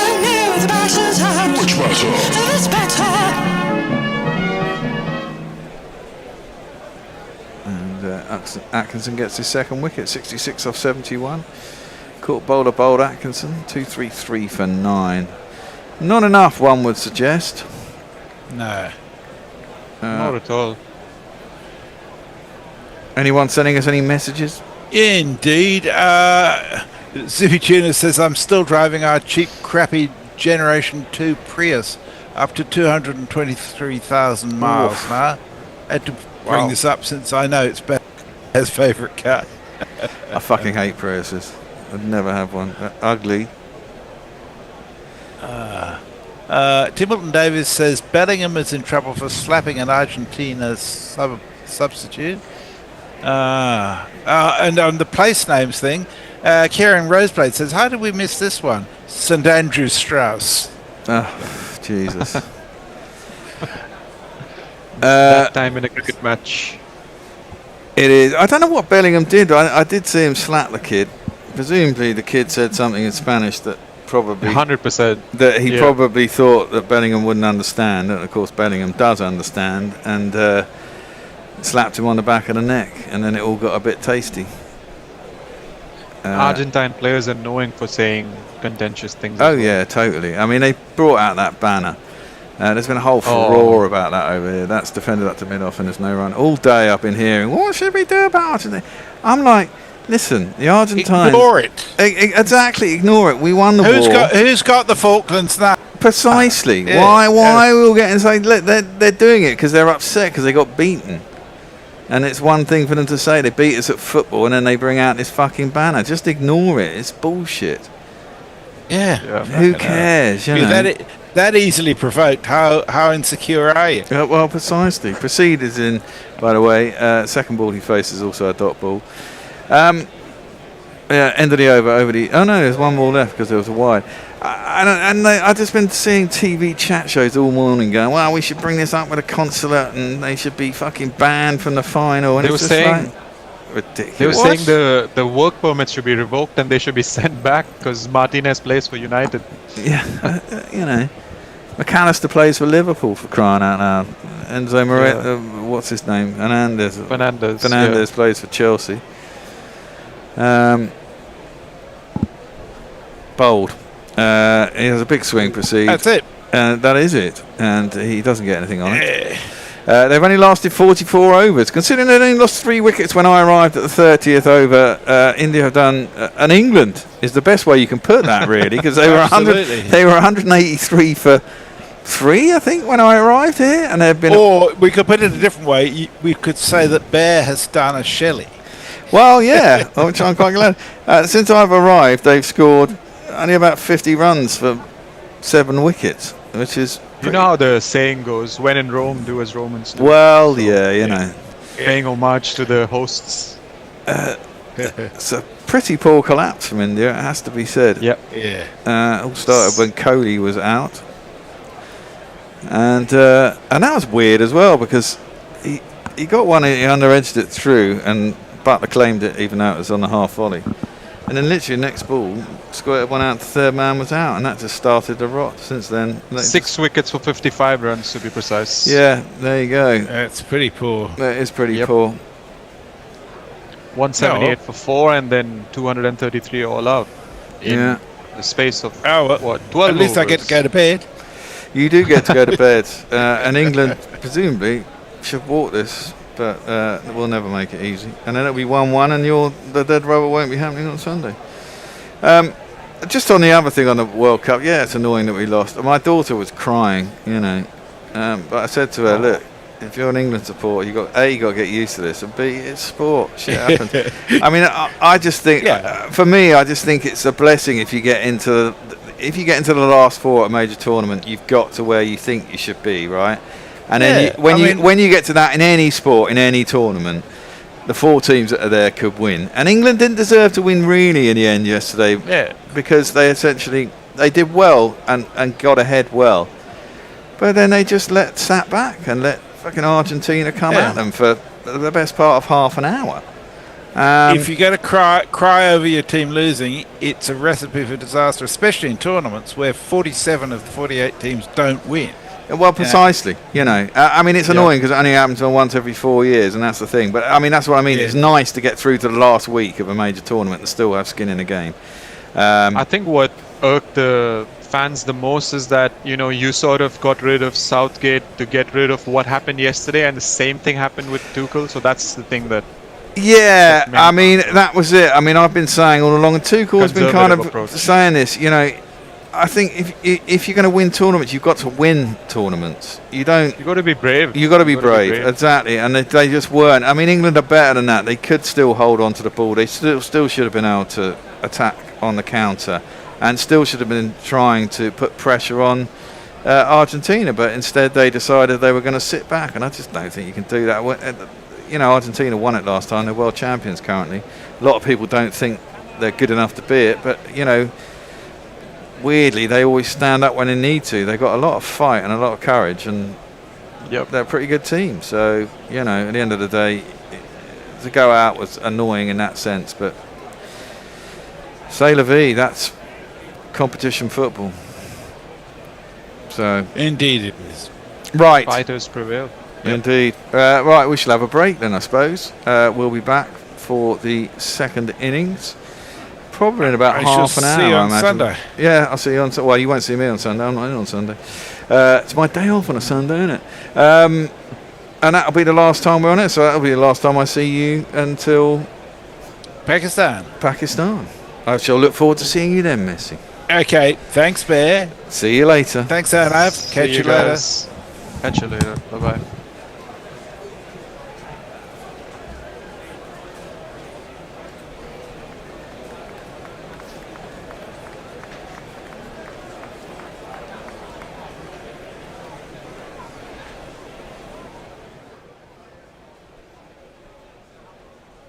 Scintillating game.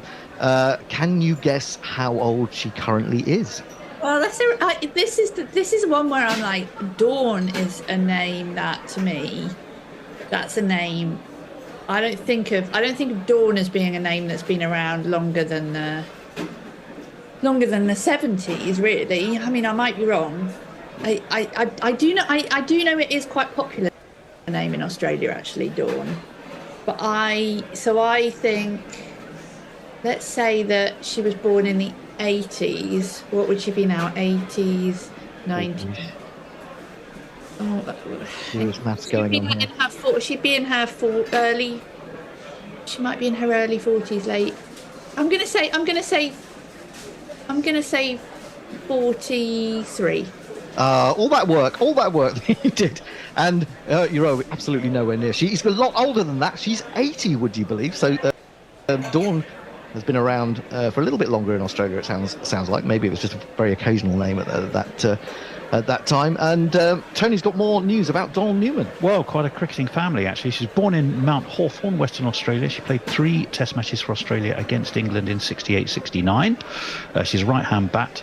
As I say, comes from a family of cricketers. She's one of 3 sisters who have represented Western Australia at state level. Her older sister, Betty, was a left-arm medium pace bowler. selected to play for Australia in 1958, but was only 12th person, or 12th. What do you go? 12th. Yes, good point, actually. Dawn played in the same state team as Betty in season 63-64 as a wicketkeeper and right-hand back. Dawn's twin sister Elaine also played for Western Australia. But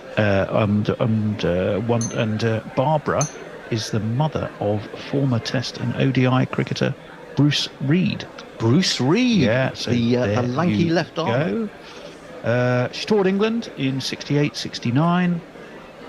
Dawn was selected to make her Test debut at the Thurberton Oval in Adelaide.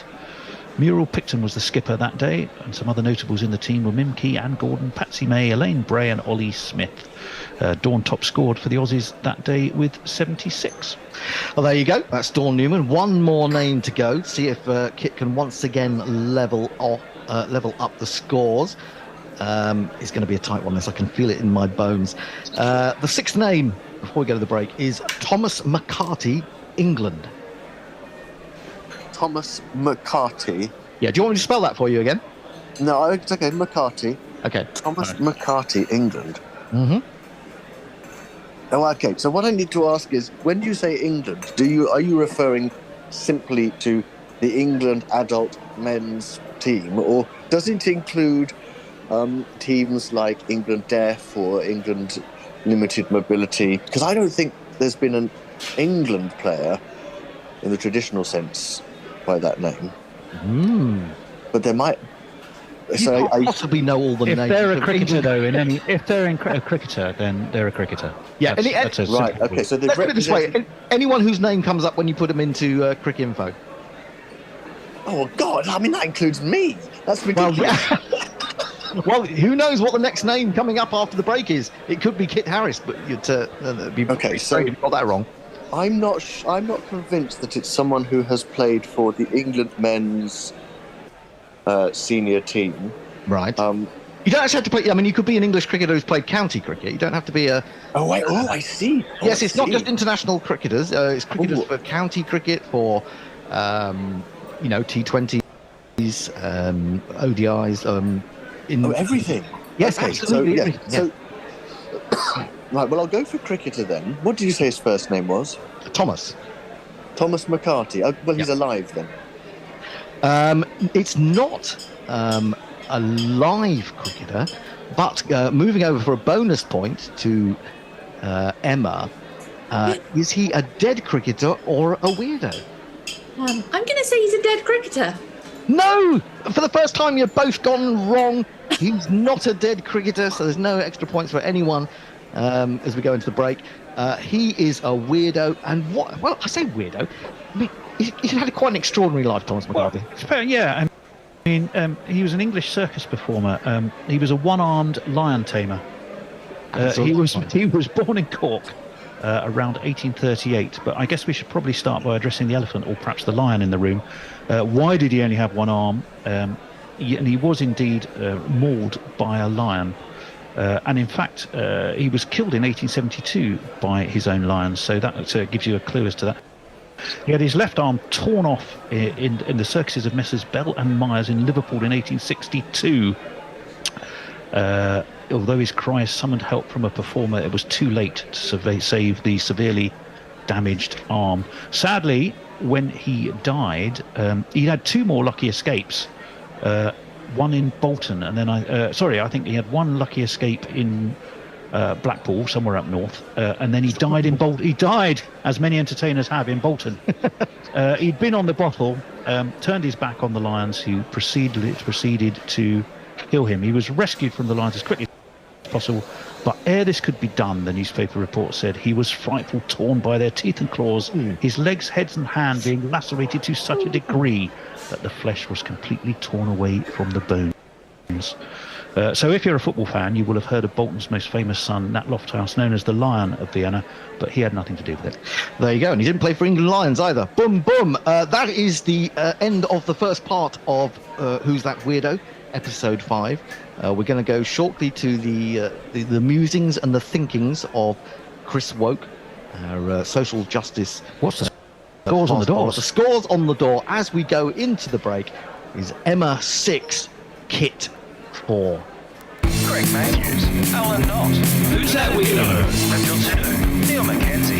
Who's that weirdo? Wayne Leverock, Shannon Freedy. Who's that weirdo? Chris Harris, Kevin O'Brien. Who's that weirdo? All right there, me ducks. Happy New Year. And of course, Happy Lunar New Year. It's Chris Woke here, nipping the ball around and bigotry in the bud. I've had enough of totalitarian states being allowed to host major sporting events. These so-called nations are a menace to society. Their shameful human rights records and disgraceful laws designed to oppress minority groups are an absolute scourge on our global community.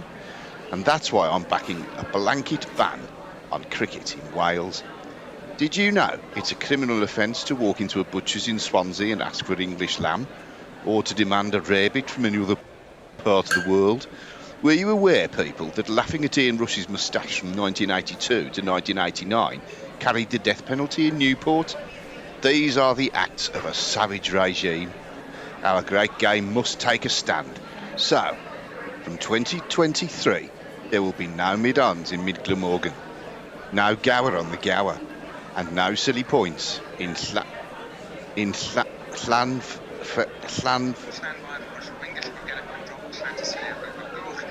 Kidwelly will be given the boot.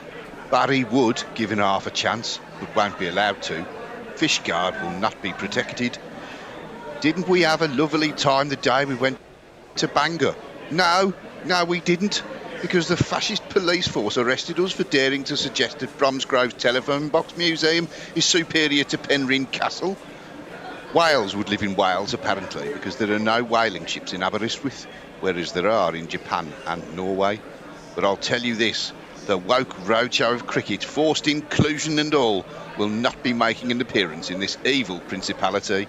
From this moment, we will be putting in place a total Jeffrey. Tom Jones, Shirley Bassey, Robert Croft, JPR Williams, Charlotte Church, Max Boyce. Can you hear me, Max Boyce? Your boys, girls, other identifiers are about to take one hell of a beating. Remember, you can't make a shakshuka without cracking eggs, unless, of course, you're constructing the vegan version, which is equally but differently delicious. Until next woke, ta-ra, me ducks. Greg Matthews, Alan Knott. Who's that weirdo? Phil Sidhu, Neil McKenzie. Who's that weirdo? Wayne Leverock, Shannon Freedy. Who's that weirdo? Chris Harris, Kevin O'Brien. Who's that weirdo?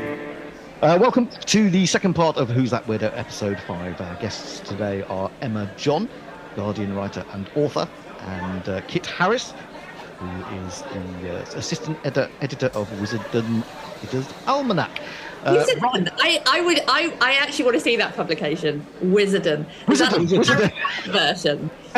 That's what I'm sure. Well, I mean, yeah, maybe Wizardon. Yeah, that's more like That's us, isn't us. it? Yeah, that's definitely us, actually. Wizardon cricketers, that's us. So, back to Emma for the first name of the second half. She leads by 6 points to 4. Now, I always have trouble with Sri Lankan names because they have a lot of syllables in, but hopefully I'm going to get this right. Dimithu Kumarasinghe, Sri Lanka. Live cricketer, dead cricketer, or who's that weirdo? I'm gonna go. I mean, do you know what? Live cricketer has done me well so far in this game, so I'm just gonna go live cricketer. No, I'm afraid it's the first time you've taken a wrong step. So we move over to Kit and ask him: is it a dead cricketer or a who's that weirdo? Well, given that every time anything's come in front of me so far, it's been a weirdo. I'm going to go with. Well, you see, I'm a bit. You see, it's risky because by the Tom McCarthy criterion, if there's anyone who plays cricket in Sri Lanka who has that name, he could be it. Well, it could be an English player called Tom McCarthy. No, I checked that out. There isn't. Oh, okay. I am aware of this, especially with sort of overseas names, and I do check to see whether they could be considered. There were similar names for different different jobs, but no. Right. So, Dimitri Kumarasinghe. So I'll go for who's that with? Yes, you're absolutely right. You've levelled at 6-all. He is indeed a weirdo.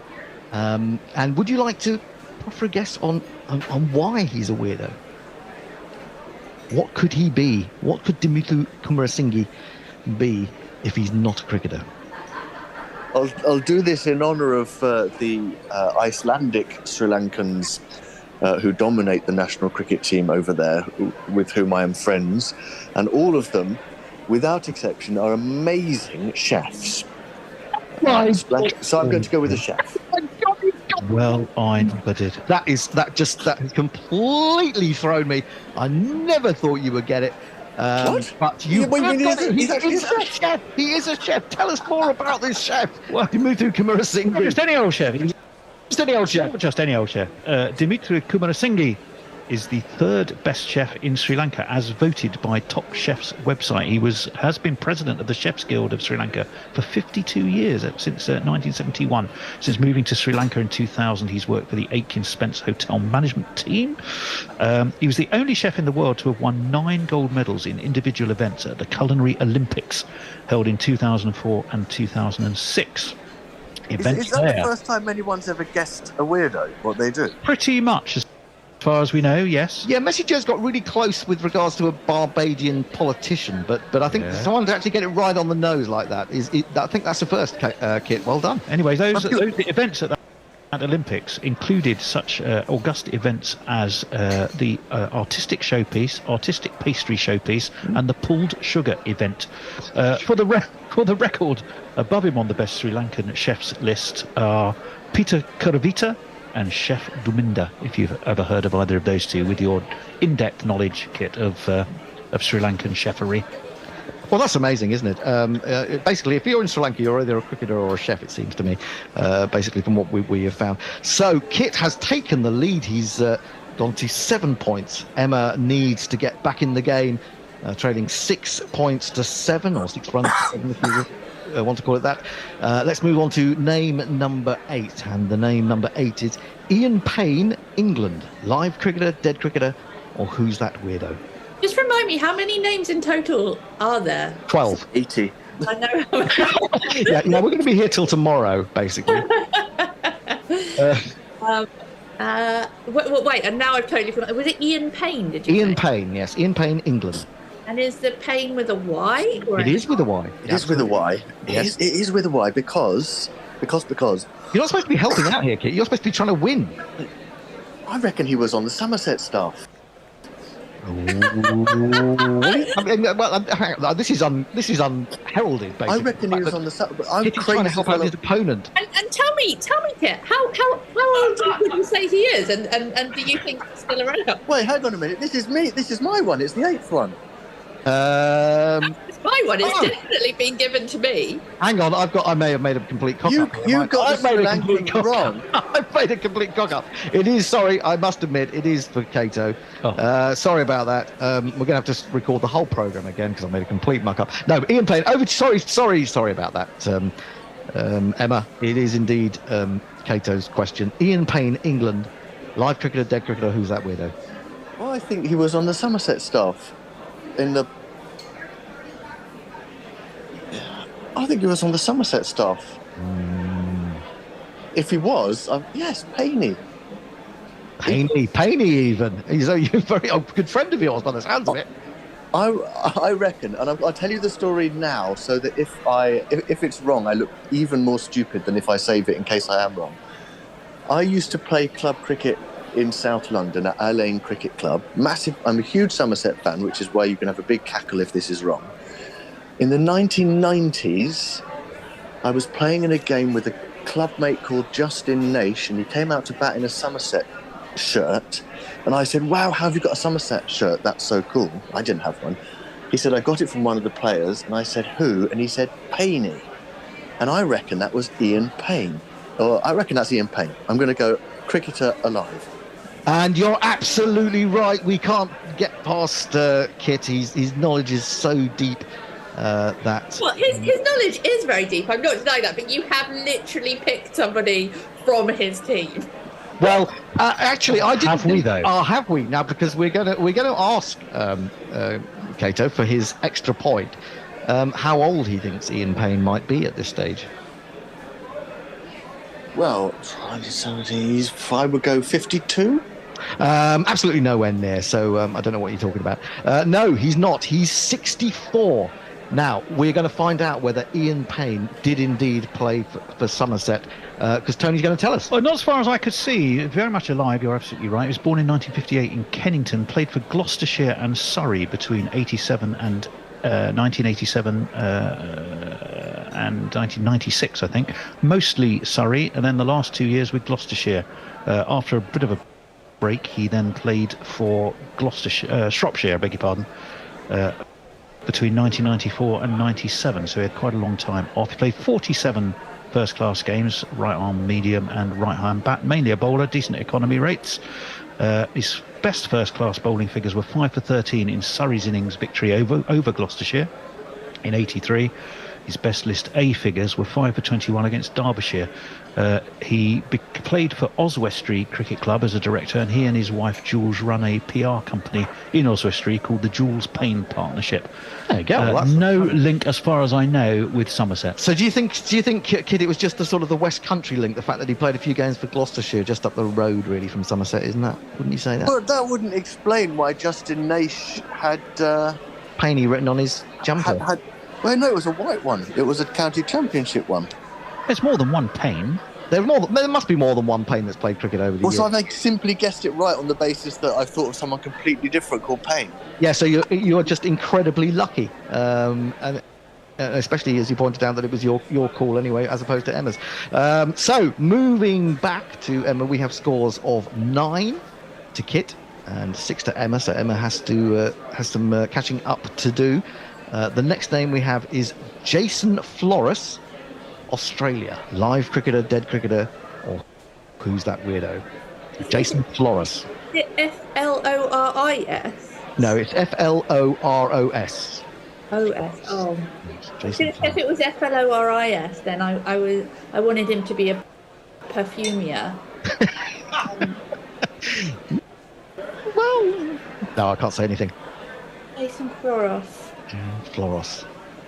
Yeah. Sometimes slightly dental, doesn't it, Floris? I don't know, but a bit like Floris. Do you know what? I'm just gonna stick with my strategy of just going live cricketer. And you'd be wise to do so, because Jason Flores is indeed a live cricketer. You cut the lead of Kit Harris down to 1 point. Jason Flores is indeed a live cricketer, and to draw level, how old is Jason Flores? Is he a man who's around at the moment, or has he been around in the past? I'm gonna say he's 37. Oh, you were so close. I was thinking we were going to get the first boundary of the afternoon, but not quite. He is, in fact, 32 years old, Jason Flores. Tell us a little bit more about him, Tony. Well, if you look for pictures of him, you'll see he's a redhead, unlike Susan Redhead, who we found out early on wasn't.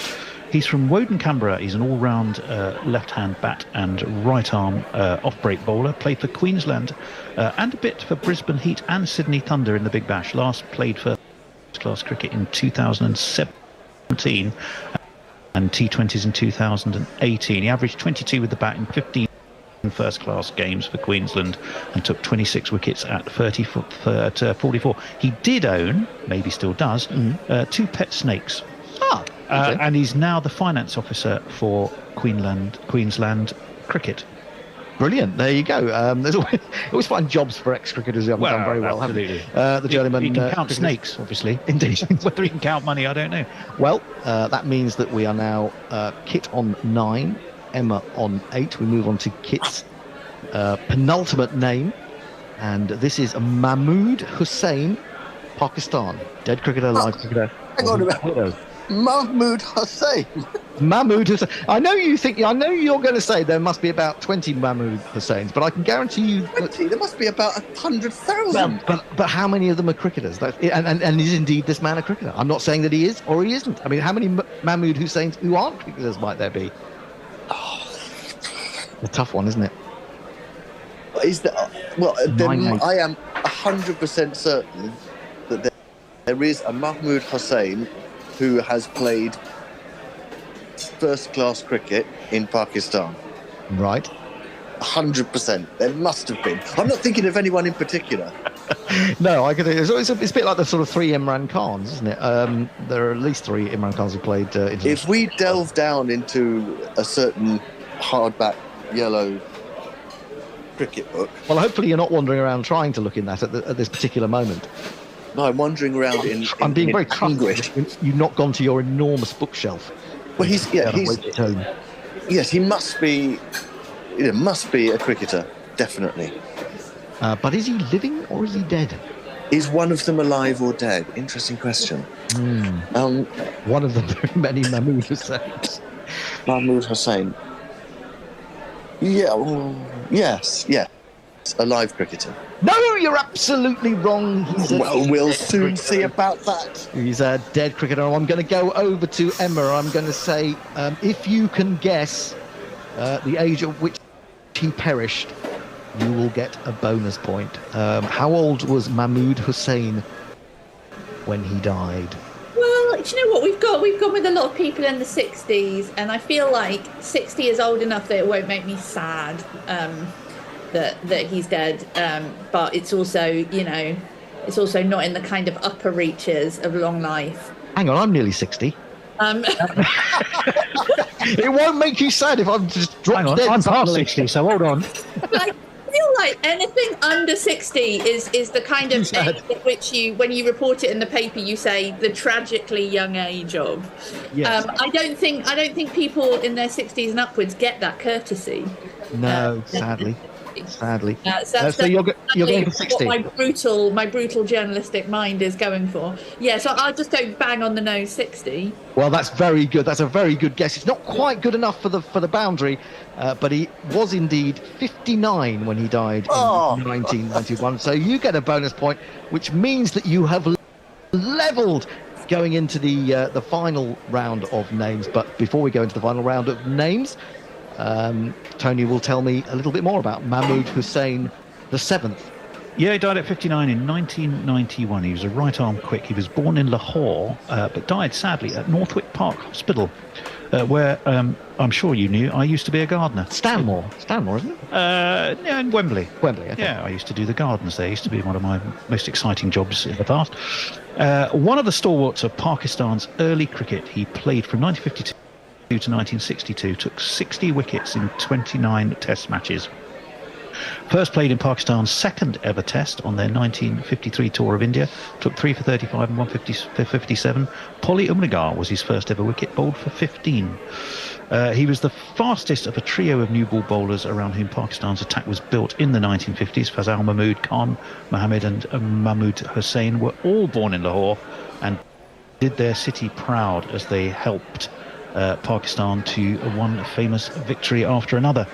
After an unsuccessful tour of England, he faded away but made one more appearance in England as manager of the 1978 Pakistan team. He then had gone off to become a successful businessman, spent his summers in Wembley, hence dying rather sadly. He was a very larger-than-life character. I think it was diabetes got him in the end, and he died at Northwick Park. Well, I think it's a tragic death, even though he was 59. I'm with you. And did you find any other Mahmood Hussain cricketers while you were looking through? I have to say I wasn't looking that hard. I focused on this one. It's a good job we got the right one then. Yes. Well, we go into the final round of names. The final round of names, one apiece, with the score at 9 to Emma and 9 to Kit. Should be 2 more. You're on number 11 and then number 12. Yeah, but it's the final round, isn't it? Oh, I'm with you. Absolutely, of course it is. So this is for Emma. Can you tell us Angela Fredericks, New Zealand, live cricketer, dead cricketer, or who's that weirdo? Angela Fredericks. Well, okay, yeah, okay, interesting. My instinct, and I think you should always go with your instinct. I've got one thing in my head which is my instinct, which is not my answer. I'm not answering yet. I'm still. This is not your final answer. It's called external processing. My instinct is I want to go dead cricketer. My strategic brain. Here comes Marty Bumrah. Here he comes. Best of 6 for 19. I'll have a look at who that was against. So that slanted across. It's a huge shout from Bumrah. He's got his man. First ball. The Duckster departs without troubling the scorers or indeed anybody else. And well, it's not been his day really. Poor old Ben Duckett. Dropped an important catch early on. Could have had Rohit. And that was just across him. Tentative little prodette. And immediate wicket. Well. Somehow, suddenly 234 looks quite a way away, Bear. Well, it always does while Bumrah's bowling, doesn't it? Well, there was wicket that. before Bear and I could even join the stream. Well, exactly. He found that as his send-off. He arrived with a smile and he's going places. He's looking good now, he's in with the aces. He was up at Stowe School playing. Fuck off! Just fuck off! Fuck off! Just fuck off! Fuck off! You're still upset about yesterday. Just fuck off! Just fuck off! Well, that's the end of Ben Duckett. Obviously, being rudely awakened from his slumber. I was asleep. I was fast asleep. You notice Bear goes, oi! I didn't take a photo like Fred. Was Fred in yesterday? He turned up the other day, yeah. He took the photo of sleep losing, which I quite liked, the idea of sleep losing. I thought that was an old picture. No, it was me and Grubby fast asleep. Well, I know I saw you, but I thought that's an old picture because I thought, why would Fred be in the studio to take it? He wasn't even on air, was he? He came on a couple of times because people ducked out. Oh, well, I'm sure this adoring public was thrilled. Right. Well, England 0 for 1. Joe Root, the new man at the crease. The Duckster has gone. And the man who crunched, how many did he make? 20 odd. And that one has squared up Joe Root. He's going to get a run. Ooh. It's just slid down to third man. But again, well, he's having a smile about things with Bumrah. I was thinking 234. That's probably about par. Actually, we'll have a look at what par actually is in a moment. What? Really? Well, I'll let you know. I mean, they were 180 for fucking 3 when I turned up. Yeah, I heard you. I wasn't so asleep that I didn't hear you basically claiming the credit for just about every England wicket. And a drinks break. You were actually trying to take the credit for a drinks break at one point. No, I never took credit for a drinks break, but, I will take credit for all the wickets. Right. Well, England's new opener didn't go so well in the last game. Let's see how he does here. It's Bethel. He's facing Bumrah. And he defends that quite nicely. 2 slips in place for India. And it's certainly been a lively start. I've now woken up. You'll be happy-ish to know.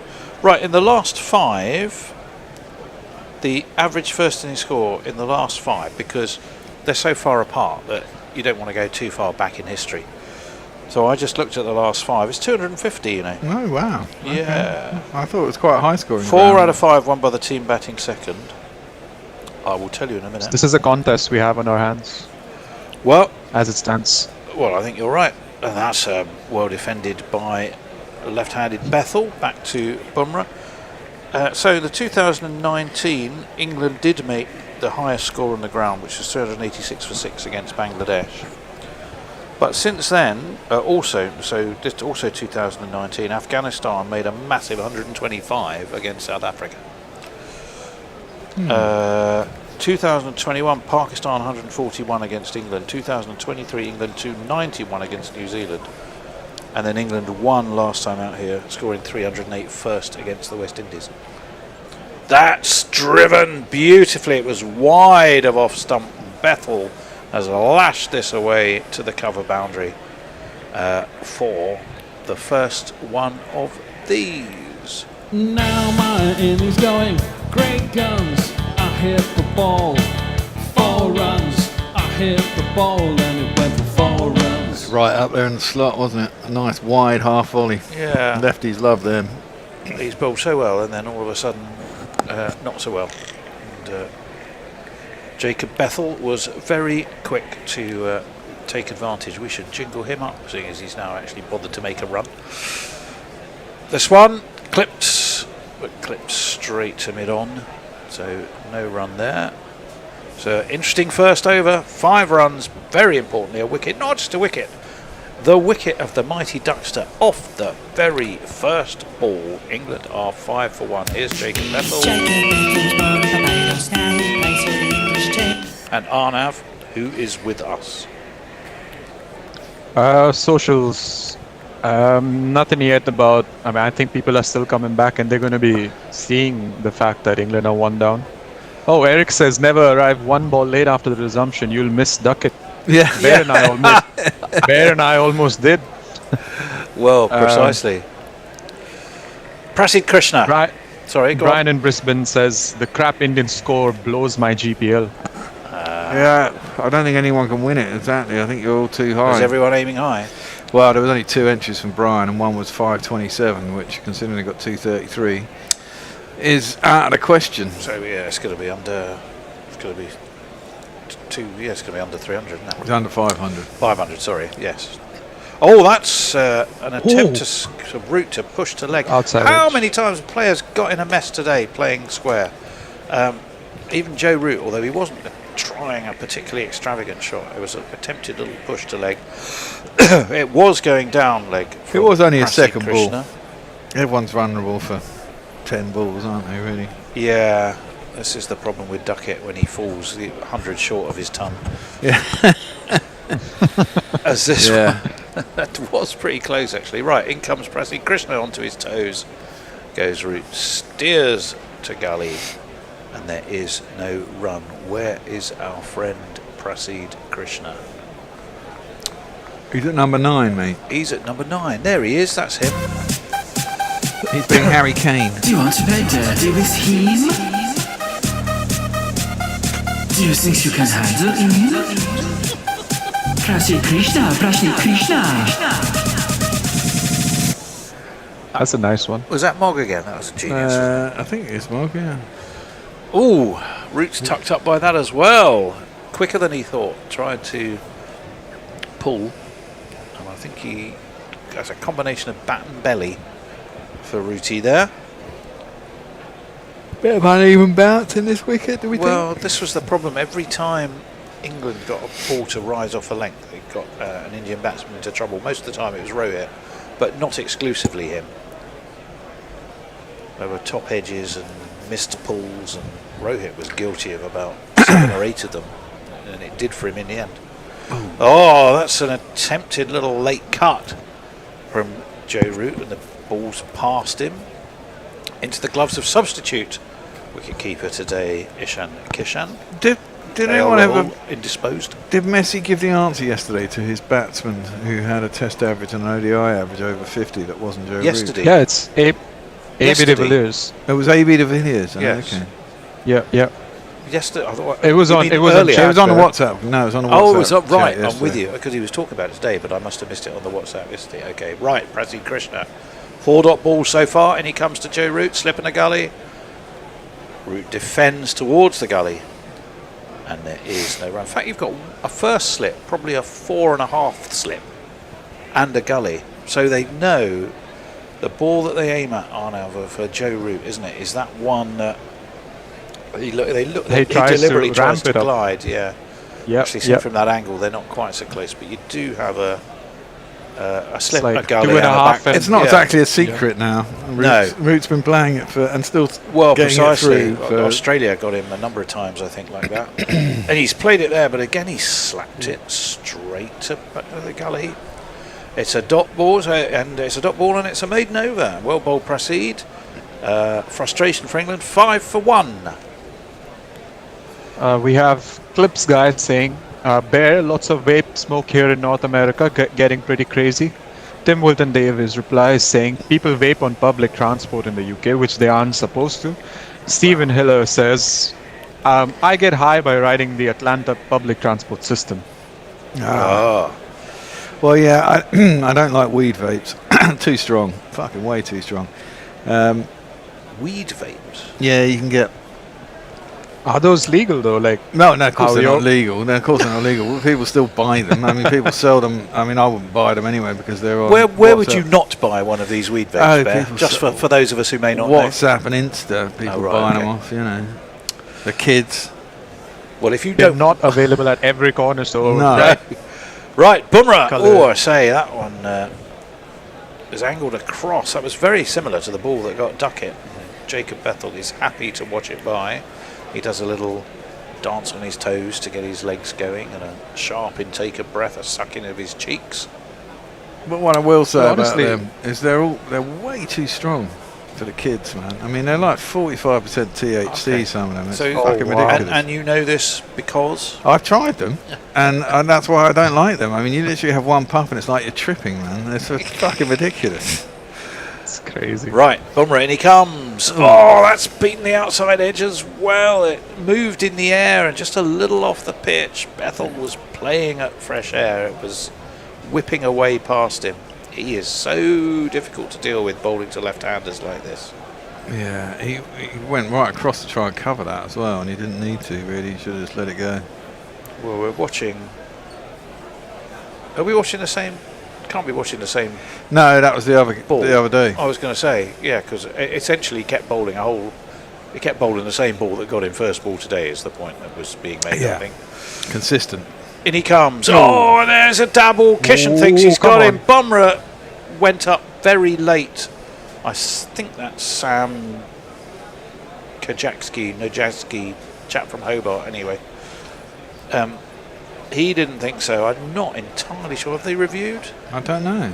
The timer's ticking down. No, it doesn't look like they have. No, it was a very retrospective, I better had type appeal from Bumrah. Well, no, I think... Sam Najadzki, that's the name of the umpire. No, he didn't touch Oh, anything. no edge. It can't have been anything else. So I don't know what you heard because it's nowhere near anything else. But he's playing miles away from his body there. In comes Bumrah, who's right on top here, although that's as soon as he strayed onto leg, Bethel clips him, but clips him straight to square leg, and there is no run. Do you know what job he used to do, Sam Najadzki from Hobart, the umpire? Until about 10 years ago. Roofer? Plasterer? I suppose that's a bit of a random question. No, he's a maths teacher. Gave up maths teaching. He might do a bit of roofing and plastering on the side. You never know. You know, it's always good to have a second or third string to your bow in these difficult times. 5 for 1. You can tell that your main obsession in life is building and converting flats, can't you? Well, no. Oh, what a ball from Ooh. Bumrah. That's a Yorker that has got Bethel off his feet, and he was in an absolute swung tangle. late. What a delivery that was. That swung really late. It did. And quite viciously as well. That was an amazing ball. I'd love to. Of course, it'd be really nice to see a replay if they ever get round to it. Well, they Time will is do. ticking down. I don't think. I think it went too much. He's when it was actually going got down. a leg. He actually got a leg by, didn't he? Here it is. Yeah. We are going to watch it again. Oh, the incredible thing about that ball was it actually started wide of off stump and came back in. Most Yeah. of them we've been used to see them moving across the left-hander. Suddenly, this one he speared back into him. Still a class act, isn't it? It's What shame- a ball! It's a shame you can't keep him fit for all formats, isn't it? Well, I think that's the thing. Isn't he just limiting himself to ODIs? Arnav will know I think it's more than me. It's mainly because of his action. He puts a lot of strain on his Here back, he so comes, they prevent. jabbed. There is a man at deep third, so it will just be a single to Joe Root. He doubles his score by moving on to 2. It's the end of that Bumrah over. 1 for 6 for him. 7 for 1. England, difficult start. Yeah. Arnav, whenever you're ready. Metal Guru says the vape is banned in Vietnam. Tim Woolton Davis says, I like the fact that Singapore bans everything. They do. They do. As it And there's famously death was called. penalties. There's death penalties if you obviously, Yeah, violate. totally. Fuck that. crazy. That's why I don't go places like that. You know. I believe personal choice when it comes to things. I'm a big fan of Singapore and I love going there, but yes, you're right. It's you don't want to get the wrong side of their legal system or their police if they're upset. 7 for 1. Joe Root is going to be facing Prasid Krishna. A little bit of a bummer break for him, but he just defends this, and again there is no run. It's a pretty steady start from India as well. I mean, both Rohit and... You've got plenty of time in an ODI. People forget well, that. this is it. Well, we're having this conversation there. The longer the format, the worse England get. I don't know about that. And David was agreeing with me. I'm not saying he's an audience of one. Messi was partially agreeing. This one's bottom edged by Joe Root. He's not got his timing at all yet. I don't know. I mean, the last 2 Test series we played, what were against New India. Zealand, which we just lost. No, apart before that it was Australia, and before that it was India, wasn't it? Did we play any Tests in between? No. Only No. Ireland, I think. Did we play a test again? No, I must have 2-2, dropped it. 1-4, and 1-2. Yeah, 5 against India, followed by the next Test series was against Australia. It's going to make your numbers look bad, I agree. Of course. Prior to that, we won shitloads. Well, hang on a second. I'll counter that by just says that one's nicely dabbed. Root will get a single down to deep backward point. You know, remember, we've just lost to New Zealand, who went to India and won 3-0. Yeah, true. Yeah, you see there, that says that New Zealand are a good side, and I will counter that the second Test we had 5 fucking debutants due to our own stupidity. Well, our own stupidity, and also we could have been still in the game in the third Test if we hadn't played like complete idiots, which I think that was the straw that broke the McCullum back. It probably was, but the man who afternoon. Well, the man who should have gone though was Key, not fucking. Well, Baz.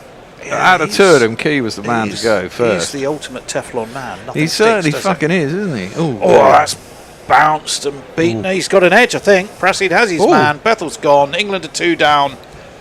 Wow. And it was the faintest of edges, wasn't it? Was he trying to draw the bat away? I think he was. Well, we'll have a look and let you know. Looked like it. He was trying to hide the bat behind him, wasn't he? It's not taking the opening very well as Bethel, has he? Well, the evidence so far would suggest not. Yes. That's putting it politely. Then. Yeah. Let's have a look. Yep.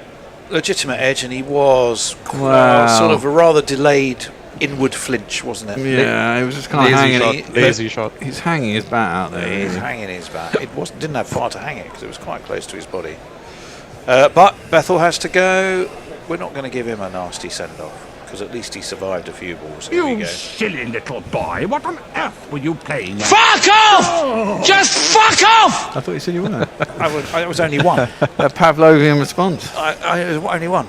I gave Duckett about 10. Yeah. Whilst his theme tune was still playing. I think that's got to be the rule for any batsman who's out while their jingle's still playing. Yeah, well, they get fuck off. You can double track it. Right, well, England are in the mess here. Yes. 2 down. Root is still there, but he's looked, chaps, anything but comfortable, has he? He'd hardly looked in command.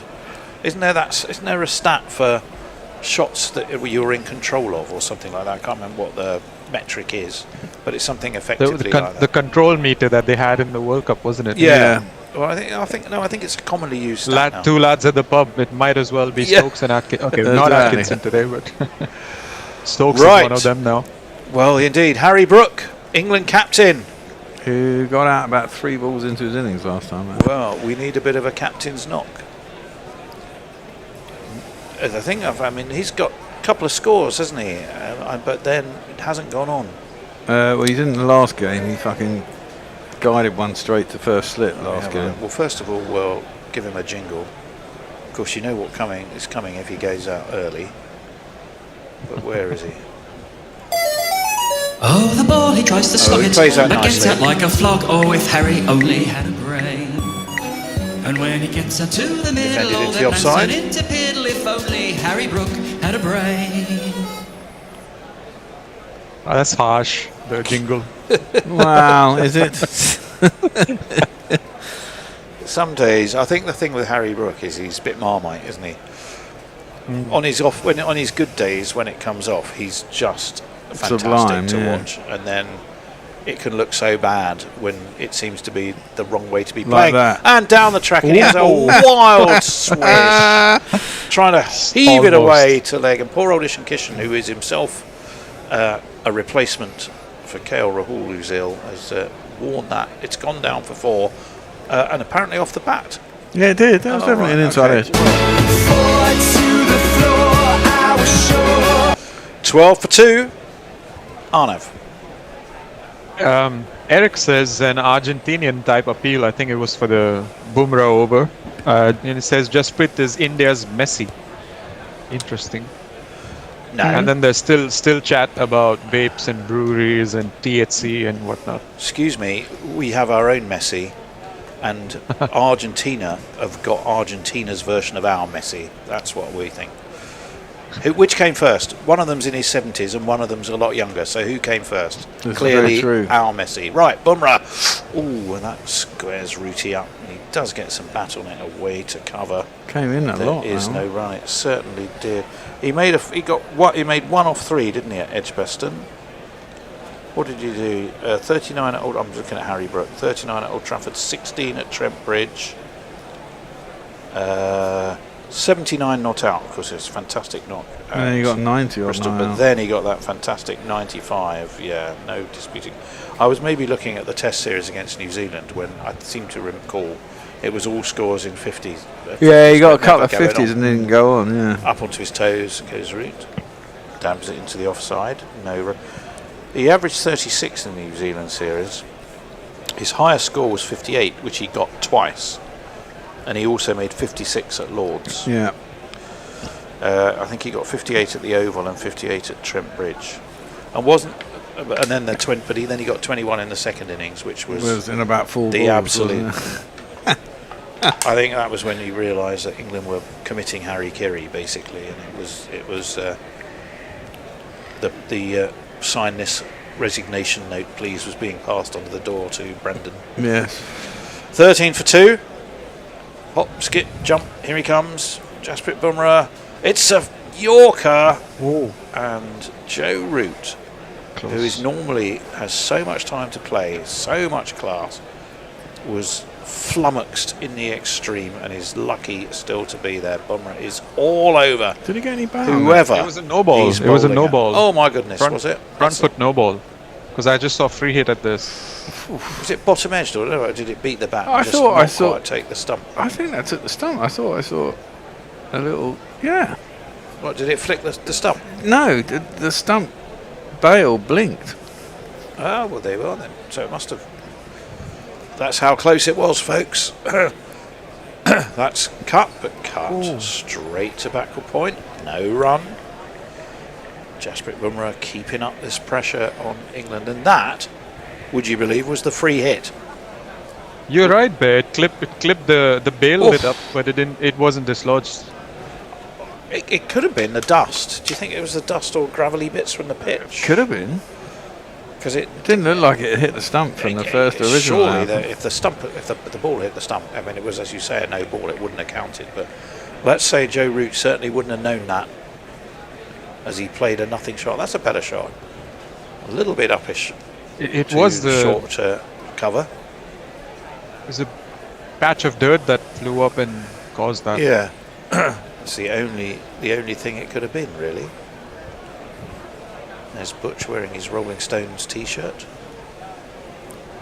Or he will be in a minute when you see it, unless he's changed it.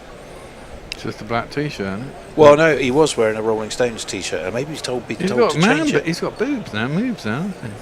I don't know, Ben. I haven't looked that closely, but I will take your word for it.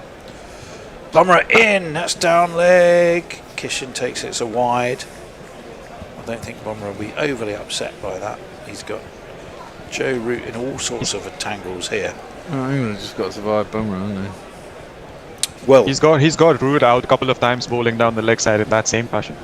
In that cricket though. Yeah, Prasid Krishna has bowled quite magnificently. Now, why do we have another free hit?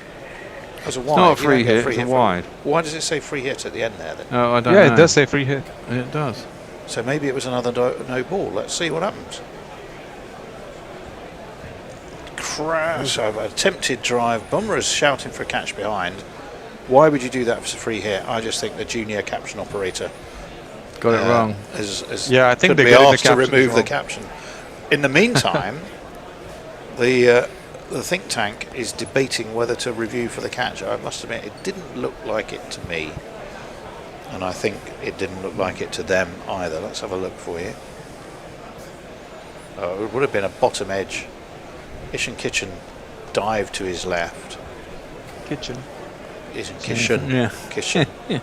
It's in the kitchen. Yeah, fitted kitchen. That's what I'm doing tomorrow. Oh, here we go. Of course you are. Oh, you finally got it, have you? Right. This one hurries route. Well, they all have, to be honest. And he got a combination of bat and pad out to leg. It's another dot ball. Yeah, I bought myself a whole bunch of power tools. 8. So an 8 ball over. It must have been a free hit. Then what was the point of appealing for a catch? That's bonkers. No, it's still a wide. It's not a free hit off a wide, though, is it? Well, Ultra Edge is conclusively proving that there was no edge. Ultra no edge. Arnav. We have Farong saying a very Bangladeshi start from England, and then Leah says, I'm still miffed that SG is not able to supply Ishan with hot orange tiger print keeping gloves because his batting gloves are absolutely mint. I agree. Who's this? Ishan Kishan. Oh, right. And Leah with the comment saying that he needs to be supplied with keeping gloves that are of the tiger print. Driven straight to extra deep, close extra cover. No run. Sorry, Arnav, do you want to finish off that last message? No, Leah was just saying that Ishan should be supplied. SG should supply Ishan with the tiger print keeping gloves because his batting gloves are really nice. Oh, okay. So he's got tiger print batting gloves, does he? I mean, should make him in a bigger size. 14 for 2. India very much on top. Slip in a gully, and Harry Brook. Oh my lord. Well, again, he was trying to work the ball to leg. The bat flew out of his hand. He caught the probably lower stomach area. I don't think it was. He's not doubled over in agony, so he's just sort of surreptitiously adjusted his box. Didn't he get out once? Was it against India? It was against India at the Oval when he was where on he chucked his bat away. Oh yeah, he does take that in the midships, but not actually, in the lower tummy. Just above. Yeah, that was when he got when we lost in the final test. I think it hit him, and that caused him to throw the bat. But yeah, that was the ugliest of dismissals in so many ways. When he thought he'd won a test match and walked off to fucking applause, didn't he? Yeah, it was awful. And we all knew what was about to happen. Yeah, exactly. That's dabbed to a good point. Axar Patel Fields. 14 for 2. India turning the screw. Harry Brook, England's captain, looking to think about ways to get back on top. But I think he only knows one way. What, Harry? Yeah. No, he's certainly got skip down the track and take him on. Well, having said that, he plays the most immaculate forward defensive shot. So maybe he does know how to play a defensive shot. He's a quality batsman. He just doesn't do it very often. So still 14 for 2. 4 dot balls from the excellent Prasid Krishna, who is. Hasn't he had a massive catalogue of injuries though, Prasid Krishna? Isn't that why he's been in and out the side? Arnav, am I right? It's more he is quite injury prone, but it's also to do with the rotations that after. Oh, Harry Brook again! Ouch. I'm sorry, but it was the same type of shot to a ball that you shouldn't be playing that shot to. It's a nothing waft out to leg. I mean, even if he'd got a bat on that, he would have probably just gone straight up in the air. But his dangly parts and his lower tummy are getting a thorough working over here. Yeah, and not by his missus. Well, and not by Mrs. Brook, no. And Mrs. Brook, I would imagine, is going to be watching this with a fair amount of concern there. Exactly. Because he's certainly having a tough old Wondering time. when he'll be back in action again. Might be painful. Hit his hip. Yeah. Flush on the hip. And there he is. That's the attack he was waiting for, and he's done it in the fine manner. It was the reverse scoop. No, it wasn't a reverse scoop. It was just a scoop. But he scooped it down to fine leg, over the fine leg boundary for England's first one of the...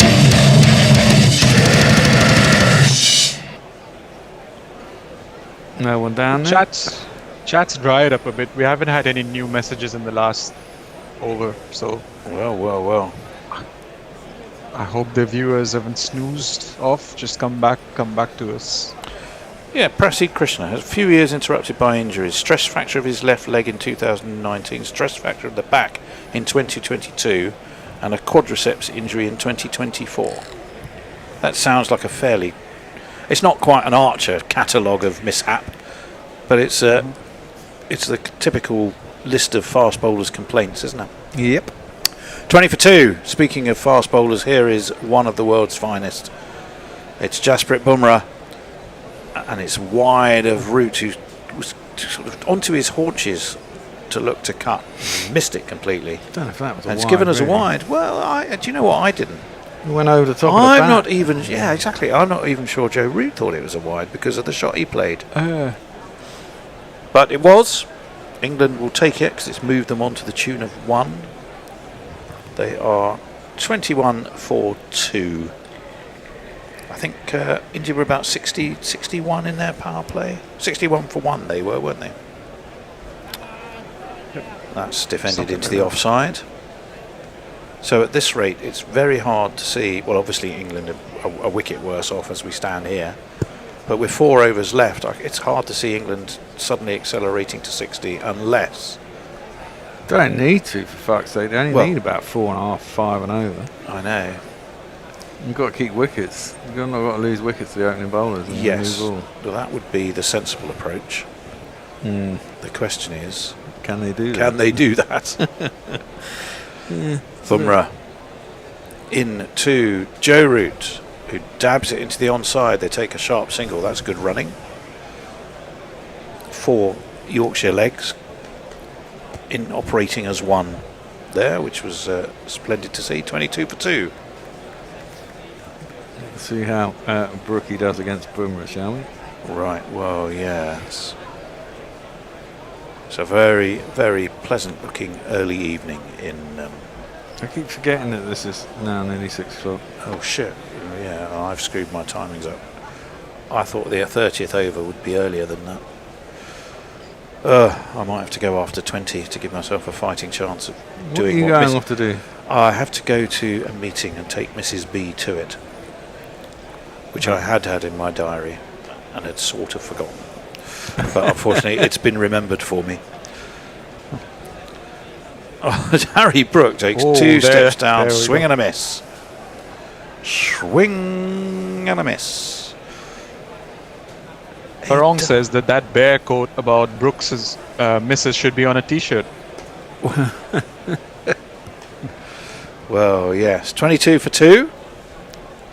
Jasprit Bumrah is enjoying his work. They may limit his appearances to look after that action and body of his, but he's having a fine old time out there today. He's got England's batsman hopping to his tune. 22 for 2. In he comes. That's nicely played though by Harry Brook. Steered past back point and gets a single. Score ticks on to 23. Oh, it's a no ball. And another no ball.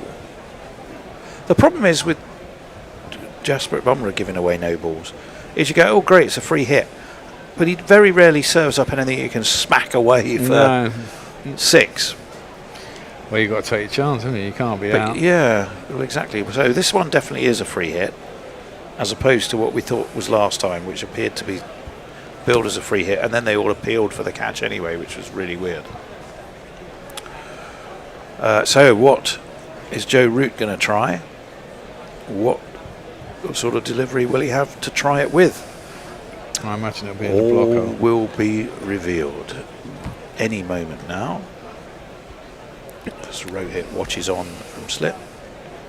Jasprit Bumrah is in. And it's a full Yorker, but Root has engineered that beautifully. He's going to get 4. That's a lovely shot. Clipped that pretty much off middle stump, and it was very full. It was almost a Yorker, and he somehow... Did he sort of nutmeg himself, or did he just no, I move think he his clipped legs it in front of backwards? square, yeah. Sort of French cricketed it out from between his legs. You are Bien where I live. Ruti. Here's the address I give. The phone. You've got to have a cracking eye to play that sort of shot to anything, any bowler, haven't you? Yeah, that's true. So, should be... Oh no, 2 balls left of the over. Because we had no ball and wide. That's well defended by Joe Root. He's on 8. Fellow Yorkshireman Harry Brook is on 11. And England... Well, the Bear's been very sensible. He's saying... Okay, they might be behind on the power play. That doesn't really matter. England really did strangle India in the overs sort of 25 to 40, didn't they? Yep. Can India do the same to England? Obviously, it's key that England have wickets in hand. In comes Bumrah. That's pulled. There's a man deep backward, and he saves 3, fields, puts in the throw, and it's 29 for 2 after 7, Arnav. We have Guy who's really off saying crick buzz ball by ball and your commentary, and who needs the BBC? Also a little more swearing. Yeah, absolutely. Much more fun. Cop one in the nut says, I'm back. Just had sausages, mash and greens for my early tea. I'm going to have beer for dessert. Sausage and mash and beans. Well, you got some of your greens in. That's good. That's healthy. 2 veg. Sausage, mash, beans, yeah. Meat and 2 veg. Sausage, mash and greens. Back to Harry Brook again. And he's missing. Yeah, exactly. So. Prasid. Ooh. Didn't look a convincing defensive shot. Rooty to me. He's quick, is Prasid as well. Best part of 90 miles an hour. Quick and full. Root just did enough to keep it out, so the score stays 29 for 2. How long a spell do you think Bumrah will have? Do you think they'll give him a little breather? Or do you think they'll... I think they'll change. He's on top, so keep him going. Give him one more, do you think? Probably Gurnur comes in. In comes Prasid. That's worked nicely off his legs. No one out. Might get him 4 runs. Yes, it does. Pretty much nutmeg the square leg umpire on the way, and has got Joe Root 4 runs. And if you kids can't listen, then you bound to see the way you get shot for crossing a boundary, Must be pretty dry there, because that went over the used wicket, so there's a massive puff of dust goes up. Yeah. The tropical, arid temperatures of next Cardiff. week's going to be the fucking same again, isn't it? That'll be like 3 or 4 weeks in a row. Today I didn't think it'd been so bad, unless it suddenly got warmer. Well, it's the late afternoon where the heat sort of comes out of the ground again. That's when it gets really hot. I got my calculations so wrong about timings. How did I manage that? Good Lord. What you're basically leading up to is, Bear, I'm leaving you here. Well, I was going to be leaving you after 30, and I'm now thinking it's going to have to be earlier than that, which is a shame. That one is dabbed to backward point. Alrighty, not that far across, but 4th slip. No run, 33 for 2. Well, I'll definitely see out this 10, and then I probably do have to run. That's only 10, that's not even 20. I Fuck know, off. I know. But this thing is 7:30 and it's rush hour traffic, Bear, and I've got to walk to the car, which is actually not badly placed today. Bottom of Phoebus Road. Got up, found a sneaky little tight spot I could get the car into. That's steered to extra, no run. Still 33 for 2.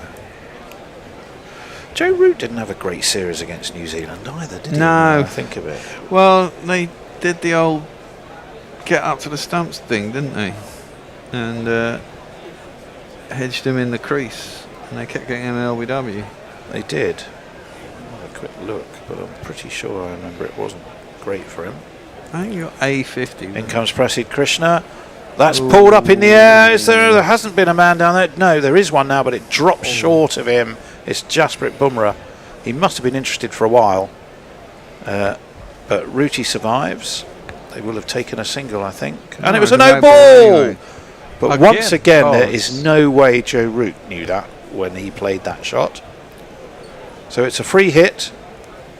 They haven't had a huge amount of success. Well, they got a 4 off the last Bumrah one, didn't they? Mm-hmm. Prasid, yeah, no, very markedly overstepped. Maybe they're desperate to go to Lords with the scores level. The ICC has decreed that they just keep bowling no balls till they get close to England's score, or England get close to India's score, and then at least it makes the Lords match not a dead rubber. It's not taking on the World Cup final anymore in terms of interest. Well, it is, but not quite the same interest as it would have been on Sunday, is it? It'd be over by then anyway, wouldn't Well, it? it would. But people could well be planning their World Cup final parties and barbecues and Yes. things to have before the game. Yep. Well, I'm hoping we beat France. I don't think we will. I'm not even watching that. Oh, That's the most pointless, annoying, It is ridiculous, pointless and annoying. stupid game. But it'll be on at a reasonable time of night. It'll be 8 o'clock at night. Not Then watching what it else are on you going to watch? principle. I never watched that I game. think- That's well. I thought Harry Brook was trying to Free launch that hit. over extra cover. It was a free hit. What he's got is one bounce over third man, and he has got 4 runs for it. 2 + 2 is on man.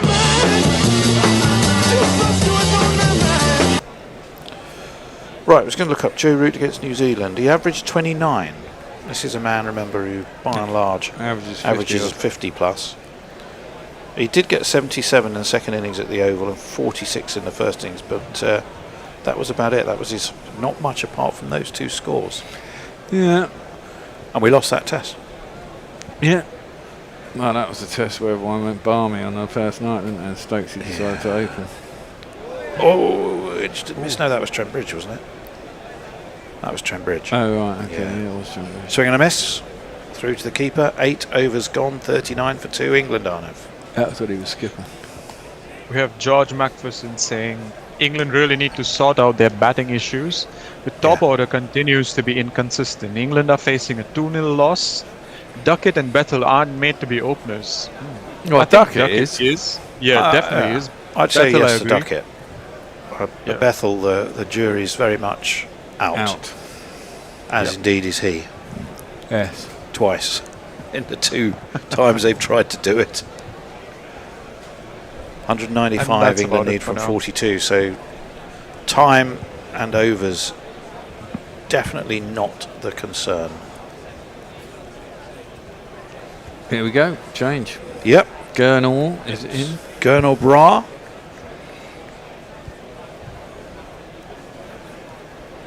I can't remember when I did my notes for this game. There was a wicket from the last game which I'd just written down in my notes as caught bum bowled Bra. I can't remember who it was that combination had dismissed. In the last game? Yeah. Somebody was out like that. In comes Bra, up onto his toes, goes Root, steers down to third, gets a single.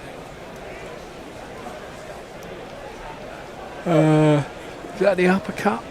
Down to third man, was that Duckett? Could well have been. He's Exactly, a lively fellow. it was Duckett. Yeah. Ben Duckett caught Jasprit Bumrah, bowled Gurnall Brar 43. Right on the edge of the boundary. It's a good catch.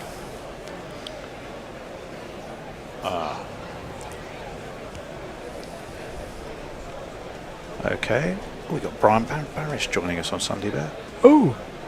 Not you, because you won't be here. No. That one is the falling over attempted beetle ramp. The beetle ramp. The beetle ramp that goes, looks entertaining when it works and looks pretty shocking when it doesn't. That example was So very Rishabh much Pant the latter. special. That was a shocking shot. Rishabh Pant special. And someone's having to run on. Who needs some running repairs? That'd be Brooke, wouldn't it? What happens to him? Ooh. Oh, did he partially ramp it onto his chin? No, I don't think he got anything on it. I think it was just under his chin, wasn't it? Upper part of his chest. Oh, it does. It catches him. It might have been the visor. No, I think he definitely got something there. It's on the helmet, so we're having to look at that.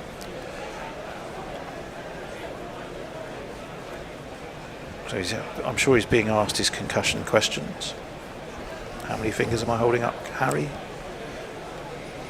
I don't know. I can only count to 3. Yeah, exactly. What day is it? Don't know. Meanwhile, Steve Hiller says, "Why the hell is that third place match being played in Miami? Some reward." Yeah, it's going to be really hot there. It's going to be hot and 40 sticky degrees again. or so. It's the idiocy of the ICC, the USA, and just the World Cup generally, which is just the ICC. It's not the ICC. Yeah, well, them as well, probably. Yeah. FIFA. That's who I meant. Bloody Infantino. Man, it's a fucking menace. He is. I did see the compilation of. There it is. Yeah, that is the Bumbra. The Bumbra combo. Oh yeah, because I do remember that. I saw that because he did nearly step back, and I had to look at it a few times as to whether his heel had touched the sponge when he took the catch, but it hadn't. I think he knew that. 40 for 2, England are. We're having a little delay in proceedings because Harry Brook attempted beetle ramp, smacked him on the chin. Ooh, would you wear one of those? There's a chap in one of those umbrella hats. No. With a ring. No, I wouldn't. They're for stupid people. Well, I have to actually say you're not wrong. I completely agree with you. I mean, they might be ultimately quite practical, but they are stupid. They are. Vivian's ordered one of those handheld fans, and she says she's ordered one for me as well, which I didn't ask her to do. But what, one of the electric ones? No, they're quite a decent size, and you charge them. Charge a mobile my missus has had one for years. And they're not bad. The Vivian's one is not very noisy, and it blasts out enough cold air to. Well, it's not cold air, is it? It's just whatever air's in the room. Well, it still makes it cold by far. It's a similar principle as these fans, just these ones are bigger. They're not rushing out cold air, they're just moving air across you, which makes it feel a bit cooler. Yeah, which seems to be doing. If you remember to turn them on, obviously, yeah, which obviously. I haven't done. We're watching a montage of Bomber's balls today, all of which, well, most of which have been very hard to do much with at all, although he has developed a little bit of a no ball problem. He's looking pretty sweaty out there as well. Look at that. That shirt is clinging to him. There's England's opening pair. The Duckett's hands are all covered in cream, or? They are, yeah. Well, maybe because you're going to get really sweaty talcum powder in maybe. your gloves. Yeah. Imagine on a day like today, for hours on end in those gloves, they're going to work up a sweat, aren't they? Duckett lasted one ball, man. Yeah, well, but when he went out, he didn't know that. No. Dilly, let's be honest. But yes, he lasted. You're absolutely right. So he's not going to put this particular game down in his scrapbook. Dropped an important catch. Only faced one ball that got me out. End of. Dear diary, not my best day. Yeah. 40 for 2. Harry Brook is ready to resume England's captain. Where do you stand on this kit, Bear? I've heard people saying it's rubbish. I don't mind it. The sort of the light blue, almost teal colour, isn't it? Yes. Teal-y, isn't it? Gernot Bra awaits now. Will be able to resume his attack on Brook, and that's a good ball too. Wide enough of off stump for Harry Brook to leave, and he's immediately had to take his helmet off and do some adjustments, because maybe whatever they did last time hasn't quite left him feeling comfortable in it. Just read a bit of interesting news about Rohit Sharma. According to the reports, BCCI selectors have informed Rohit that he's not part of their plans for the 27 World Cup, and he's likely to play his final ODI match at Lord's on July 19. And not okay. Well, that's a naught or a score under 5 incoming for him then. Probably. And that one is away in the great tradition of Tammy Beaumont, Kane Williamson, Heather Knight. But it's about time they made way for Yashasvi Jaiswal. That was a single, by the way, pushed to leg. Yeah, I mean, didn't look particularly good in the game I saw, the first one, the other day. I didn't see him today, but, he's lost all that weight to try and keep his game, and it's not worked. He didn't, The evidence of today is, it might be the kindest thing. What is weird, as we'll just like wait. Putting a horse down. God. Yeah, that's left alone by Root, no run. What is weird is the timing of some of these announcements. I mean, he's mid-match. Yeah. Ben Stokes decided to make it mid-match. But again, that's not from the BCCI. Heather it's Knight, from mid-match. Why are they doing that? It shouldn't be allowed. Sorry, where did you say it was from, Arno? It's the company that I work for, Sportskeeda. Ah, right. Okay. That's steered away. Fielded by Bumrah, who's a busy boy. We're going to There's no run. Go and let Ajit in. He might be a busy man this afternoon, if I'm going to have to go fairly soon. Well, he said he was. I've already checked. But he's the only one who's stepped forward to help out, which is disappointing, unless someone else has appeared. I'm just going to quickly double check our messages. Has anyone else stepped up to the plate? No, he's... We can let him in and see how we go. Let's have a look. No. No one's responded on the WhatsApp group, except for Ajit, who said he can do the last 10 overs, but he's coming in anyway. Right, that one was Root. Wanted a single. Harry Brooks seemed happily planted where he was, and the ball from Prasid was just way into the offside. I don't think there was a single there to me, but that was. No, there wasn't a single there. It's a dot. He's done that a couple of times today. Just tapped the ball and then put his hands up as if to say, "Shall we? Shall we?" As ever, India are passionately and loudly supported wherever they go. Oh, ramped! That was clever from Root. It was right up under his grill, and it nipped back at him as well. But he managed to engineer a ramp for 4 runs. So very well done him. Actually, I was looking for this one. It has already got us out. That's a top edge, super actually. chat there, but I'm going to play it anyway. It's this one. 4 on the floor, and 1 more 4 than the 4 before. That's what 4s are for, to get funky on the dance floor. It may have been a top edge, but he meant it. He meant Yeah. The ball went where he was aiming the ball to go. 46 for 2, England. That one speared in much lower by Prasid and is defended by Joe Root to mid-on. 46 for 2. What did India end up on? 61 for 1? In the power play, yeah. 61 for 1. So we're going to be a long old way short. 15 runs behind, that's all. We'll have a look at what the lads in the pub are making of things, if they've started to cogitate yet. I imagine England have. are still massive favourites, aren't they? Well, they've got England at 53.6. Is that all? That 0.6, of course, being very carefully thought out after their 4th or 5th point. That's beautifully played by Joe Root. That is the late dab. Yeah, I think it's the bottom edge. It was just... Oh, no, you're being really unkind to poor old Root. I'm not, he was just looking at the toe end of his bat. Well, you do that every time. That's just a I don't think default reaction. Let's have a look. We'll find out. No, beautifully steered by Joe Root. I will stick to my guns. And it's 4 runs. 1, 2, 3, 4.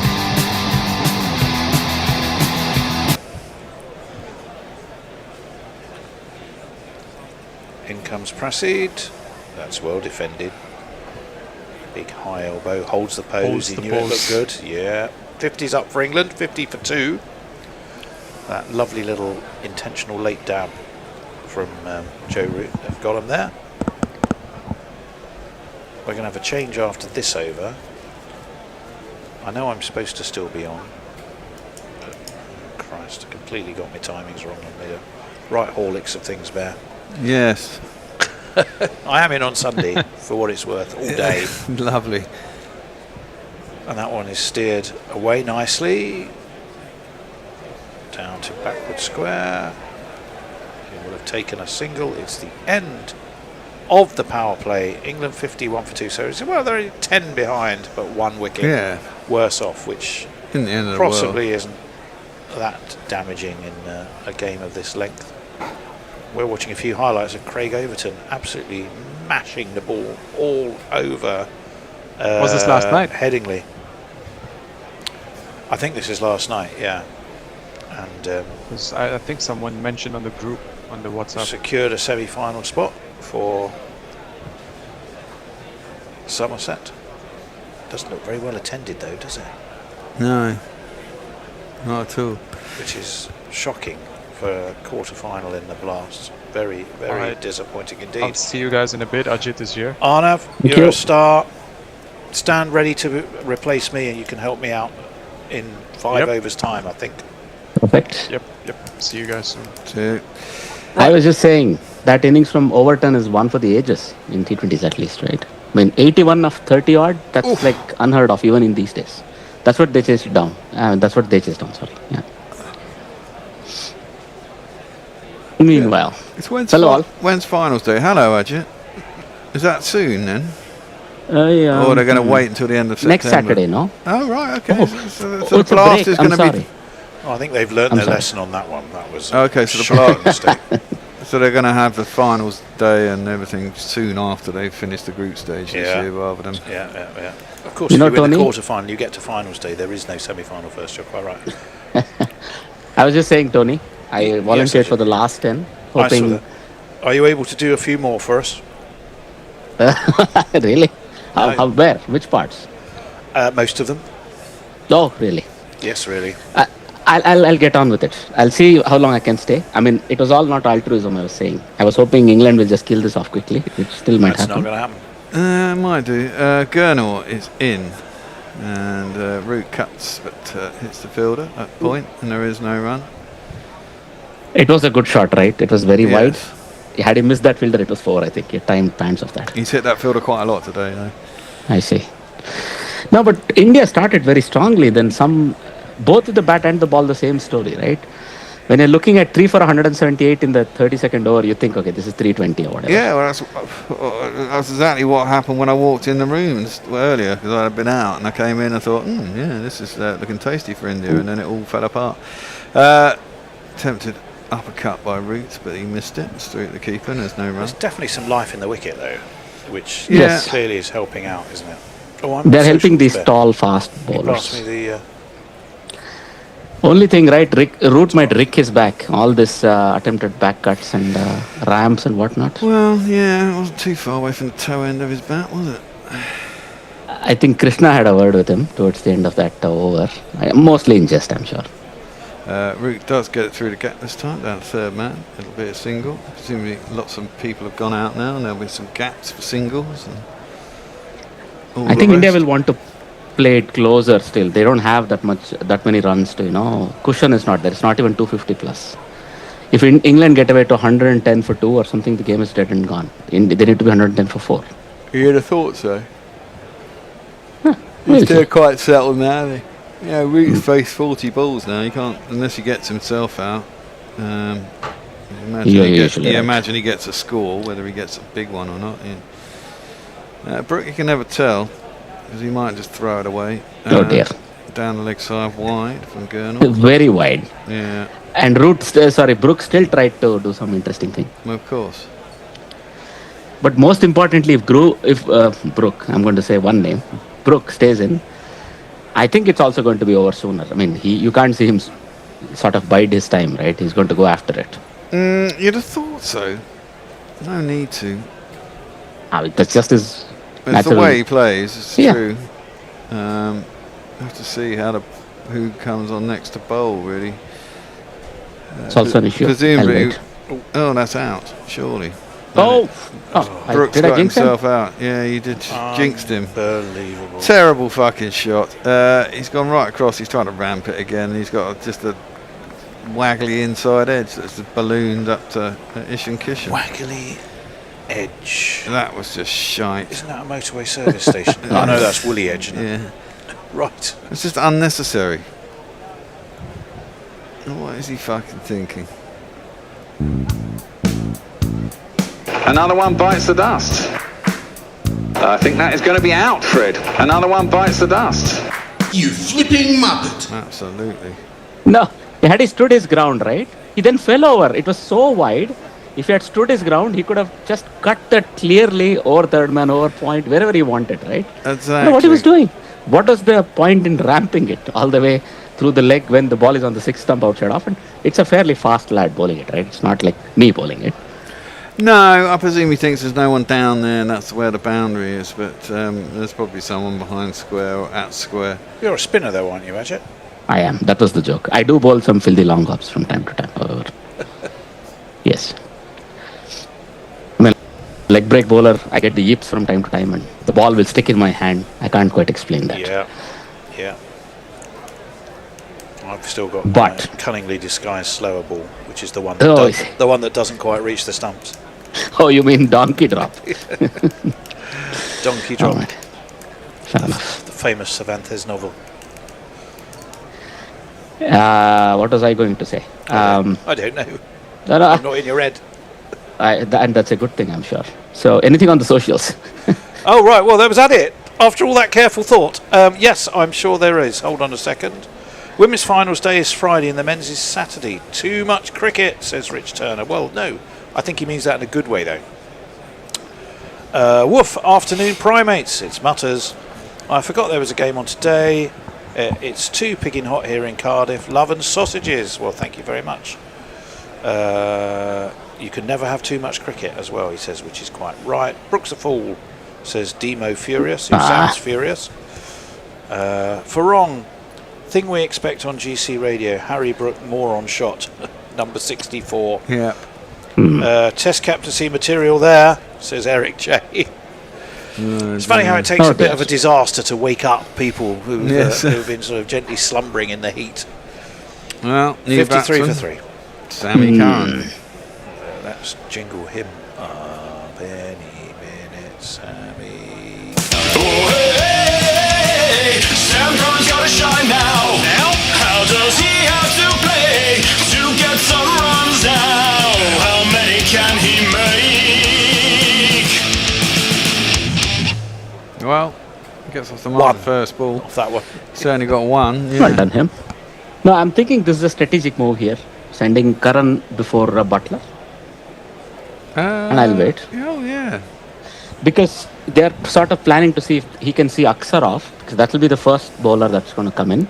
And they have Sundar. And Sundar looked to be in some trouble. They had to tape up his thighs and whatnot. Yeah. There could be a bowler down India. That means they can pressurize Aksar Patel. But for me, the most crucial thing is Joe Root for the rest of this innings. Clipped to mid-wicket, and there is no run. He's on 26 off 41, is Rooty. I would say that's the second miss in the over, isn't it? The first ball of the over should have gone for 4. That one, it was a over-pitched half volley on the leg. Root rarely misses out on that. Straight to fielder. End of the over. Right, Ghost Rider says, can I borrow your brain, Harry? I'm building an idiot. Brian in Brisbane says, it's very considered, very measured. He says, I took down my early Brook post so as not to appear to be on his case. I did write Brook's free hit, went 90 degrees to where he aimed. Then the next ball was swung and missed. For England's next captain, he hasn't much nous. No. That, I think, is the concern. Interesting move. Yeah, bring Butler back to Curran. Ooh. Slanted across the left-hander, there's the plan. Bumrah, you mean? Bumrah is back in, and that's an interesting move. I said that. But yeah, the question I was sort of half hanging. Sorry, it slanted across the left-hander is what I said. And maybe he gets him just like how he got Mr. Duckett. But the thing I'm waiting on, have England chosen a coach? I read a couple of rumours online. I'll wait on that. I don't think so. I'm sure they'll take their time about that, and they might not even have anyone in place for the Pakistan series. It wouldn't surprise me. It's played up to mid-on, and there is no run. But even then, you still have a choice to make, because you've got to decide between going back to Joe Root, which after the Oval experience, I really don't think he should say yes. No, and I think it's unfair to even ask him. And Harry Brook as an interim to see how he goes in a comparatively low-key series. But so that's a tough choice. I don't see any professional captains who can bat in the top order ready right away in the league either. At least nobody jumps to me. Hasib Hamid, I said the other day. But hang on. Defended by Sammy Curran up to middle. So the rumours are there are 2 South Asian names thrown in the bucket. One is Mr. Sangakkara. The other, hang on to your seats, was a Ravi Shastri. No, Ravi's not going to do it. He's too much I TV. don't see it. It's too much of a... No, not only that. I think he's quite not the biggest fan of the English team out there. Hang on, I saw another one. I definitely Sangakkara. Sangakkara would be interesting. Would be interesting indeed. Has he done any coaching though? That would be the only He is coaching the Rajasthan Royals. So the hint that came out was they may be willing to share duties with the IPL coaching duties. I mean, that was the hint that came out. Cricket. That'd be A interesting. little bit, you can say. Justin Langer, I heard, was also strongman, yes. I don't think England would go there. Wasn't he the bin kicker and chucker? And yeah, exactly. Well, as long as it's entertaining, right? Yeah. Well, So- I'm sure he'd squash a lot of this shit down as well. That one is worked Oh, into yeah. leg side by Sammy Curran, isn't there? And there'll be no Bazball under Justin Langer. No mucking around, no lot of drinking and all of those things, right? So what I was saying, I was thinking the other name we heard is could they go back to Andy Flower? Well, yeah, Andy Flower has been touted by a lot of people. I'm not. So that's the name. Those names, because when they said IPL duties, I thought it might be Flower or Sangakkara, both of whom are currently coaching, of course. But yeah. Full and driven out by Root, but only up to mid-on. There is no run. Yeah, it's difficult. I'm not sure about Andy Flower. Such a disciplinarian. I don't know if it'll work with these kids. And then Maybe it's a change, right? Just a complete... The thing about someone like Justin Langer, or I mean, this was my point the other day, is that whatever you say about the side, I think Duckett gets to stay, right? I mean, do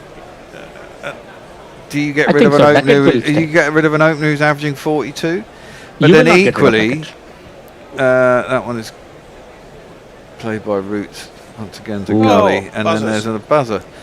I think he hit the sticks there, but no, he didn't hit and the it was a sticks. well-timed throw. I think he hit the sticks, but I'm not sure. The ball deviated too much to have not hit the sticks. It went literally square off the wicket there. Yeah. The only thing is, I think it was a well-intentioned throw because the batter was down the track. In this case, a certain Karan. Yeah. I don't think so. It just looked. Oh, Oh, no, yeah, you're it right. must have, You yeah. are, you're right.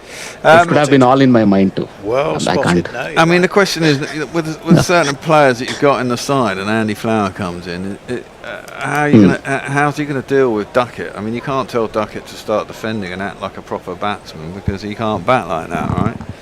I think he's mature enough there.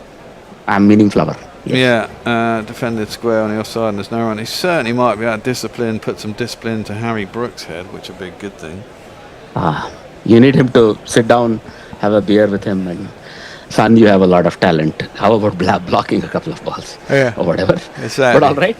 But it might come through. Look, he's known to be a good father figure, right? Sometimes not just like a stentorian guy, but Mr. Bishop.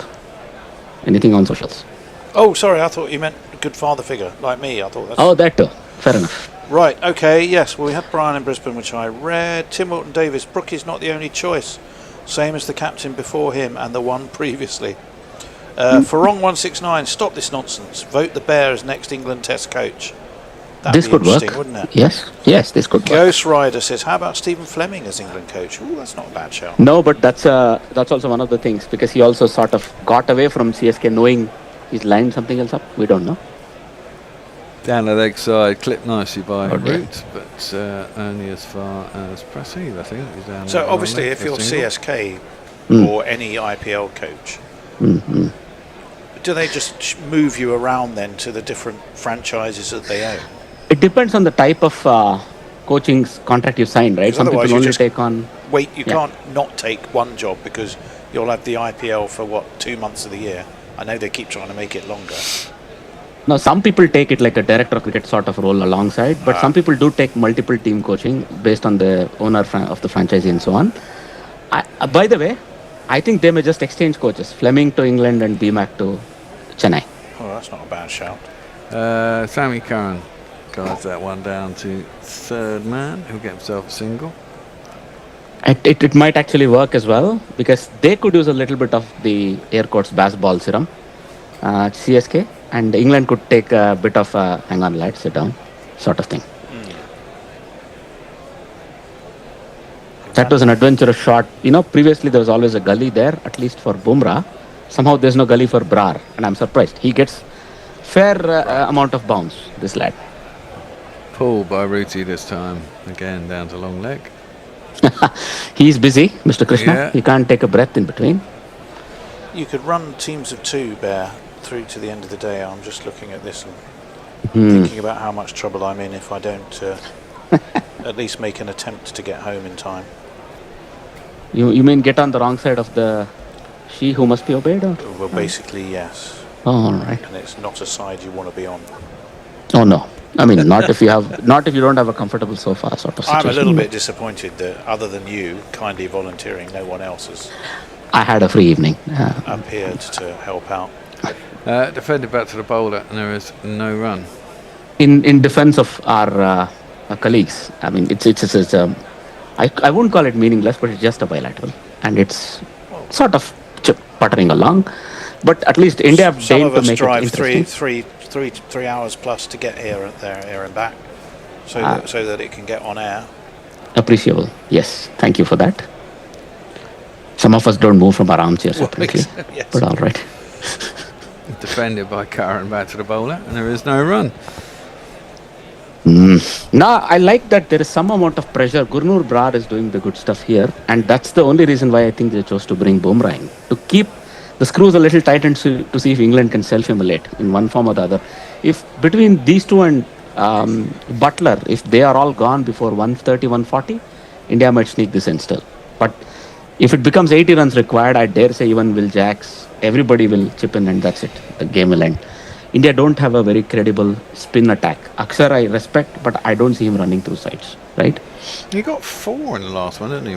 Oh, he killed the tail. Two of them were chill. Cheap at the end. Gunnell in. That's thrown up wide and driven hard by Sammy Curran. Good bit of fielding in the deep. Excellent fielding. Who was that? And wonderful throwback, Shreyas right? Iyer? It's Iyer, yeah. It's Iyer. Oh, that's well fielded. And drinks. Of course, it's a drinks break. Right, I'm going to have to call it, Bear. Oh, God. Sorry, mate.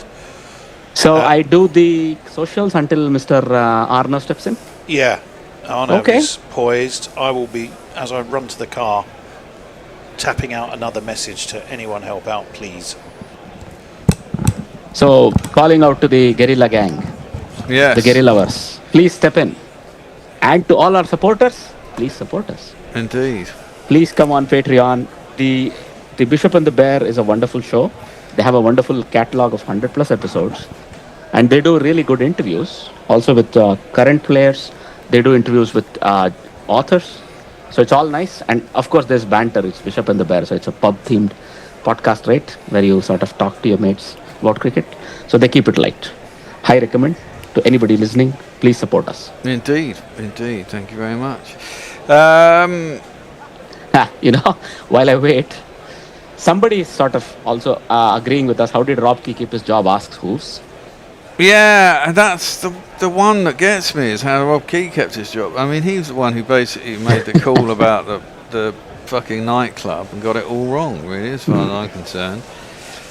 Which led to Stokes going early. It was not the best thing. But also, look, Tim Milton Davis says Brook is the only choice, same as the captain before him. I think this was read out. But interesting one, Hooves one says, Aussie press firmly believes Stokes will be playing the next Ashes. He'll be persuaded back. Once McCullum is gone, now that McCullum is gone, these are not normal course of events. In England cricket, if it's Pakistan, I would say yes. But it's difficult, isn't it?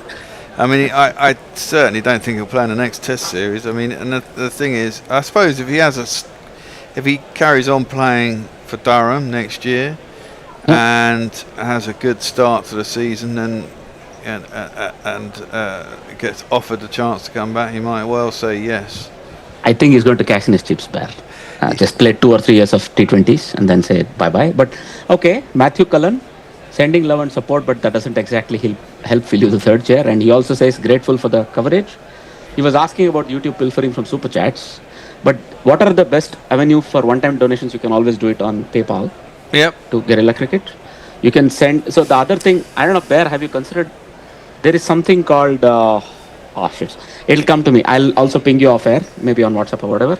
There is another way where you can try and get chats which are not as costly, but you can do it on a YouTube streaming show.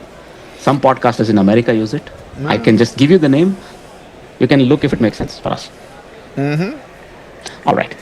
So we are all bantering here because there's a long drinks drinks break. Yes. In the meantime, Bear, I think we should plug in the mandatory World Cup final. Your thoughts? Or if it's not been done already, for Sunday. Yeah, Sunday. You know what? I just don't want Argentina to win again. Oh dear.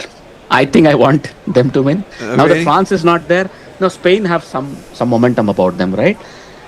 So all these social media photos now are doing rounds of a young Messi looking at a young Lamane. I think what's his name? Lamine Yamal. Yamal. Like a little young chubby kid giving him bath with his mother, whatnot. Very nice. But I think it's going to be also great, right? If you're Lamine Yamal, look, your godfather, the guy who literally I'll tell you one thing. On the other side. If Spain find themselves in the position that England were in last night, they wouldn't fucking give up and be stuck in their 6-yard box. I'll tell you that. No. That one's pulled. We're finally back at cricket, and when we do, Sammy Curran pulls the first ball. Oh God, I suppose I ought to move seats for 4 runs. Oh, you're not visible. I know you are. There are 2 seats. All right. 1, 2, 3, 4. There you go. You got a live. I'm sorry I butchered some of those German words. My apologies if Leah is listening or anybody else who speaks the language. So we have a chime in from our supporters out there. Spain will dominate 3-0, they say. Metal Guru. Well, I got suspicion. Well, I mean, this is it. Will they? I don't know. Sammy just Curran just drops it into the leg side. There's no one there apart from wideish mid on. They'll get a single. By the way, Greystoke says that's because last I heard Betfair had Stokes playing at 4 to 7 next Ashes. Betfair doesn't believe it that he's gone. I don't know. Well, it wouldn't surprise me. I mean, I always thought he'd want revenge in a home Ashes before. I mean, I said when he went, I do believe that he would have retired had he been captain after the Ashes next year. I can imagine. And he would have, I think, except for all this kerfuffle that happened, that unrolled. Yeah. But all right. I think he had I think he felt massively let down by the people above him. That's clipped. I'm sorry to say. Not quite wide enough of Shubman Gill to get a single. So it was Shubman Gill at mid-on, and he dove and saved a 4. I think this experiment of 1 too many over for Bumrah, I think, at this point in time. It must have been curtailed by now. But okay, the point I was trying to make is, no, I think when you have built up a history, you cannot also go back and expect your slate will be as clean as anybody else's in your management's mind. This guy has a history, I'm sorry to say. It's not like Joe Root went around punching people. I'm sorry to say that. It's just the thought process. Yeah, that's defended square, behind square on your side, and there is no run. What do you mean? What do you mean by that? I'm not sure what you're. Are you getting? I'm saying Stokes that he had blotted his copybook earlier, and it was mostly the press assuming all of these things, and of course the management did not step in to correct them. Because that's what I think. That's what hurt him, wasn't it? I mean, clearly, I agree. After the event, he did nothing wrong. He wasn't even in the vicinity of the fucking act. And the first thing that happens is that they shit their pants. Basically, they heard some. They kept rumour. quiet for 48 hours. Too much. That's defended into the offside, and there's no run. I mean, they basically shit their beds and said, "Oh my God, Stokes is in trouble. He's been out at a nightclub. We said he can't go drinking. We've got to discipline them." And actually, it was nonsense. I mean, and the way that the rugby clubs dealt with it, they just brushed it off. It was fucking hilarious. And he was the guy who actually threw a punch. No, it was him who was fairly rubble raiser, known well, troublemaker. Yeah, that lad. Like he's a 19-year-old Fijian. I imagine he's as big as a brick shit house. 22, but same difference. Yeah, yes. and that was defended in the kilos. offside, and there is no run.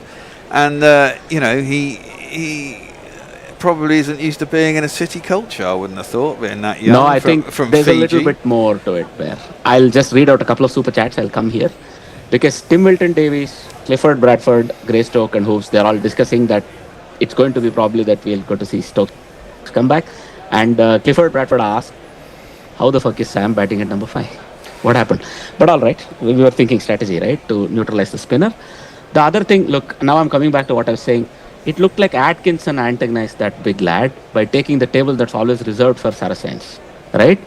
He purposely went and sat there. That's when they got on his case.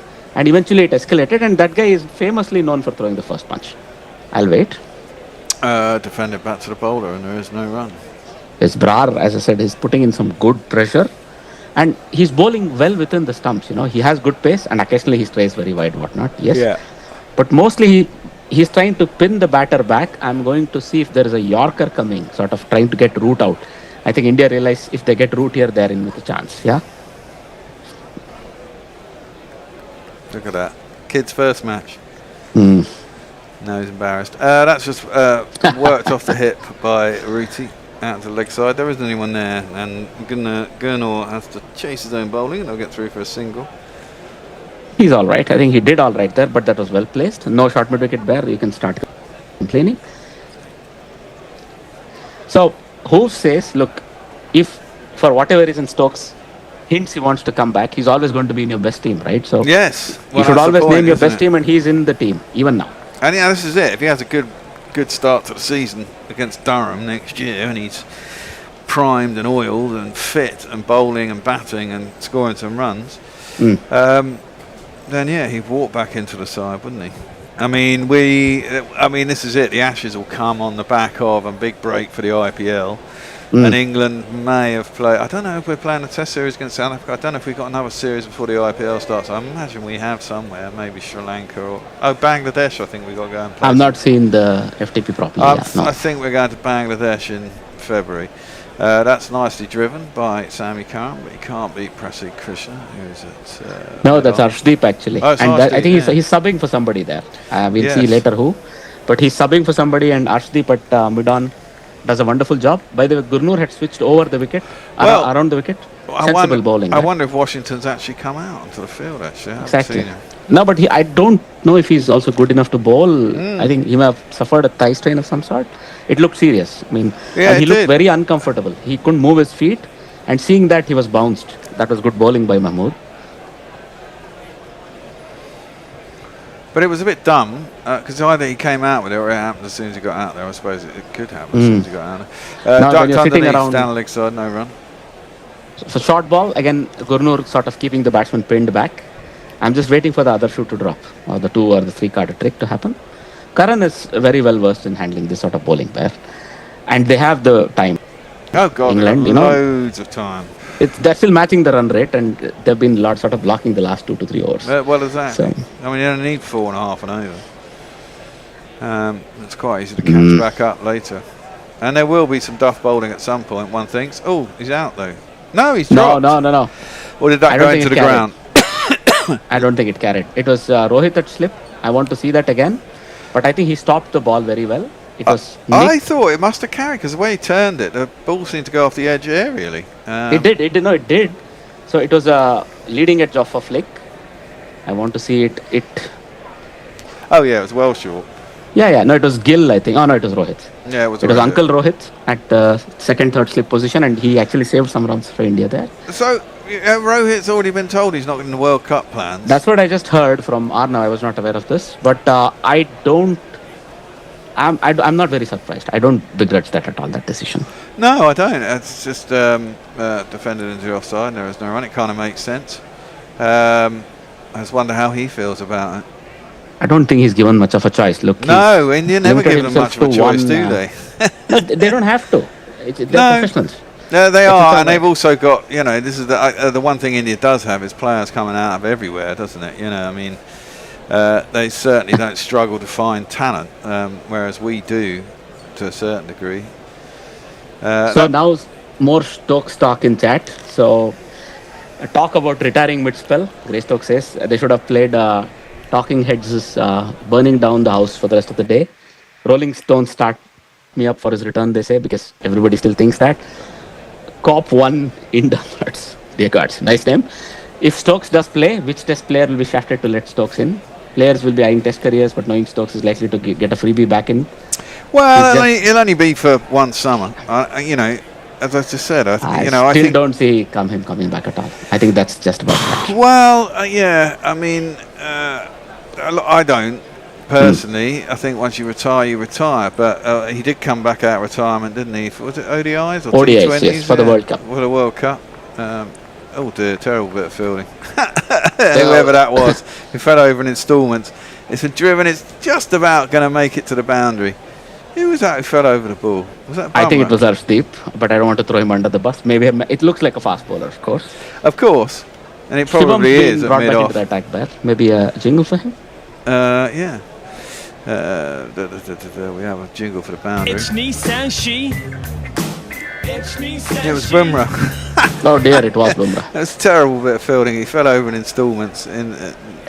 I also think his trousers got stuck at his waist. Yeah. It looked all ungainly. No, It did indeed. Oh yeah, of course, it's Shivan bowling. Well, this is runs. You shouldn't do it, treat the bowlers roughly. He's got the skills you need and he's right buff, really. He's hitting sixes, not making duck eggs. So take this guy on if you feel like getting clubbed. Guys, that down to third man for a single. This is what I meant, right? It's going to be cakewalk for England because the next attack order is not very strong, right? Akshara can control, but at this level, they're going to just play you for 3 or 4 anyway. But Shivam Dubey and if Washington Sundar can't bowl, I'm looking up and down the India order to see who else can maybe pitch in some overs. Well, exactly. And then if wicket falls, I imagine that Josh Butt will be licking his lips at the potential. Although because the drop in pace is quite sharp from Gurnur Brar to a Shivam Dubey, as big as a lad as they both are. They're both sort of comparable lads. But in terms of pace, let's say never, you never know. And by the way, I'm going to wait.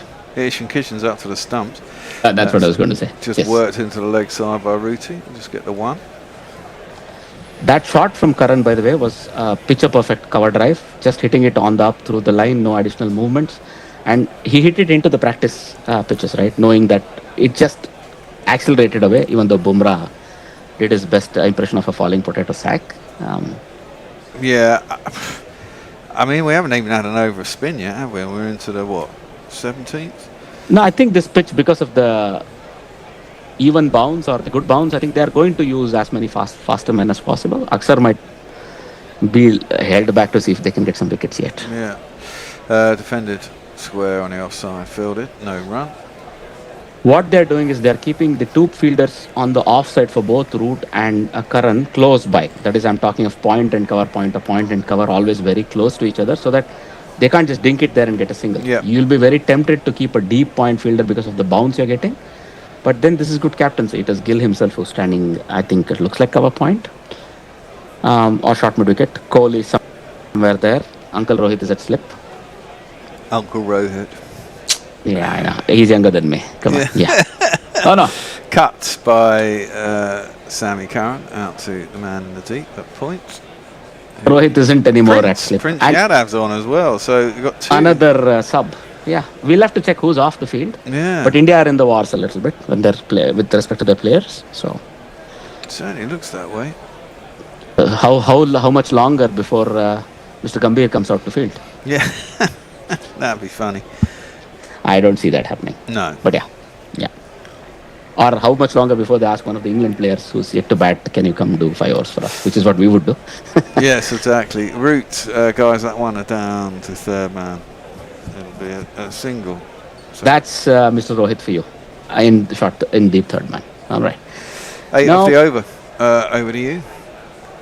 So Clifford Bradford is asking Sam Curran, 1, why does England feel the need to pick 6 bowlers? Curran is not an all-rounder apparently, and why is he batting ahead of Josh Butler? He's still on it. And second point, who says we give Stokes a proper send-off, right? And after Ashes, his retirement didn't feel right, he says. So basically, some theory is being put forward. Tim Wilton Davies, this is about Sam Curran, left-right combo. So a question for the Bear, is cricket in England still skewed to the upper class talent? Yes, as in the very much yesteryears. so. Yes. As there are now more pathways for players with lesser socioeconomic means to also progress. But, yeah, I mean they try, but yeah, it is still, you have to invest a bit if you're when a kid is playing, right, in travel, in food, contributions for food, in kits. That one is played up to mid-on by Ruti. He'll get himself a single. The problem is that since the 80s, playing surfaces in this country have been eaten up by businesses and taken away from schools. The state schools never really played cricket anyway, so it's sort of the preserve of private schools and grammar schools, really, that play at school level. Now, obviously, there are clubs and players do play, but it's hard and it's quite an expensive sport as well, really, That's when you what think I meant. about all the kit. Also, the fees you have to pay sometimes for additional training, Yeah. it's pretty costly. It's Exactly. £20 an hour you have to pay for a coach, and so on. Yeah, I'm going to wait. Pulled by Sammy Curran. Front of square, good shot. Gurnall back in. That's 4. Down a cow corner. 1, 2, 3, 4. I think Sammy Curran's come in mainly because Butler's the finisher in this format. That was an excellent pull. It was a short arm jab, more or less, but he waited with his feet together because he wanted that cross arm jab / pull. He got in very well, and I don't think India planned for that, so he took them by surprise. In the meantime, so Eric one says the one serious fact about Stokes is his stubbornness, so he won't come back. And as Tim Milton Davis agrees with you, it's more skewed towards upper classes cricket. Very much so. I mean, I only played because I went to a grammar school, really. Come on, Bear, you're upper class. I know I'm not upper class, but I did go to a grammar school. That one's played out to the cover boundary, and there'll be a single. The grammar school I went to wasn't a proper grammar school, and I think it's reverted back to one now. I even phoned them up, actually, because supposedly I'm an old Falarian, and supposedly my kids would have a right, my male kids anyway, my son, could have gone to the school without... Yeah. But no, I phoned them up weirdly and said, does this still apply? Yeah. And they were like, no, sorry, sir. Nice try. Yeah. Okay, sorry, sir, That's of course. defended down to the offside. I like that everybody calls you sir there, right? I mean, I come from Netherlands where they're a bit more informal. They will respect you, but no sir. But if you go to the train station, if you go to somebody who's working in a public service, they'll always say, sir, sorry, sir, thank you, sir. That was interesting. Well, I was in the UK. So, in the meantime, at least who says Ashes are more important. And interestingly, if you look at the lads in the pub, they place England and India still very close to each other. I don't see how. Yeah, I don't really get that. I presume it's if England lose wickets, which they could do. That's defended out to the offside, and there's no run. But I think England bat deeper as well than India. Exactly. If it becomes to 120, even you could expect 3 or 4 people to make 20 each and somehow push it through. Easy. And one of those to bat through, right? Root or Butler or that's what I mean. So, but the thing I is, mean, I mean, especially with Gus back in the side, that's certainly correct. even. He bats. And Archer can swing a bat, but I don't count him under such circumstances. And we've got Butler and Jack still to come. Correct. Followed by Gus and Jofra, who can all bat. Saki can't. Adil Rashid can bat. Saqib can as well, but a little bit. A right? little bit. But I mean, I imagine Adil comes in 10. But I mean, Adil's more than a rabbit by a long shot. So somebody's asking, Mayank is asking, where do you even have a proper job? He has. Well, I've always been self-employed. That's pulled again. Nice shot by Sammy Curran. Same spot out to basically wide mid-wicket, and it'll be 4 runs. There's not one boy for me. I must have 2 or 3. I need 4. I've always been. But that was a full-blooded pull. Yeah, it was. Ball. That was a proper pull. Yeah, it didn't really get up, did it? It was nice height. It was chest height, and he just slammed it. No, but I think Sammy Curran might be swinging it in England's favour. If he goes like this for 4 or 5 more overs, you can put the game to bed. Because Mayank is asking, so are you guys saying I should bet my bank balance on England to win? We wouldn't advise you to do that. Because Tim Wilton Davis says, only fools and horses. Yes. Because Hooves had asked, would you not pick Harry Kane if you were if you had a fight. That's the point. So, well, nonetheless, thank you to have all of you chatting with us and continually keeping us entertained. In the meanwhile, hang on. Shreyas Iyer's now getting a little bit of a massage out in the deep. Christ almighty, they're falling apart. Oh, Shivan Dubé bowls and Ruti plays that beautifully through the onside. It's being chased forlornly by Prasid. Prasid, yeah. Yeah, it'll be 4 runs to Ruti this time. 4. F-O-R. This is nicely worked into Over the pitched on the stumps, head over the ball. Yeah. That's textbook right there. That's Just wide of mid-on and boom. Ruti moves on to 38 of 55. I'm telling you, he can take all the balls he wants, right? If he's 60 not out at 70 not out with 100 balls, England have won this game. Exactly. Oh, now. I think there's a bit of inside edge there. I think so. Only the keeper is interested, right? Yeah. The bowler immediately pulls out. That was, again, tried to play the similar shot, but the ball was a little bit more off stump line. He was lucky to have gotten an inside edge because nobody around the bat looked interested at all. No. Gill was nonchalant. He's like, give me the ball here. Let's get on with it. I think it was a big inside edge, wasn't it? Yeah. Yeah. Played it onto his pad, basically. Correct. The other thing, right? There is something about Gill, the captain. I give him that. I think that's one of the reasons why he may have been promoted earlier. Defended by Root, out to covers, no run. So how he harnessed the team around him in the first test tour of England, I liked it. Yeah. And here you see that little bit of dog, that change in attitude the moment he walks in as the captain of the team. A little bit of dog. You see, also, let's not discount a certain Mr. Kohli and I Mr. do Sharma. think that test series last summer, England made a massive boo-boo in that first test, though. Yeah, of course. I mean, it was India on English shores who had previously been very vulnerable batting-wise. Root just lets that slide off the face down to third man. It'll be a single. 5,000th run of his career probably in that region, of all the 10,000 runs he may have scored through third man. Yeah. And it was very much like England this year. I mean, it's fucking blazing hot, 30 odd degrees. You won the toss. What England should have done was basically batted, put on some runs and put even 350, 400. Exactly, which is what India did. I mean, India put on 450 or something, and that's what England should have done to India, and see how they handled the first innings of an away series where they were immediately under pressure, and they didn't, and they did it the wrong way round. And did India win the first test? I think they did. India won the first test. Yeah, there you and go. That's why they finished 2-all, because they won the last test again. Yeah. In between, I'll wait.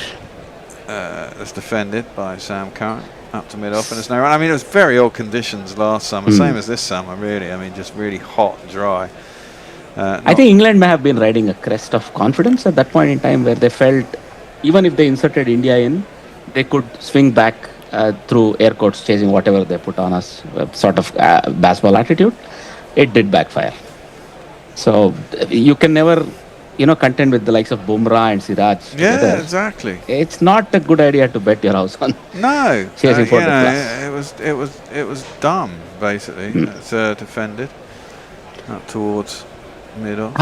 Now I think Curran looks to be a more leg side dominant player, and he's happy to wait on the balls that are in his arc. India will be clever to keep him occupied in the offside. So just as the overs change. Well, yesterday's win predictor still had Yorks to win 99% going into the last over, and Somerset needed 39 runs and they lost. I think there's something wrong there. Last over 39, no. I think last over was 19. I saw that replay recently. It might have been 2 overs 29 or something. But, well, did he play well? Hell yeah. I mean, that sort of a hitting is... And the bowler was not bowling all like long hops and shite, right? He was actually bowling a couple of wide Yorkers and stuff. So he just hit well. So... In the meantime, we get a view of BMAC, and I think it's Tom Banton having a chat with him. No, that's Brookie. Oh, is that still Brooke? Okay, nice. I thought he had a longer snoss. Sorry for that. In the meanwhile, we have the next throw of the dice from India there. Would you like to? We're finally going to get Axar Patel into the attack. This could be interesting. Can I munch on something? Well, hold on. Go on.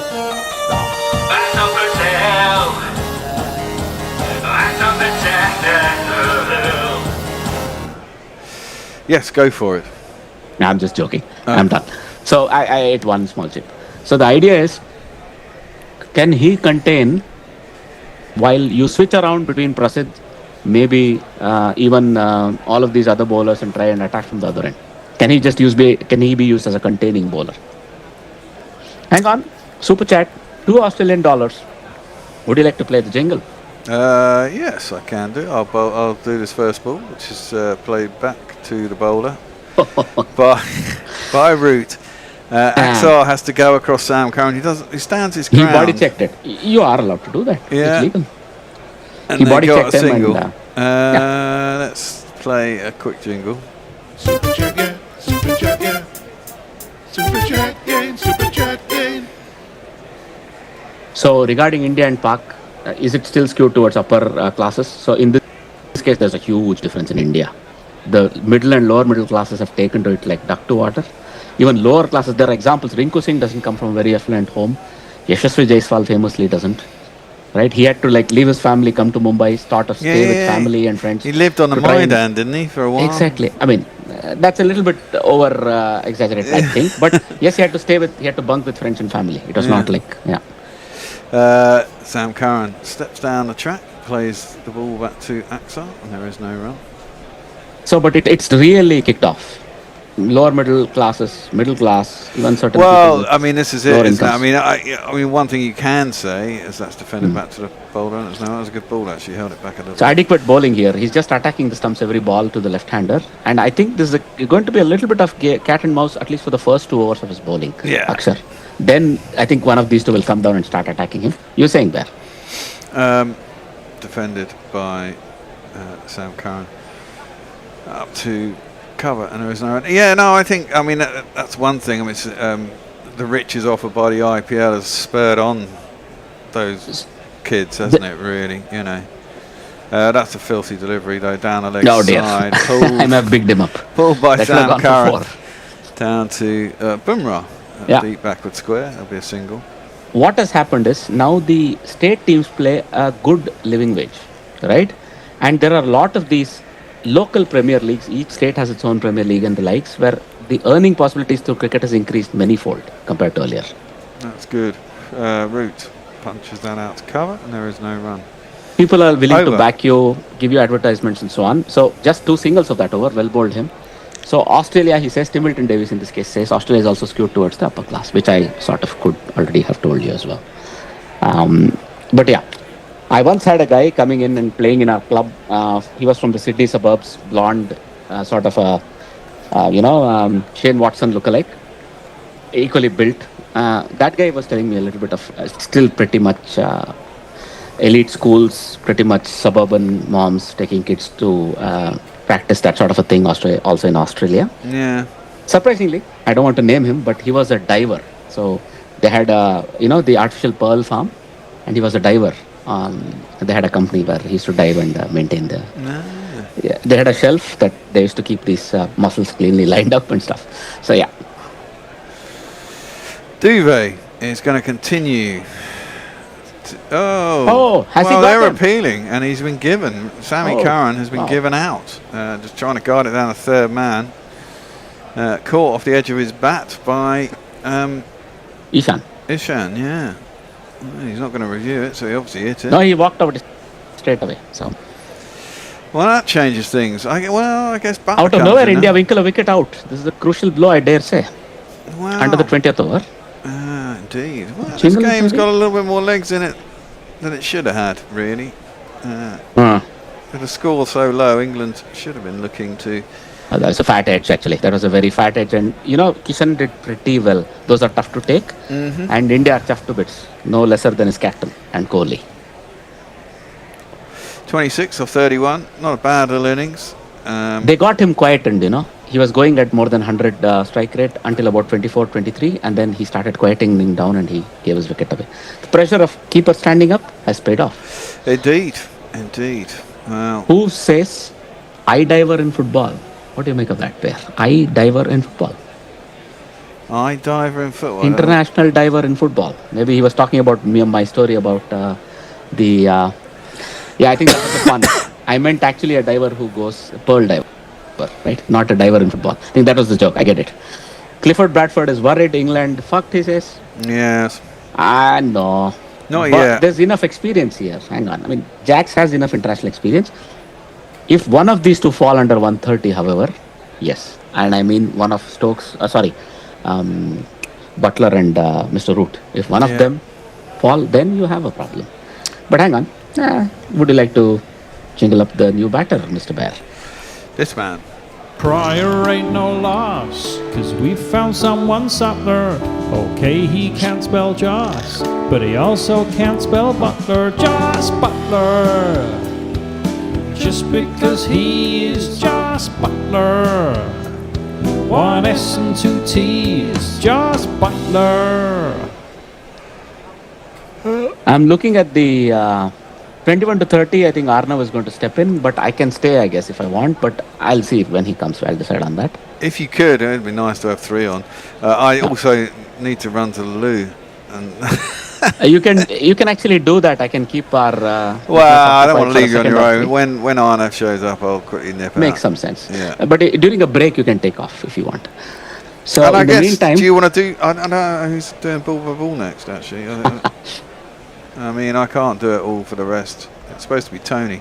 So if you want to do the next, 10 overs of ball by ball? I can. Yes. Okay, cool. Defended out to mid wicket and there's no run, and then Arnav's doing it, and then I'll do the last lot. Fair enough. So Mutley van Erik Wolf has said he's discovered a game changer for crumpets. When you toast them on a frying pan with ghee. No. I don't know. I'm just saying. No. Anything with ghee, toast anything with ghee is always a win. But maybe it's the Indian in me. No, you got to toast them in a toaster. Think so. Higher setting, get a nice crispy top. That's worked out into the deep by Butler. There's no one out there. And it'll be 2 runs to get himself off the mark. Josh Butler, 96 I'm of 4. surprised. Why they left the left leg side all of it empty? There's no square leg. There's no short. No one out there at all. And I think there's a man at 45. That's okay. But why nobody in front of the wicket? I can't quite understand it. And it's a new man. A new man is a new man, no? Yeah. Okay. Mayank says, talking about England, you guys really disappointed me after knocking my Norwegian boys out. I expected more versus Argentina in the last 20 minutes. Yeah, Butler leans on that into the leg side. Beats Prasid Krishna all the way down to long on, really. 4 more. Let's try this one. 1, 2, buckle my shoe. 3, 4, shut the door. Was that a misfield, I wonder? There was a mid-wicket and there was a mid-on now? No, we're miles between the two. There's no one else. Okay, sorry. I don't want to give anybody a bad name there. But now probably Butler is showing why, exactly. You know? Yeah. You can't take him for granted. So first ball he plays back, then 2 and 4. Yeah. So he looks like he's on a mission, Mr. Butler. And that's 100 up for England, 100 for 4. Chasing 2, 3, 4. Still got 30 overs to get 130, so it's not rocket science here, is it? It's just got a bat. It's played back to the bowler and there is no run. Not take any stupid chances. So this crumpet stock is really picked up. Indians and he's inseparable. Mayank agrees. Both sides are nice and crispy. Bear says, or says Bear. For well, yeah, you put it nice and crispy in the toaster, and then you slather real butter on the top. Real butter, no matter. Let it melt into them, and then I like a bit of Marmite on top of mine. There you go. Eric agrees with you. Marmite on piglets is ambrosia. Absolutely. That's played off the back foot by Butler up to mid-off. And there we know run. 6 off the over with the wicket of Sam Curran. 100 for 4. 20 done. Arnav should be coming back with a bit of luck. Meantime, Hooves says just lots of butter, toaster or frying pan or on campfire. Doesn't matter. And Mutley van Erik is asking Clifford, and clarified butter makes it better again apparently, which is ghee by the way. It's like the subcontinent version of MSG. Well, that's dear gods. Don't get me started on MSG, but that's for my cookery show later. So Mutley van Erik says toast it in a pan with ghee, then drown it in salted butter apparently. Good gods. Okay, right. And then call the ambulance, I think. But all right, I'll wait. In the meantime, while Mr. Arnav shows up, Akshar is in to Root, who guides it square on the leg side, and before that looked like the faster bowler. What's his name? Good gods. Suddenly, I can't remember names. The big guy, Shivam Dube, can pick it up. It's a single. Sorry, Bear. Akshar started well there. I think he's gone somewhere. He's gone to, the Bear has gone into the woods. So in the meantime, I'll be doing ball by ball. You can do the summarizing. Yeah. So, You're stepping in for Tony, right? yes, I'll do the ball by ball. Yeah. So I think Kishan and Butler are having a friendly chat. Lots of time they probably know each other from IPL. They're taking each other on, I'm sure. They were in different teams. So the field is, there's a fine leg. I'll wait in between Akshar, tight line on the off, but that's guided past the extra cover fielder to, I think that looks like an agreed single to mid off. Yes. So I was saying there's an interesting field because there's a short fine leg 45. There's a catching mid wicket, it looked like. Those two are the catching fielders on the leg side. Next ball is bunted towards point by Root and quickly they cross through. No longer an agreed single. They poached that one. Well done. So Akshar is bowling military medium straight, hitting the off stump every ball, right? So some amount of creativity shown by Root and Butler. They have such a lot of experience among these two. Now, if they start milking Akshar, as I was worried, in he comes. Oh, hang on. Oh yeah, Butler found his range very early on. That one's gone to the cameraman's podium behind the bowler. 6. Well, Bear is not there. And we kindly have the security folks wearing orange bibs throwing the ball back. I actually missed the 4th wicket. How did it? I just saw Dube took it. It was so caught it must have been a behind shit ball. of a thick edge. It was unexpected, but it was caught behind of the thick edge. Shivam Dube getting edges is quite rare. I think that was a lucky wicket, right? Yeah. You can read some chats in between. I think that we've kicked off a couple of interesting conversations there. That one is full on the leg. That's been guided into mid-wicket. To deep mid-wicket where Shreyas picks up the ball. That's an agreed single again. Butler has done wonderfully well here. So 3 singles followed by a 6 and a single. So the over's gone for 10. And no drama. No real drama. Yes, Mr. Bear. And please cue in the super chat jingle while I wait. That one was full on the stumps and Root has guided that down to long on for an agreed single. So a run off every ball and 11 runs of this over. I fear this might start something, this one. All right. Oh dear. Is it the There you go. Greystoke one? Yeah. That's the one. Oh my god, I have to read it as well. Regarding India and Pakistan, still skewed towards the upper class. No, you can come all the way down. All the way down. So the latest super chat is from Greystoke, who says Marmite is Vegemite for the pusillanimous. Big word that simply means choosy. But you know, there's a lot of argument going on where it says Eric says he needs to see my cooking. Link, that was a joke, Muttley. But yes, we can have some chats off air. In any case, plenty of interesting discussions about how much a bottle of bourbon costs across the pond. Clifford Bradford asks, Bear? Well, bourbon is nasty shit for a start. Come on. Really? Yeah. In the meantime, we have a new bowler, Mr. Prasidh. And India are forced to bring in their bigger guns, of course. And Joe Root, for the 5,001th time in his ODI career, guides that down to third man for a single. Vegemite, no, it's not a patch on Marmite for a start. Bourbon is quite cheap. Well, it certainly used to be cheap. I think it's costly. I think it's £40 for a good bottle. I'm not talking the lesser known brands. I was there. Jack Daniels and Jim Beam are, well, it depends. I think 750 litre was about 20 quid, 25 quid. Correct. Because Mayank says bourbon is cheap as fuck in the US because he says he wants to be pusillanimous. Big word again. In the meantime, that's a short ball that Butler sort of made up his mind to pull. It was actually very wide and he missed it. It goes to the keeper. I don't know why predetermination when he can play so well. But all right. You can catch up on some chat if you want in between. Yeah, sure. Mayank says, I don't know about others, but this series just feels pointless. Maybe as India, we're just there last summer and there's no test, so probably that's why. A little bit, yeah. It's always like that with bilateral series these days, isn't I it? agree about the T20s, though, not the ODIs, because we need ODIs before the World Cup. In the That's how we meantime, build the buzz as well. pull a ball from Prasidh, but he's also given width. That means Butler has just guided that down to the sweeping cover fielder, and another single. Yeah, I mean, the thing is, there is so much cricket now, isn't there, that, you know, a bilateral series just pinged in out of nowhere does seem a bit kind of Who pointless. says it's $46 Aussie for a bottle of bourbon? I don't know which one it is, of course.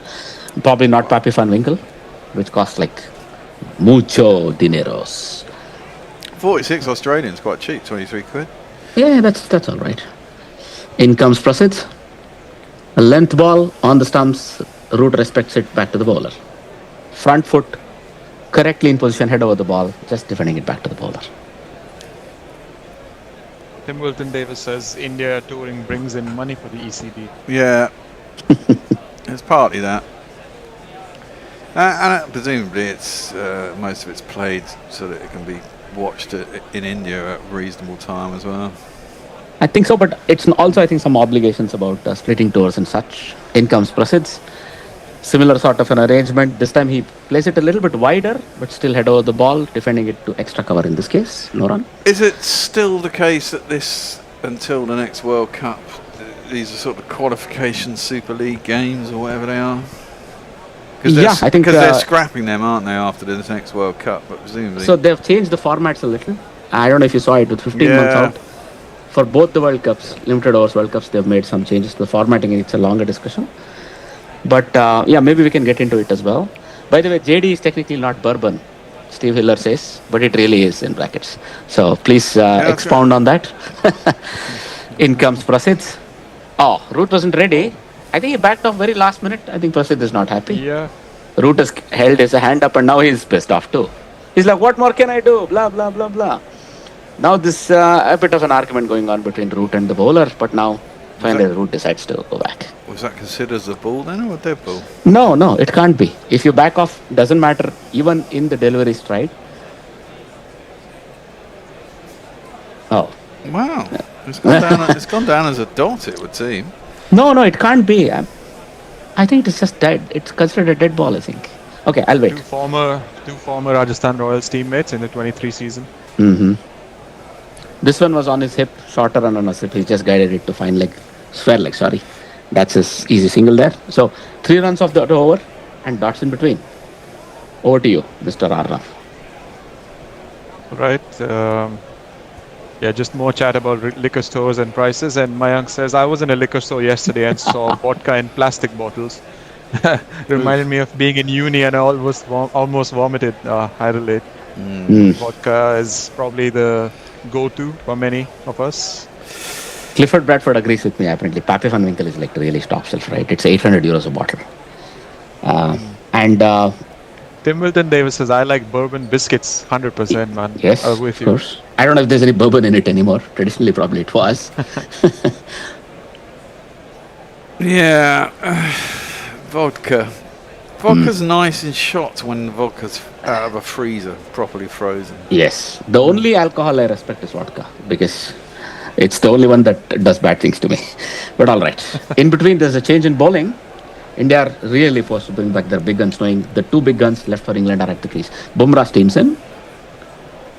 Right bang on the money, and in fact, Root is a little bit squared up as he tries to play that through mid-on, and leading edge goes to extra cover. Yeah. Had he missed that, I dare say he was plumb in front. Indeed, but the ball should be now doing pretty much nothing, isn't it? I mean, it's... They still have 2 balls, right? They do balls, until, I think it's okay. is it 35th over now they change it or something? They keep one for the last 15? Yeah, 34th, I think. 34th. Unless my latest comment tickled Arnav's fancy. If you know what I mean. Never mind. It was about the 2 balls in ODIs. In comes Bumrah. Yeah. Off a skip and jump and sort of walk in, then skip and jump. Oh dear. Joe Root is trying to stay beside the ball and try to guide it down third man, then pulls out of it. Bumrah is appealing and he's like, hey, hang on, that's a sensible appeal. Scratched his hat. Umpire is like, I think he was just scratching behind his and everybody's having a laugh, including Shubman. I think Bumrah was the only one that got really het up. Oh, hang on. Virat and Gill are having a serious discussion, but everybody is laughing about it. It looked like it was comfortably missing the ball, right? The bat. And, I mean, the way they went up, I was convinced they knew it was out. But no, there was daylight between bat and ball. Oh yeah, there was. I don't know what's going on. I mean, they've appealed multiple times this innings for, balls that have been really far. I think they may have just set Bumrah up there and be laughing behind him. But all right, in he comes. Little bit wider, and Joe Root's driven that pleasantly through extra cover, but no.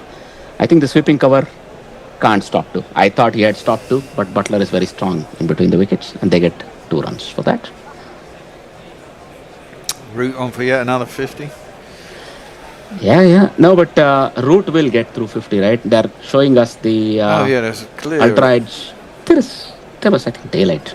I mean, the funny thing is, when they go up for ones like that, it's not even like it's anywhere near brushing any of the leg or anything else. So what do they hit? Yeah. I'll tell you something. In the meantime, in comes Bumrah, Mr. 93. Full ball on the stumps. Joe Root defends it out to covers. So I think there was some deviation of the ball after it passed the bat. Maybe it confused the bowler into thinking it may have happened at the time of the nick. Yeah, but there was. Giving him benefit of the that's doubt. it. But what did you hear? Because here, there's no. Yeah, I know what you mean. There's no noise clearly because it's not even hit any part of the body. So, I mean, there was that time years ago when everyone talked about clicky handles. I remember that when. It can be. I've actually heard it last season. That's a real thing, and it irritated me no end. But all right, in comes Bumrah. That was wider, and he's cut that, but it's straight to third man. He hasn't been able to place it, and Dubey flings it back in quickly. And 5 balls of this over, 3 runs have been taken, but England can bide by a little bit, knowing that top bowlers are in action. But I don't know if Butler will be as sensible. In the meantime, the good God, they have gotten deep into it. Kentucky and Tennessee and all that. I know, right? Yes, you can go about it, Arnav. Just after this ball, I'll read it out. Point is Bumrah runs in very quickly. Prasidh would have given you more time, right? Yeah. All right. He's at the top of his mark, which is about a little bit more than what I run in from. He reconsiders, unfortunately. And he does half circles like Morne Markle used to, I think. Yeah. Something's going on with false start. I think they're waiting for you to read out one comment about Aldi. Oh, yeah. Who says Aldi Scotch isn't that bad? Aldi? I've never had it. Aldi Scotch. Well, I imagine if you have plenty of ice and a mixer or whatever, but Oh, here is the rarely spotted leave from Butler, which tickles Bumrah's fancy. That's the end of the over. 117 for 4 at the end of 23. Clifford Bradford says bourbon specifically must be made mostly with corn and aged in virgin oak barrels, to which Steve Hiller adds JD minimum is 51% corn, otherwise you can't call it bourbon. Rye is something else. So all right, we can get into that discussion. JD is marketed as Tennessee whiskey because it undergoes an extra charcoal filtering step before aging, which bourbon does not. And Mayank says Coca-Cola used to have cocaine in it, or so they say. It did. Originally did. Oh wow. When it started out, which is probably how it bloody got so big so quick, isn't it? Yeah. In the meantime, Prasidh runs in. That's hit straight off the wicket by Root, and mid-on clears up. In the meantime, Super Chat jingle, Mr. Bear, maybe? Yep. Yes, we can manage that. YouTube Rap Super Chat. Steve Hiller says, check out the price for Elijah Craig single batch bourbon. It's a very nice drink for a good price. Makes a great whiskey sour. At Mayank. In the meantime, Prasidh, again, bang on target. Joe Root blocks it to covers. He's really not taking any chances at all, Root. And both of these, actually. That's good thinking, but thank you for your $5, Mr. Hiller. Indeed. Well, there's no need to against these two, is there? I mean, these are the premier bowlers. They've only got what? Exactly. I think Bumrah's got 4 left now, and after this, Prasidh will have 3. Now Bumrah has 3, and Prasidh will also only have 3, right? Well, there you Gurnur go. has So you got 6 overs out of what? Best part of 26 after this. Correct. So they got 20 overs of. Prasidh aborted it. I think it was a little bit of a payback for Root. He has a smile on his face. Prasidh almost in his landing crease pulls out of the bowling action. I don't think they do such petty things, but you can never count out bowlers. They can I'm be pretty petty. sure they do. All right. Root has taken a walk out of the crease. Does a little bit more gardening. Comes back, Mr. 66. Root 66 is now poised beautifully as he waits for the ball.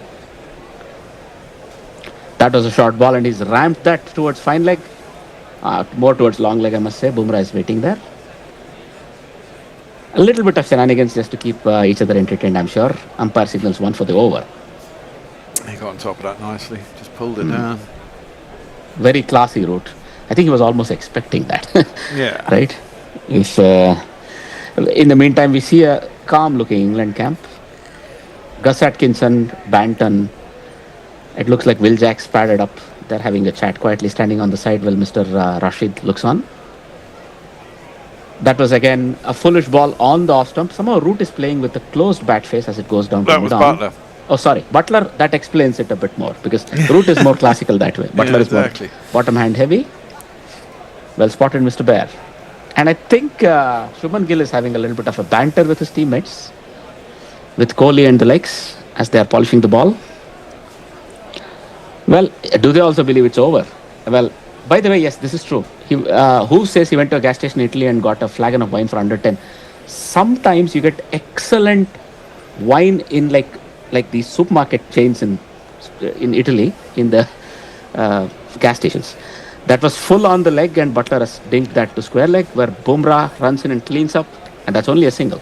Well, that's the thing about going to France. I mean, you go to the supermarkets. Exactly. Pick up a €3 bottle of wine, and it can be fantastic. You know? No, I was in Italy last year. This is a good point, Bear. I was in near the eastern part of Italy, and we went to supermarket for a $4.95 bottle of wine.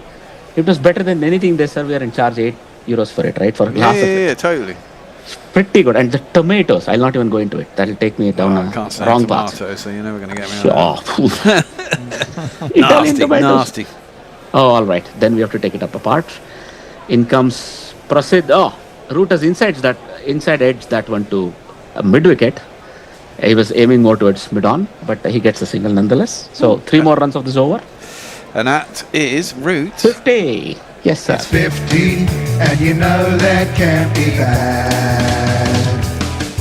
Yeah, it's 50, and you know you should be glad. Oh, they are doing the. I've just noticed on the scorecard they're doing the timer between overs, aren't they? So they've only got a minute. Oh, they are. They've got a minute between overs, right? Exactly. And that makes a lot of sense, right? A minute is a lot of time, actually. Yeah. But depends. If you have a lot of field changes, it's tough. So you can go about it, Arnav. Steve Hillis says, I went to Japan once and they had vending machines selling bottles of Japanese scotch. Wow. Japanese scotch is good. So you can get it out of a vending machine. So how do they check anyone's age? Oh, yeah. Good question. In comes Bumrah, steaming in. Butler rides the bounce. Oh, that's Root still. He rides the bounce but can't beat point. And Aksar does good job there. Going quickly to his left. I will say, last year we went on holiday to France. We went over and we didn't realise it. We had an Airbnb and we got there totally in time. We didn't have any food. We thought, we'll get there before the supermarket. We turn out, everything's fucking shut. Apparently, it was the Ascension of Mary in the middle of the countryside. They take their religious holidays. Exactly. So everything was even fucking Sundays. shut. Not restaurants, everything was shut. Like, well, I'll come back to a funny story about restaurants in France. In comes Bumrah, full ball, Root, head over the ball, defense to cover. Nothing doing, sir. The door is shut. It ended up, we got a pizza from a vending machine on the side of a road. Oh dear. Cooked. It was fucking disgusting. It was like it was like something out of Iceland. The picture looked great. The result was nasty. Massively undercooked piece of. So in France, my story. Bumrah doesn't give me the time. In he comes, hop, skip, as he gathers space into his delivery stride. As beautifully defended by Root. Head over the ball, nothing doing, sir. This restaurant is closed for business. That's what I was told. I went to eat at 2:30. They said, we are eating. Sorry, we close at 2 in France. Restaurants was closed. Right? 3 dot balls from Bumrah. Start of the over. Maybe they're trying to build up a little bit of pressure to see if they can get one of these two to do something silly. I wouldn't have thought so. Not with Bumrah. 3 runs of an over, 4 runs an over, maybe. But England have hit more than halfway where they need to be, and it's not even the 25th over, right? Exactly. In comes Bumrah. Oh, that's full and down the leg. Root gets a considerable piece of it, but it goes quickly to long leg. But before it's returned, it's 2. That looked like Prasidh indeed. Poor guy. He's doing all the schlepping around in the deep, but that was well run too by England. That was a very silly ball. I thought if Root got a more finer bat on that, that would have been 4, because they have a long leg, almost a test match like long leg. So it would have gone to boundary at fine leg. 1 choo for 4, unfortunately, not choo. We remember Mr. Beno only. In comes Bumrah. The ball sort of tailed in beautifully there, and I think he was not ready to see how much it tailed in, but he couldn't get that drive going. He was looking to drive that through extra cover. He sort of dinks it into the pitch. Played a bit outside it, didn't he? I think he feels he missed out there. That was full and long and wide. I think it dipped a little bit towards the end. That's why he got a little tricked. Or am I giving Bumrah too much credit? I think so. Fair enough. In comes Bumrah. Short ball. Swivel pull by Root straight to fine leg. In this case, Prasidh Krishna returns the ball. Again, just 3 more runs. 123 for 4, England at the halfway mark. Oh, no. It's a free hang hit. on. Oh dear. What's with Bumrah and no balls today? He's got the yips. He's bowled about 4, isn't he now? I think so. That's too much.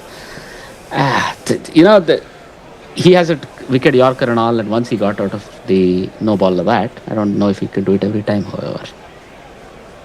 Oh, that's a tight one, man. That's very marginal. Oh, but still, no balls. It's hair of a certain part of the body there between his heel and the back crease, but it's still a no ball. The crease line is getting thinner and thinner. That's all right? When you start the game, you see where it is, because that's from there they measure the run-ups with measuring tapes these days, right? It's not like how we do it still, right? Hop, jump, and then walk back. No, hop, jump, and a skip. 8 paces. 8 paces and a large hop was mine. Yeah. For me, it is just a small hop, a skip, and then 6.5 to 7 steps. All right, we both spinners pair. I understand. In comes Bumrah, trying to see if he can prevent runs of a free hit. Wide Yorker, and Butler can only lay a bat on it. It goes straight dribbling to extra cover where Mr. Coliness picks up the ball, but they've run through for a single, of course. 125 for 4 then at the halfway mark for England. 5 off that over, which is not too bad. Look at some of the comments from Leah there. Interesting. Yeah. I was in Italy in my senior year. One of our friends grew up in Sicilia, had the local accent. We always had the young daughter of the chef serving us, and we never paid, says Leah. Nice. That's usually how it works. Sometimes. And Banana Brooks asks, Root is the greatest servant to England batting since? ? Torp, Gooch. Yeah, Gooch probably would be the last great. And he No. was in the same era as Alistair Cook. Fair. Got Cook 12,000. and Peterson I really rate, right? And even to a large extent, the captain, left-handed captain who won down Strauss. Under Strauss. I rate him as well. But I think Root is going to go down as the greatest England batter post-World War. I think even after. Oh, yeah, well, he is. I mean, he's got 14,000 test runs now, for fuck's sake, In comes Akshar, change of bowling. That was a fast ball that came onto the bat a bit faster than Mr. Butler anticipated. He's bunted it back to the bowler. You can pick up a couple of chats in the meantime if you want, Arna. There's nothing. They're talking to each other about tomatoes and tomatoes in Italy and wine. Yes. Yeah. In comes Akshar again. That one was a little bit leg side-ish, and whoever was the fielder made a little bit of heavy work of it. It looked like Bumrah, but he fielded the ball. So they have a very interesting fine leg position, right? It's not exactly 45. It's more like 75-80. That means Akshar can't really stray down the leg. He has to be bang on with his line. Hang on, there's an appeal. That one was drifting in, but it caught outside. Butler on the pads. Outside, but no, it was going down like it was going down like. Wasn't turning. So they've made a strategy here to tuck Butler in, and that's why the fielder at fine leg is at an interesting place. They have a catching mid wicket as well. I'm going to wait on what happens next. In comes Akshar. That's tossed up and is cleaned Butler up. So that strategy actually worked. Well bowled, Aksar. Oh, fuckity fuck. That's Game just not. Yeah, game is on. Beautifully flighted ball. Butler played all around that one. Disturbs his furniture. Yeah. Bugger. Now you're gone.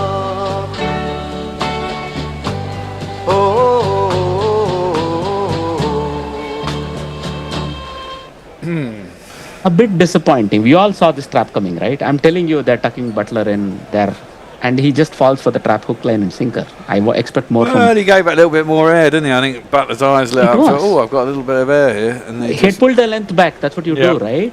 And the ball turned enough to hit the furniture. That's just classy bowling, but bad batting. And even after he got out, he had made 17 runs of just 18 balls. He was going better than run a ball. Yeah. At that point, all he had to do is just stay there, right?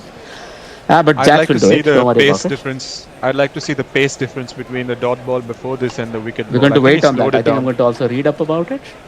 If you want to Slowed catch it up on down a few as well. chats. Yeah. Hoop says, we had Indian food truck open up. I wanted strong, authentic curry. I got a watered down Western curry. It was horrible. No, nothing worse. We had this, I think last match we had this at Bear and me. Don't give me curry out of a bottle. Make it properly. Boil it. Like cook it. Let the oil From separate all scratch. that, right? Yeah, oil separate. Main thing, yes. You know why oil separates? We should ask somebody who knows cooking, right? It's just pure chemistry. Good cooking is pure chemistry, by the way. But all right. Do you want to jingle up the... That is... It might be Will Jacks. Maybe it's Will Jacks. It's probably Will Jacks. Yeah, it's Will Jacks. You know, back on that chat from Leah, she says we were on the Amalfi Coast close to Naples at the time when Cosa Nostra refused to remove the garbage. And apparently our classmate sounded like a Don. By the way, in Naples there is a different name for it. It is not Sicilia. Ndrangheta is the name of organized crime. Cosa Nostra is Sicily. Cosa Nostra is our business. But okay, too much other news not wanted here. Aksar is at the top of his mark, tossing the ball, spinning it up as he waits for Jacks to take guard. Slipping. I'm sorry. Yeah, that was a full ball on the stumps, and Jack pats it back, as is the want of a newcomer. Somebody says, like, Metal Guru, is it you? He says, authentic English curry with raisins. Well, there is one curry that can have raisins, but even have grapes in it. It's called Navratan Korma. Nasty. But that's another story. Oh, yeah. The next ball is into the pads, but Jacks can't beat mid-wicket. He just guides it to him. That was a maiden wicket from Akshar Patel. He's changed the complexion of this game, 125 for 5, England. Trouble. Yeah, no, my mum used to cook a fucking curry that had bananas and raisins in, and that was my idea of curry when I was a kid, and I fucking it's disgusting. Okay. Now, some Sri Lankan cultures have a raw banana in it. I come from the south of India. You can put raw banana in it. That's okay, but it has to be raw banana because that's like heavy starch. Like it's a potato replacement, right? Not right. Raisins. Ugh. Apologies. Clive of India curry powder, Lucky says. Eric says that's just what they call it at the drugstore. No mind. Pharmacy selling alcohol is unusual. I think that was the comment about that. In comes Gurnur Brar in the meantime. A short ball that Joe Root has dealt with consummately. That was short and wide. Joe Root cuts it to the point boundary.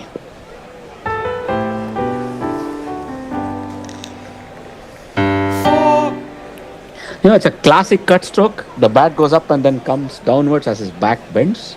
And he's ridden the bounce. Just classy. Yep. There's not a lot you can do wrong with that sort of technique right there. I mean, the ball can bounce on you, but I think this time he hit it on the up and got it up and over. I think I gave him too much credit for nothing, but still classy. In comes Brar. Again, the same line, but this time he can't beat point, which is Akshar Patel. You know, it's always clever if you're a right-hander batting, you have a left-hander standing at point because moving to his left is his natural side. Especially if the bowler is bowling fast. Same thing for a gully guy. You should have a right-hander and a left-hander so they can complement and close that gap off. Something like this. So Eric says West Indies green banana served as a vegetable. It is. It is. I bring it every second week from the supermarket here. In comes Brar. Short ball, but on the body. Root swivel pulls it straight to Mr. Prasidh encamped at deep fine leg. One more. Who do England have as Planting, that's what it's called. next and upcoming bowlers? What, England? Yeah, England. Yeah. Yeah. Matt Fisher. No. Matt Fisher. Who's the guy that played the test? Who's not as all that fast? Harry Palmer. I forget his name. Harry. Sonny Baker. Sonny Baker. Sorry. Yeah. Where did Harry come from? I think it came from Len Dayton. My apologies. In comes there was another guy as well. That's again in an attempt to guide that to pass point. He can't beat him. Jax. Sorry, you were saying Arnav? What about Potts? Does he play ODIs or just for the tests? He should be playing ODI. I think he should be playing long format if you ask me, Potts. Yeah, I mean they tried him in ODIs, I think, but yeah. Oh, he's 27. So. Yeah, he's not the youngest anymore. He's been in and out. He's not quite. He's another one who battles, but he's not quite quick enough. In comes Brar. This time, excellent fielding by Aksar. They're testing him out there. 3 balls in this over. He's done good fielding. Stellar work. He's complimented by his teammates.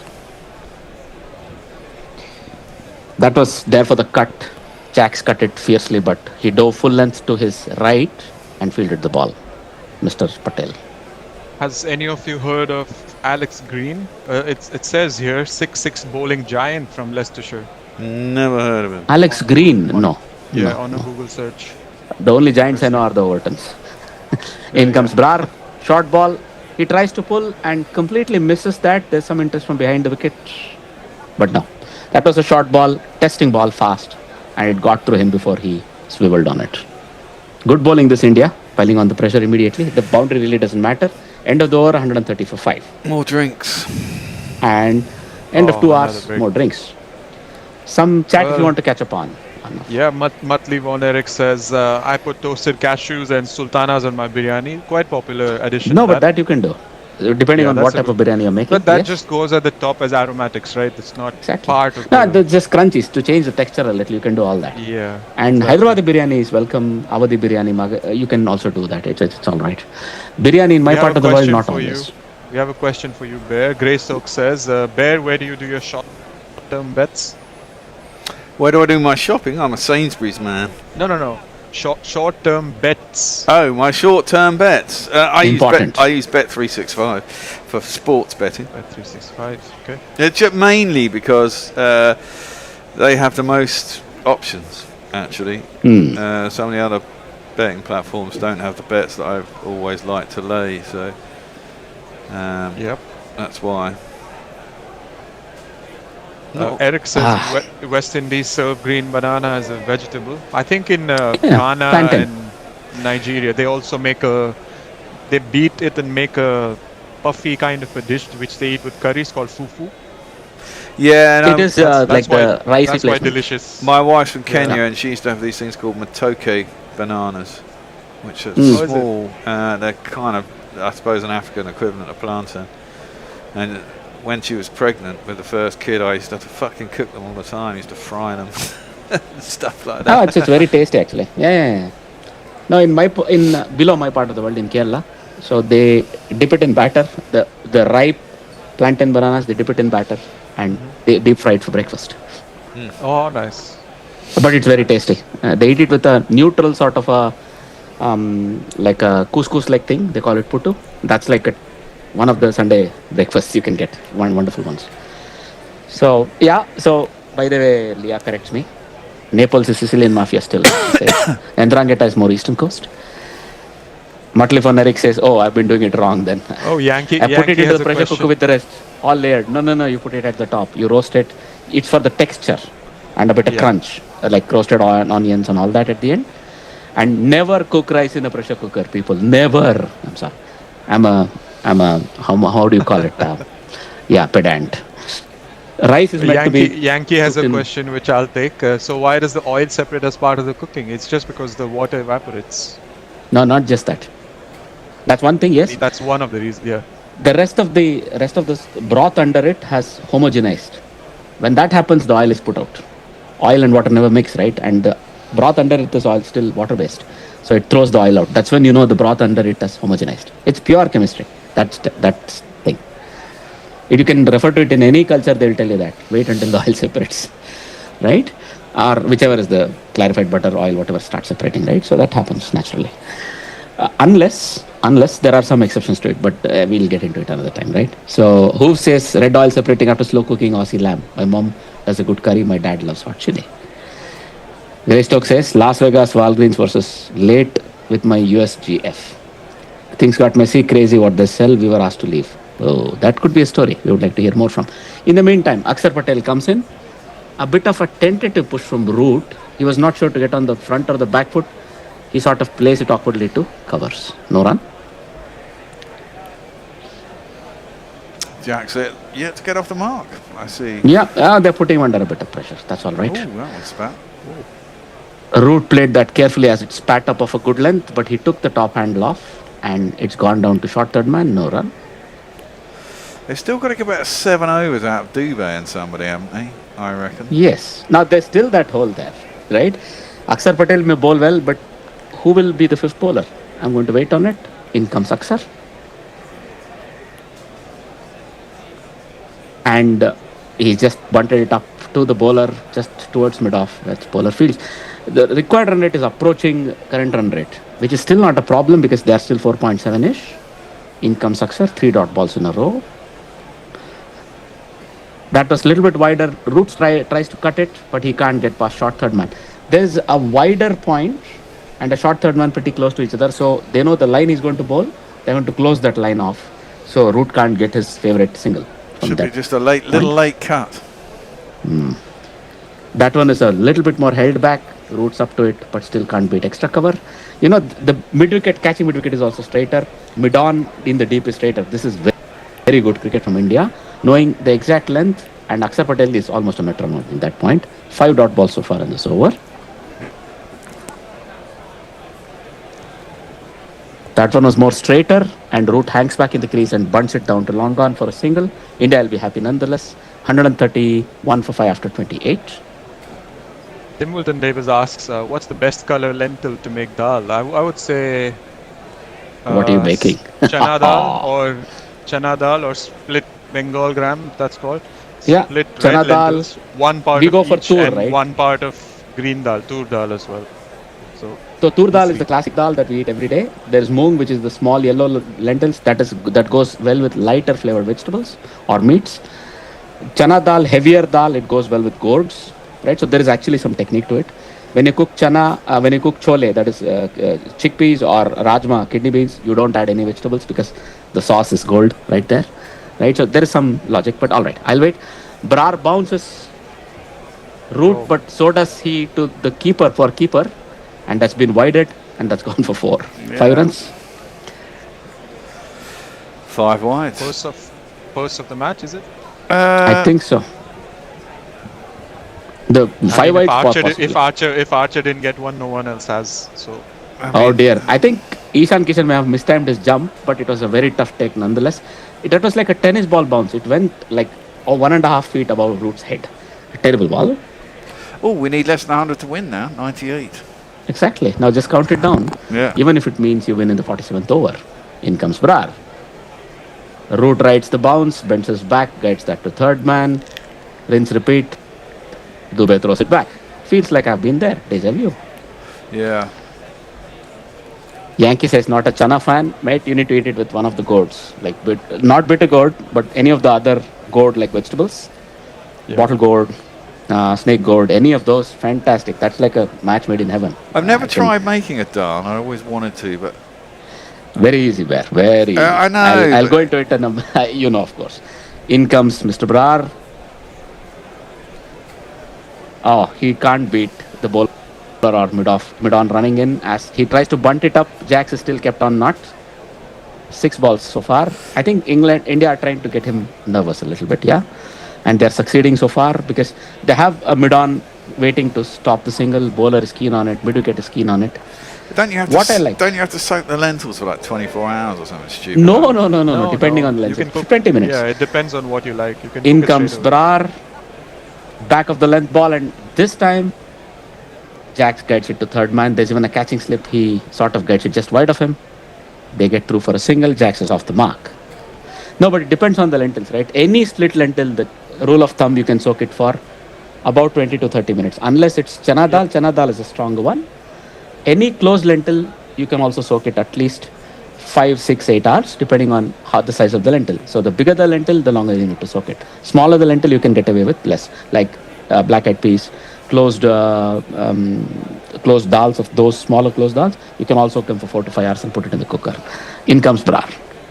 Short ball, same thing. Root this time tries to get that wider of third man, but he still finds Mr. Dubey, and that's another agreed single. How do you know if it's split or not? Or does it tell you? Split is, it's less, so it doesn't have its skin on top, right? So effectively, the black chickpea that you get is split is chana dal, right? If you take the whole chickpea, you have to soak it for 8 to 9 hours. Just the split dal, you soak it for 4 hours, because that's the only exception. Otherwise, tur dal, small yellow lentil, the split red lentil, split dal is just a dal. The red, otherwise you'll have a thick cover on it, be it like chickpeas, be it black chickpeas. That was full, and in this case, Jax hits that squarer of the wicket, beats point, and takes a single. So a very productive over for England, 140 for 5, and one more ball to come. So always soak it. Rice also you need to soak it, right? I always cook rice, always in boiling water. Sometimes in microwave, but still boiling water only. Lentils, pressure cooker, 1 to 2 whistles if you're cooking the split lentils. If you're cooking the closed lentils, the one with the skin on, 4, 5 whistles, sometimes 6. Correct me wherever I've gone wrong, Arnav. Or if you have other thoughts on it. I don't have a pressure cooker here, so I cook it just in a saucepan. So I slow cook it. That was a short ball, and Roots swiveled beautifully on it, got inside the line and pulled it fine leg, 4 runs. So a wonderful over for England. They've made up for 3 or 4 tough overs. Yeah, very much so. That was what, 14 off that over, I think? 13? Something like that. So 3 or 4 overs down the drain for India, but England have caught up. Well done them. In the meantime, I do keep lentils in a can as well as an emergency. I keep these small lentil cans, which I can just top up whatever I'm making with some protein, right? I'm a vegetarian. So otherwise, soak the lentils, put it in a pressure cooker, 1 or 2 whistles. If you don't have a pressure cooker, by the way, you can soak it for 3 or 4 hours. It will cook much faster in a pan. Arnav. Yep. Rajma and stuff, you need to cook for like 1.5 hours, like 50 minutes, depending on the heat you keep it at. Otherwise, a Rajma chole, if you're cooking for yourself, get the cans, it's faster. Yeah, In comes Akshar. That's what I use. Drifting into leg, but it goes straight to a mid wicket, which looks like Mr. Sharma, Rohit Sharma. Muttley Von Eric says we need to get Ajit his own channel on the Discord. Yeah, exactly. Cooking channel. Don't get me started all talking about encompass. He'll teach you cooking while only commentating vegetarian on stuff, cricket. right? In the meantime, this one was truly more down into the legs, and Will Jacks plays it to mid wicket and gets a strike. Cooking whilst commentating on the cricket, yeah.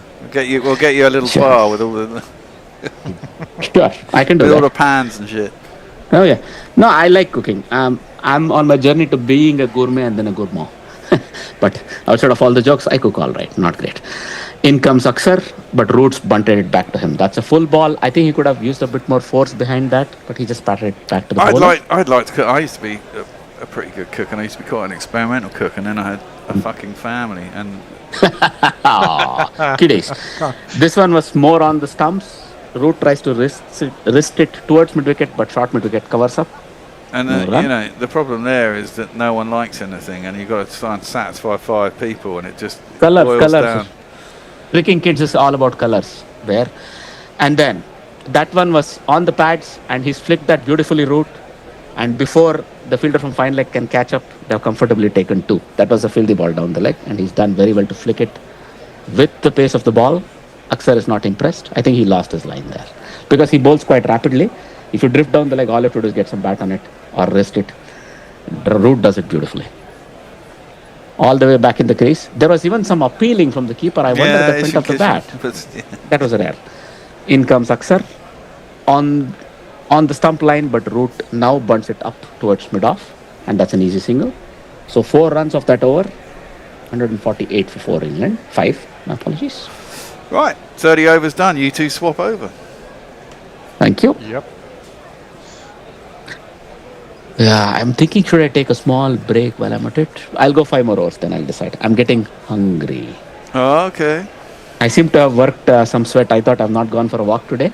Sitting like a chinchilla in the house or whatever. But I have to think about it. Is it heat wave in Holland? It's better now. Today the temperature's dipped. Because it's now about 25, but it's sort of a bearable 25, not a balmy 25. It turned a little darker today in the morning. There was even some threat of rain in the air. It didn't rain. We haven't had any rain for weeks now. Tactical Koki says people steam anything and everything these days. That's Cooking me, is still me. normal. Sorry. That's me. Sorry. Go for it. No. I mean, that's my comment. I'm tactical Koki. Man, you cheat us. I went to that state. Now I know it. Zippy Tuna says, would you join us stream just to chat and feel what people talk to? In the meantime, Shivam is back in the attack. Arnav's going to do ball by ball. Oh, sorry. My apologies. That's okay. Okay, so Root edges it towards third man, gets for a single. Jacks on strike. Slow scoring so far. There's 3 of his 10 deliveries faced. Doesn't need to accelerate, as Bear and Ajit have said. No, well below. You can take all the heat. It's okay. It's even now 5 over, right? Even under that. Yeah, well, under. exactly. It's only about 4.5 and over, isn't it? Really, 20. In fact, it's marginally over 4, isn't it? There's 20 overs left, 85 to win. And in a way, it's nice to see that Root is getting priority in terms of getting the strike, because last match he was stranded at the non-strikers while they lost wickets. Here's Jacks, punches it to the offside, fielded at deep cover. That looked like Prince Yadav from the agility. It is. No, he's out there. Yeah. Wow, he was certainly on the field earlier. I think Sundar never came out by the looks of it. Yes, and very much maybe so. they're also running repairs around some other people, Bumrah, the others, the likes.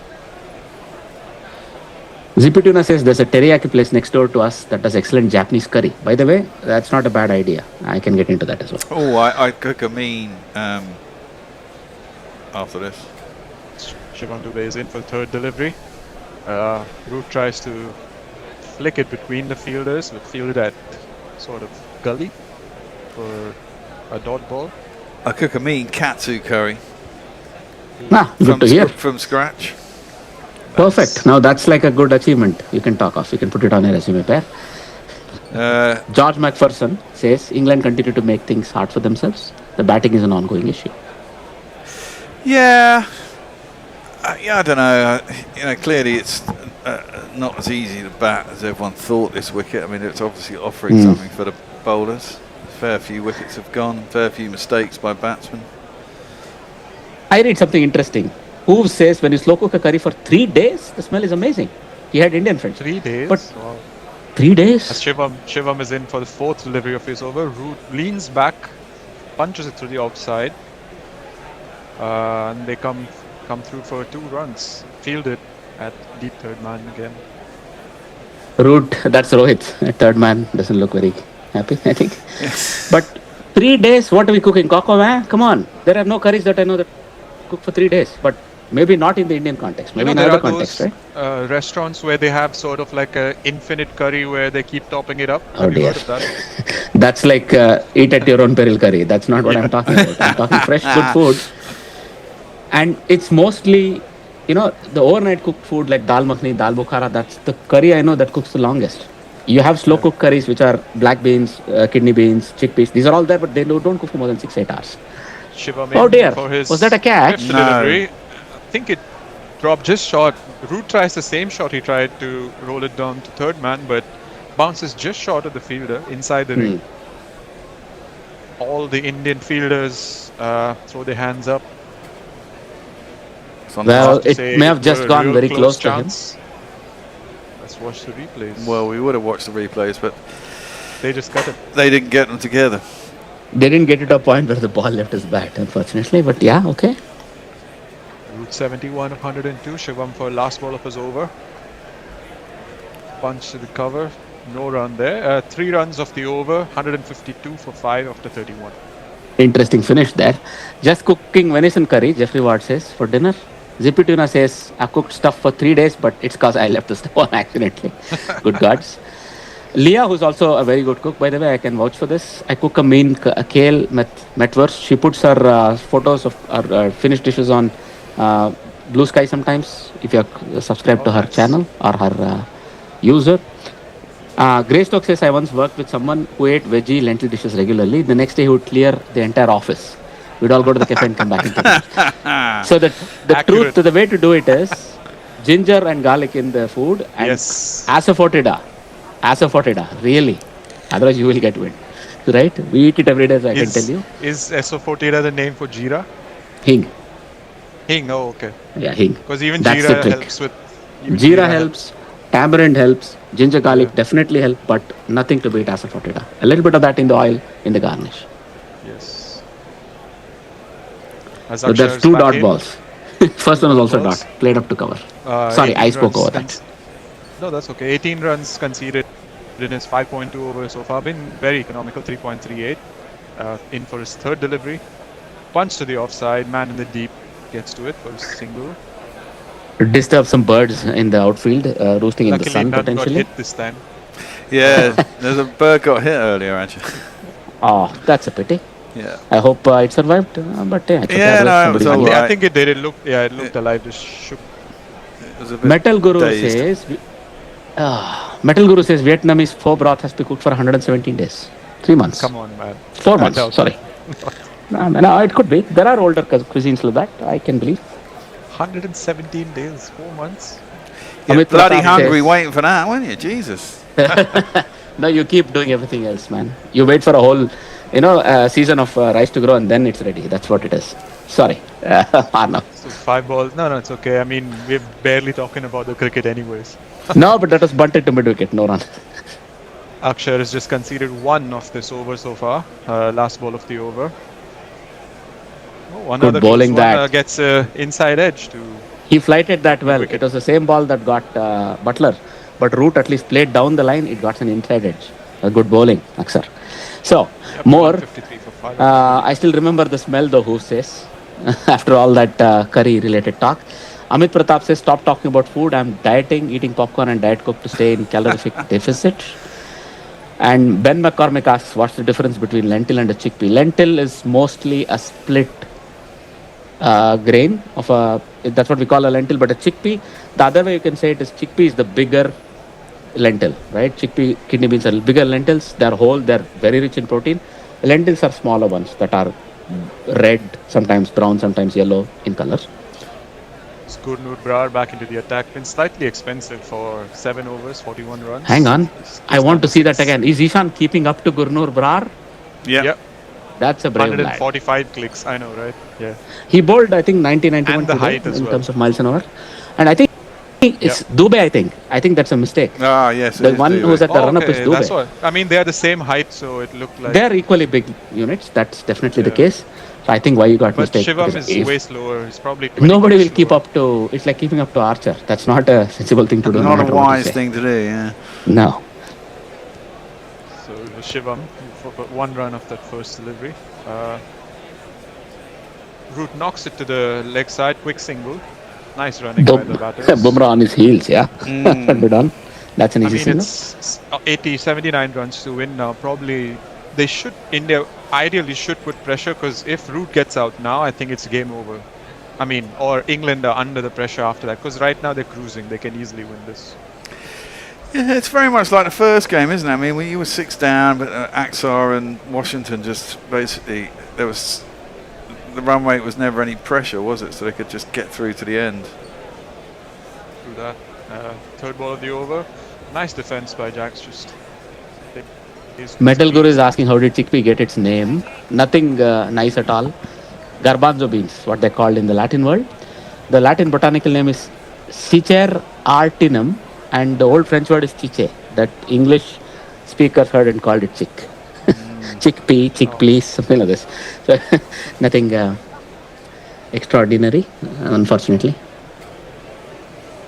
Shubham runs in for the 4th ball of his over. Cut to the offside, square of the wicket. Man in the deep fields it, just a single. We were speaking about the batting. The next in is Gus Atkinson, Jofra Archer, Adil Rashid. So Jofra and Adil Rashid can swing a few wickets. Good God. Now Metal Guru is asking what's the difference between a nut and a legume. Legume is what you eat and nut is me. Something like this, I think. Basically, one more wicket and it's straight in the tail end, same like India. Well, Gus Atkinson can bat as well. The question is, can somebody hang on sensibly, right? That's the real question.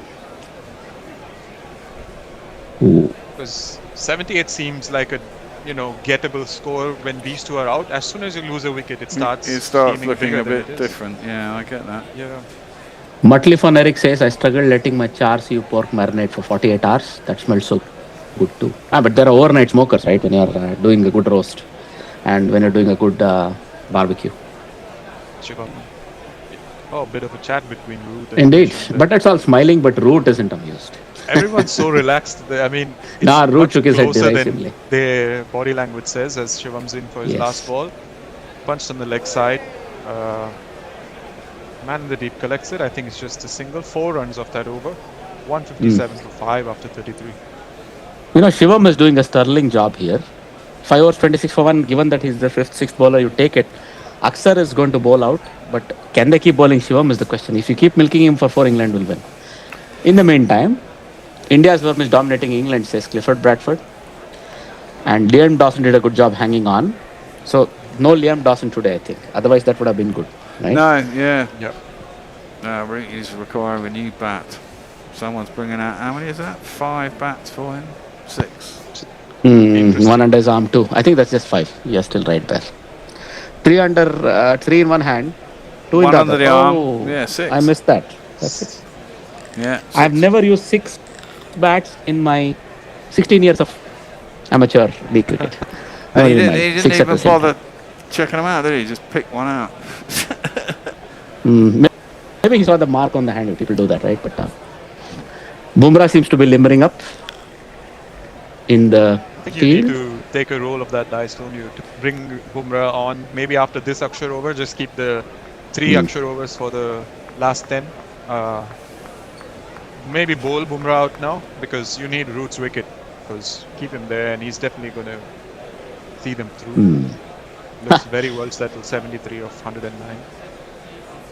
Gabe Owner says he's teasing my pronunciation of barbecue because apparently I stretch it out.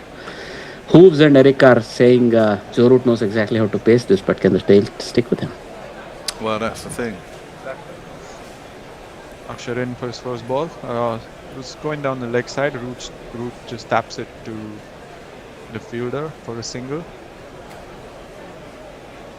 You see a smiling Jitan Patel? I was going to say Jean Patel. I was just going to say who that is here. Yeah, it's Jean Jitan Patel, England. But he's been with England for about 4 or 5 years now. He's got a good little gig and he clearly loves it. And he's just like, I'm getting paid. This is sweet. Metal Guru started a nice trend, by the way. Cricket players as cooking herbs and spices. Joe Licorice Root. Akshar in for his second delivery. Same line. It's kind of a, interesting line there. Nah, I think it slipped down the leg. I don't know if you want it to be there. That's an easy single. All you have to do is work it into the leg. You'll inevitably beat the fielder at short mid wicket, right? Is he looking for some turn from there towards the off stump? Well, it's not really a lot of turn, not for one of those Hail Mary balls. Nah, come on. Not on this pitch. There you go. More of that. You see what I'm saying? He's lost his line a little. Need to recalibrate a little. It happens from time to time, right? Because I think he's trying to bowl faster and faster. He's not giving time to the batsman, but it's firing against him, I think. Also looks like he's getting Joe Root in a bit of a twist going down the leg side. Okay, interesting. Tap to the maybe he's building up to an LBW, do you think? Pinned in front of the wicket? Maybe?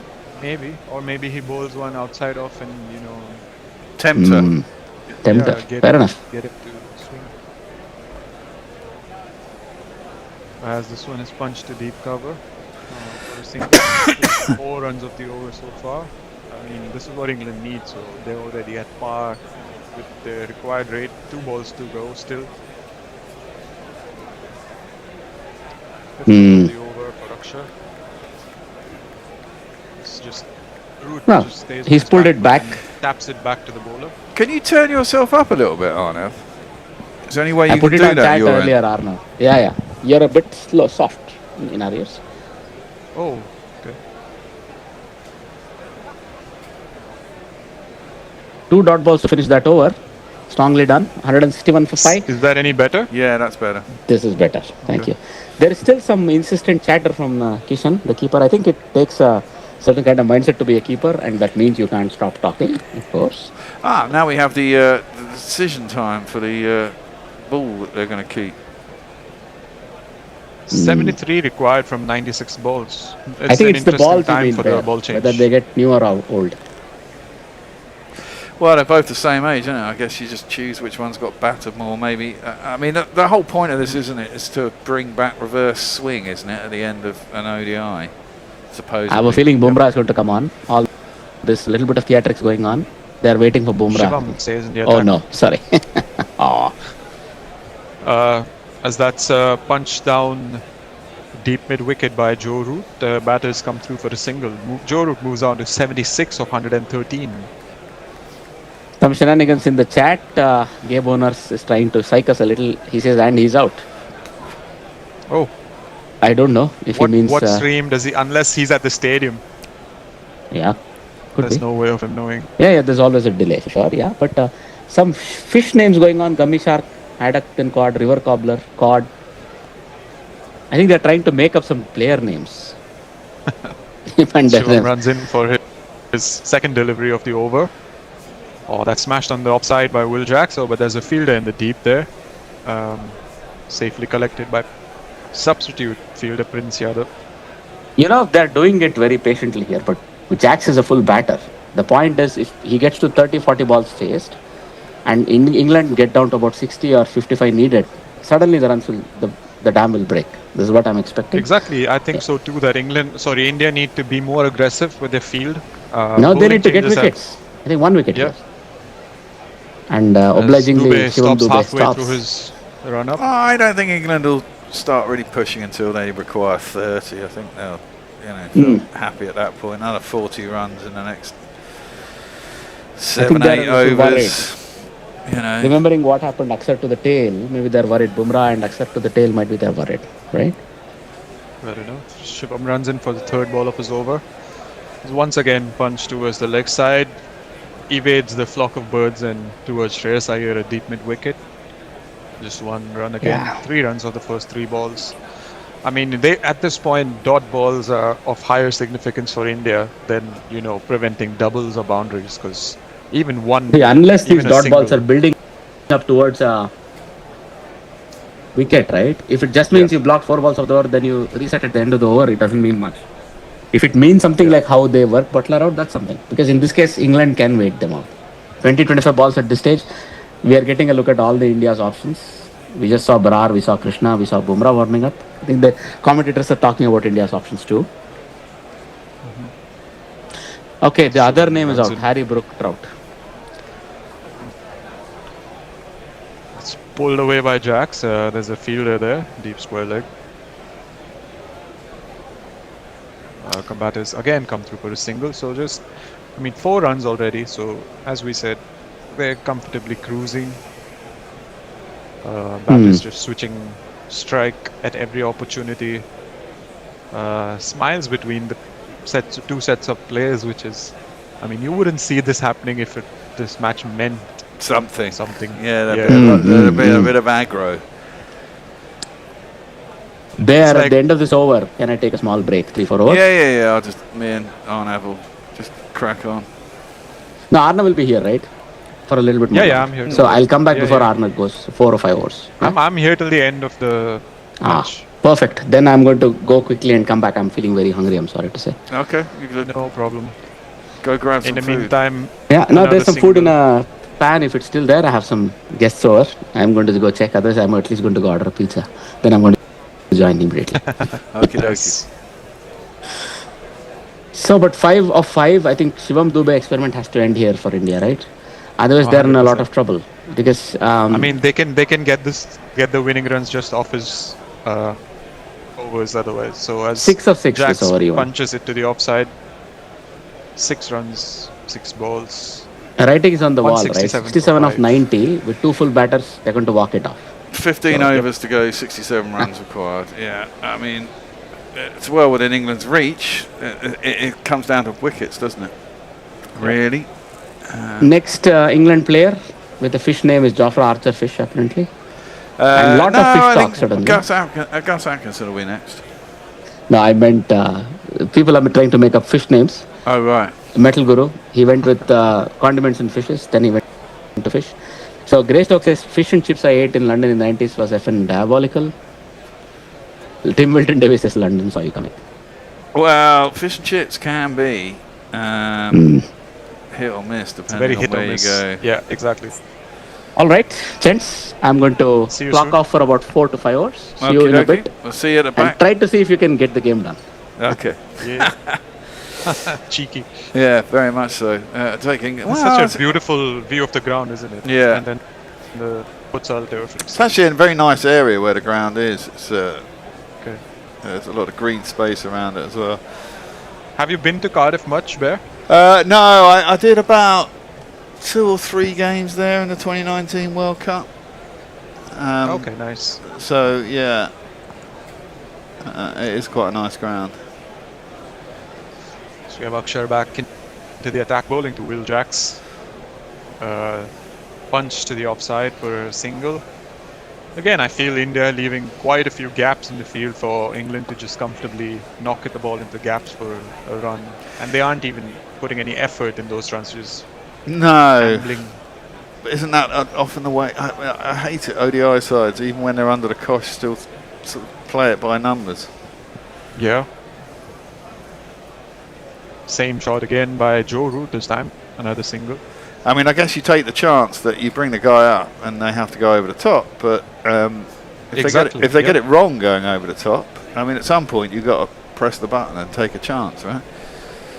Yeah, but I think it's too late now because obviously Root's been settled and Jacks has played 4 overs, so it's probably a bit late for that. Should have happened when Jacks was still finding his feet. Yep. Shubman Gill will learn. It's young in his captaincy days. I don't think after this. That's just punched to mid-wicket. Another single. Again, this could have been avoided, but then gaps all over. Yeah, well, that's what I mean. I just don't think it is the fact that he's young. I think when you watch teams that play ODI, as soon as you can get 4 players out, they put 4 players out, which creates gaps. No one thinks differently.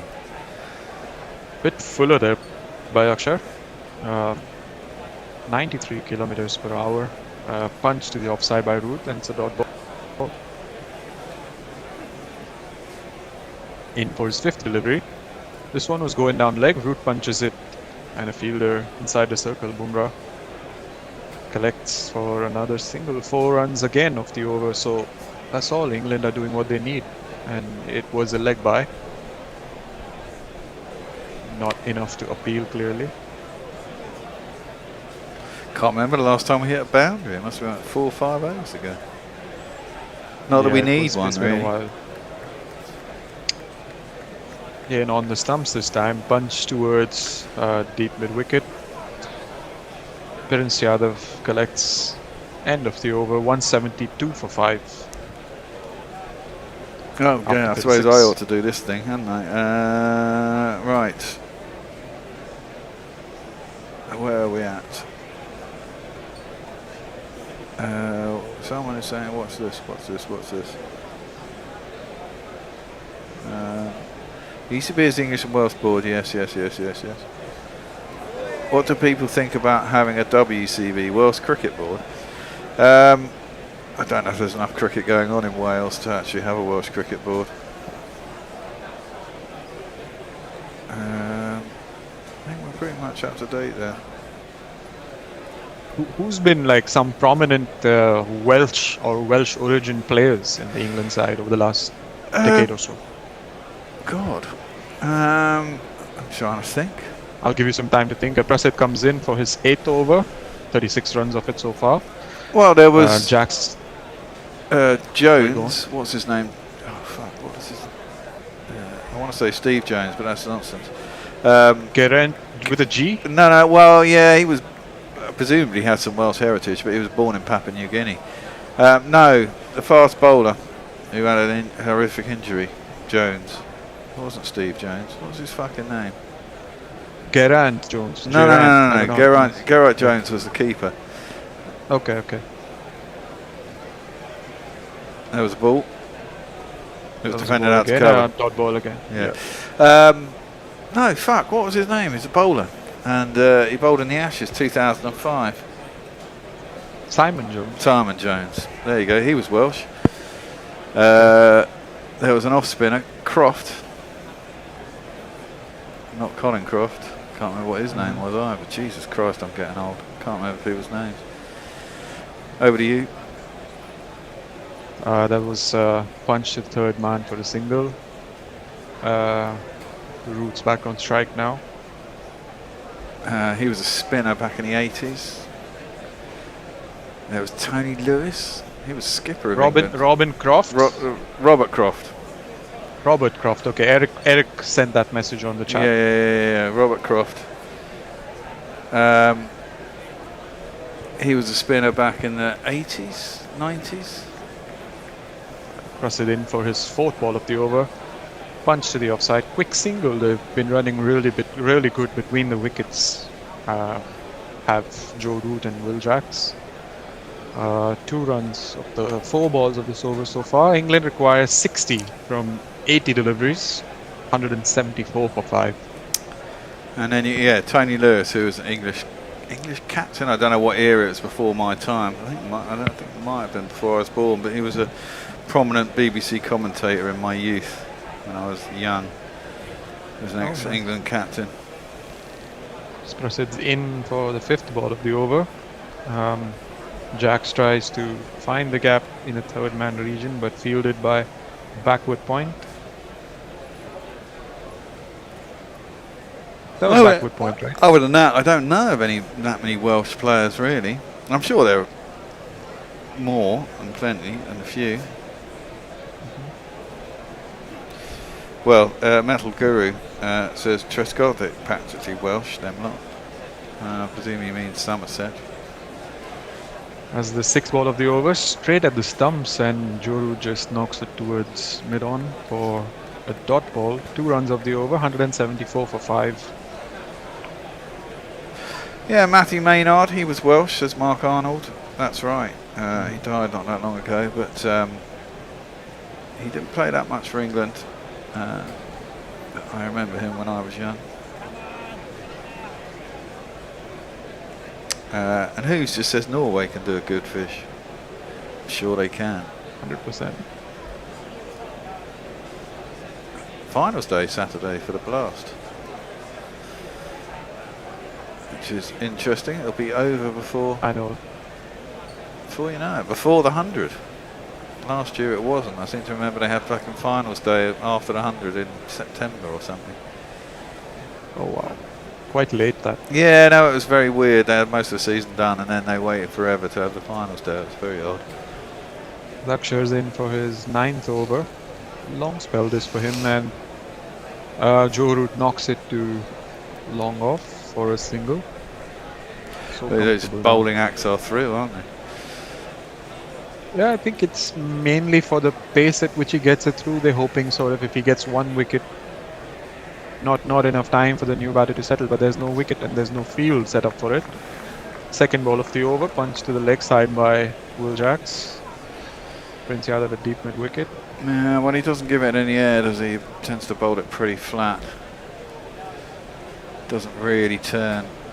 And he's angling it in towards the pad, so if he gets it slightly wrong and it just goes on with the arm, it's an easy tuck off the legs. Like that. Oh, 3rd ball of the over. He goes for almost a sweep shot and ball trickles away to the boundary for one of these after a long time. A long time. 2 + 2 is on my mind.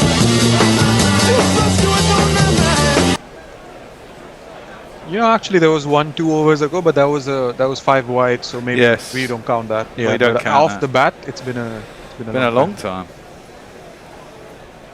But there you go, 6 runs already. Doesn't it feel like they're playing like they've got 120 runs on the board to defend? It's half of that as Root punches it again to deep mid wicket. So much of a gap in that region there, so they need to plug that, honestly. It's amazing, isn't it? I mean, it's a different mindset between a test and an ODI. I guess it's limited format, limited time. You can't plug all the gaps.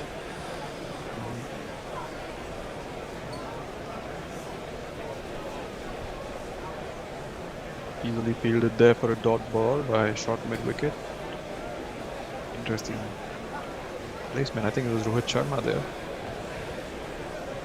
The last ball of the over, punch to long off. That's 7 runs of the over. 8 runs of the over rather. 182 for 5. England cruising. After 38. Yeah. What have we got here? Clifford Bradford, 1989-10 says, Who's the trout and salmon in Norway are quality.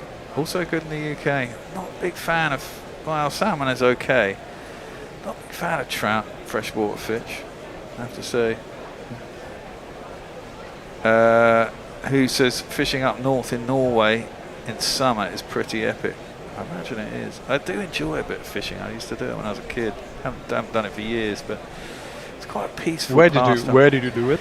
Well, when I was a kid, I used to live around there was a park at the end of the road and it had a river, and we used to just go and fish on the river. Me and an Irish friend of mine who moved away when he was 11, but we used to fish for about 2 years. We used to go all the time in the summer and just fish. Oh, that's nice. Yeah. Greg Stokes says he had some lovely prawns in Oslo. Great lobster in Bergen. Nice. Lobster, I do like a lobster, I have to say. It's trusted remains in the attack. Still no signs of Bumrah. Jack's punches it on the offside. Looks like he's got the gap there. No, fielder covers it. Prince Yadav again, and they'll come back for a comfortable 2. Yeah, I think they're trying to space out the bowlers, aren't they? So they're not all bowling together. I think they're just trying to keep Axel. But he's only Axel's got 1 left or 2 left. 2, isn't it? Probably 1 or 1. And yeah, then, just 1. And then Shivam's got 4 or 5 left, and that's going to be the issue. As trusted in for his second delivery. That's a dot ball, punch to point, backward point. And the problem's going to come, actually, if they've put them all out of kilter. Someone's going to have to bowl at the other end, possibly, of Shivam when no one's got any overs left. Because he'll have 3 or 4 left and everyone else would have been bowled out. So then they're going to have to find a 6th bowler, which will be interesting. That's going to be fun, exactly. Because there's... Who have they got? Washington? Nowhere. Well, no, he's injured, isn't he? That's straight down the ground. Lovely shot by Will Jacks for one of these. 1, 2, 3, 4. Just a full delivery by Prasidh Krishna. Sort of lost his line there. It was comfortably on the pads and full face presented by Jacks there. Just lays one down the ground. All timing that. Lovely shot. Yeah, it was. Just pushed it As you back. said, he's a batter, and now he's gotten his 30 deliveries under his belt, and there the strokes are coming out. Yeah. I still don't think they'll take any too fancy risks until they're very close. We'd be saying different things if it was Harry Brook was still out there. No, totally. The way he got out. Oh. Another shot straight down the ground. This time the fielder is slightly narrower to cover the angle at mid-on, and they prevent the boundary, but still did not stop the single. That was 7 runs so far. He didn't go down too comfortably there, did he? How old's Jasper now? He's not that old still, is he? He's 32, 33? 32 or 33. Do you think, first of all, are those advertisement things, are they actually on the field or are they digital ones? No, I think they're actually on the field. Do you think they affect the slide? Yeah, very much so. I'm surprised that they do put them on. This one's punched towards deep mid wicket again. Shreyas Iyer fields. Now the single conceded. 8 runs of this over as well. The last one was went for 8 as well, and England sort of getting a move on, doubling their scoring rate.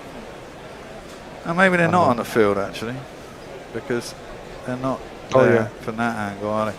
But I swear there was somewhere we did the cricket, and it might have been the Ashes over the winter. And there's some places they actually peg them in the ground, and you're like, yeah, I've seen that at Old Trafford. And you're like, what the fuck if someone slides into a peg? Yeah, it's going to be a nightmare. Exactly. As that one's guided to third man for a single of the last ball of the over. 191 for 5 from 39 overs. 9 off that over as well. 9 of the over, yeah. Over to you. Let's see. A few people have got in now. Monty says fishing is why I didn't pass school. I would come home, bin off the homework, go fishing, and home in time for tea. It's a lovely life, that. Night Watch from Barcelona still never figured out the purpose of the 100, as it seems to have diluted the T20 blast. That's very true. You don't need 2 competitions. The only reason the 100 is the 100 is because the ECB wanted control of something, didn't they? That they could actually franchise out. And they couldn't make it a T20 competition. I still think we're all convinced here that it'll eventually become a T20 competition after the next round of TV rights or something, because it's stupid. No one else is going to play. I mean, they thought they could sell a format. Who's going to fucking buy a stupid format like that? It's ridiculous. Oh, Gurnur Rar's back in the attack. Awkward one for Jax as he tried to punch it. Doesn't make enough contact. The ball bounces right where he's standing. Luckily, doesn't hit the stumps. Could have easily been a played on there. But yeah, survives. I thought he had for a minute. Ooh.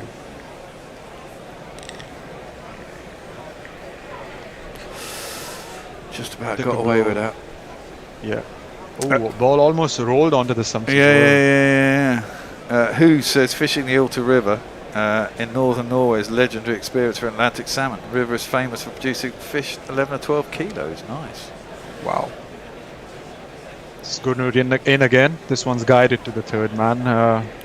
Easy single for Jax. The Roots back on strike. 87 of 123.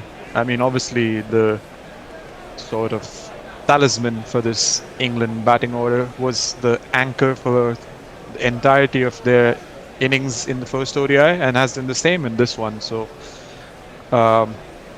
India sort of need to plan their innings around taking Root's wicket. I think then that would sort of seal the game for them. But yeah, I think it's the same for England and probably Kohli, isn't it? I mean, there's always one. I mean, Kohli's got the most 50s and 100s or whatever in ODI cricket. Well, that's a wonderful pull shot. Beats the fielder inside the circle, but fielder in the deep covers, and they come through for a single. Rohit Sharma's fielding in some really weird positions today, because I mean, I would expect a more sort of agile fielder to be there. Well, there's a couple of old boys in the side. I mean, Rohit's definitely lost weight. I think that's medication more than exercise, honestly. Has he got type 2 diabetes or something? And he's been on the Ozempic? Like one of those Monjaro or Ozempic, as Jax ducks under this one. Good bouncer from Gurnur, dot ball. On the jab. Tick, tick, tick, tick. Although it's now pills, isn't it? Yeah, multiple ways of administering the doses, but it's become so popular in India because literally, like within a couple of months, some of the celebrities just showed up like different people. It's everywhere, isn't it? Yeah. Some people look fucking stupid on it though. They go way too short. They look dehydrated. At this one is pull, and the fielder's lost the ball.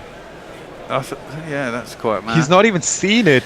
Prince Yadav in the deep just turned his back to where the ball was supposed to land, and it goes over him. Few bounces and a 4. It's one of the more bizarre boundaries. Oh no, it bounced just before him, didn't just it? in front of him. Okay, then he lost it. Fair enough. But still poor fielding, because it should have been a single at most, not a boundary. Yeah, he should have either hung back and let it bounce and then fielded it, or made the There's effort to get to 37 the catch. needed now of 61 balls. That's brought in for the last ball of the over. This one should be taken, and it is. Now Chipped that's straight to Virat at short stupid. cover, and England lose their 6th wicket. Jack's 30-30 off 44 balls, and again Root is stranded at the other end. That's a little bit of jeopardy. The crowd says, you're out. 4 wickets, 37 runs. Bumrah's got 2 overs. Interesting. Oh yeah, absolutely. I think that's been the plan, considering how they've, gone about the bowling changes. That hopefully the other bowlers pick up one and then bring Bumrah in for the, maximum pressure. That was just unnecessary from Jacks there. He didn't need to play that shot. Should have left the ball because it wasn't even on the stumps. Well, just play it into the ground and out into the deep again. Run another single. You've already got a 4 in the over and 2 other singles. You're well ahead of the rate. And this one was sort of a cutter that came into his body, so I'm wondering why he played it to the offside. Yeah, well, I figured he figured there was space out over cover. If he got it over cover or wide of cover, it was probably 4 runs. But yep. Greystoke. We're switching over now, you and I. Yep. Was that the end of the over? Yeah. Yep. They were just giving this message from Greystoke. He says, got into a wee bit of trouble in Norway. The kids doing their finishing school bit run about town, doing mischief. They let down our tents at 5 a.m. We were unaware of the tradition. Stuff ensued. Ooh, interesting. Interesting. Right. So 10 overs left. Bumrah is coming back into the attack. Root is at least facing this Bumrah deliveries. And this could be interesting. This is the game here. This is the game here. Root has to get into Atkinson's head that they just got to knock it around for 30 odd runs and they get home. They've got 10 overs to do it. A run rate of 3.7. It's not rocket science. Shivam Dube's still got 3, 4, 5 overs to bowl. And therefore, they should make it.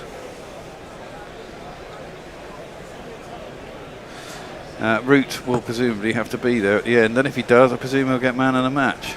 If we lose, oh well. Most likely, yeah. Bumrah in. Root just plays that up towards mid-on. He'll get himself a single. And now it is going to be this man facing. Gus, the hat-trick son, that's 3 wickets in a row. Gus, the hat-trick son, a bowling impresario. Just as the jingle played there, you could see Root from the non-striker's stump cam just throwing his hands up in the air towards Jack as if to say, what have you done, What the fuck were you doing? Exactly. You silly little boy, what the hell are you playing at, or whatever the jingle goes. Exactly, he's mumbling to himself as well now, isn't he, still? Right, well, Atkinson's going to face up Bumrah. He's only got 2 overs left. First ball, and Atkinson defends that back down the track, and there ain't no run. You can play out Bumrah. Exactly, I was just going to say they can just play him out 12, now just 10 deliveries of his, and they are still well under the required rate. Well, exactly. I mean, the issue isn't the runs. I mean, if they require, they could probably get these runs off 5 overs. There's a little bit of slap and dash. Atkinson facing up Bumrah. Coming in 1 for 34. He has off his 8 overs, so he's bowled well. That's full. Oh my God. Oh. Atkinson has driven that horribly in the air. Fortunately, it landed in no man's land, and he'll get through for a single. I bet Joe Root has a little word with him and says, "Nah, Gus, make sure you get over the top of the ball." A lot of chat about Ozempic on YouTube. Mayank says there's an Indian Bollywood director called Karan Johar who's on Ozempic. Tim Wilton Davis adds to that saying loads of British TV stars are on Ozempic. You Loads. can clearly see it in their face. They look kind of drained Yeah, out.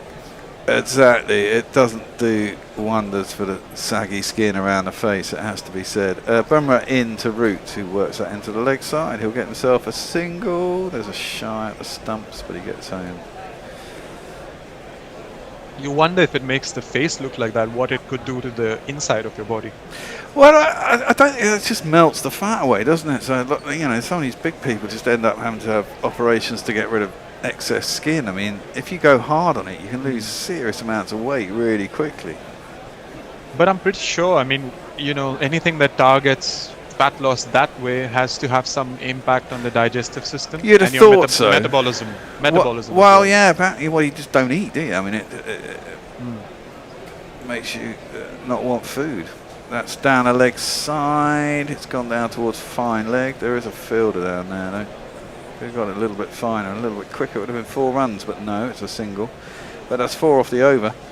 And it's a Bumrah over as well, which is... looks into his 90s. And England have passed the 200, 201 for 6. Oh, it's actually a run as well, it didn't come off the pad. Just to jab the bat down on it.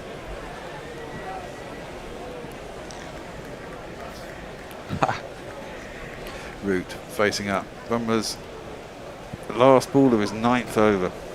Root goes across, just drops it into the offside, scoots through for a single. He'll take the strike, 5 off the over. Well, that was well worked.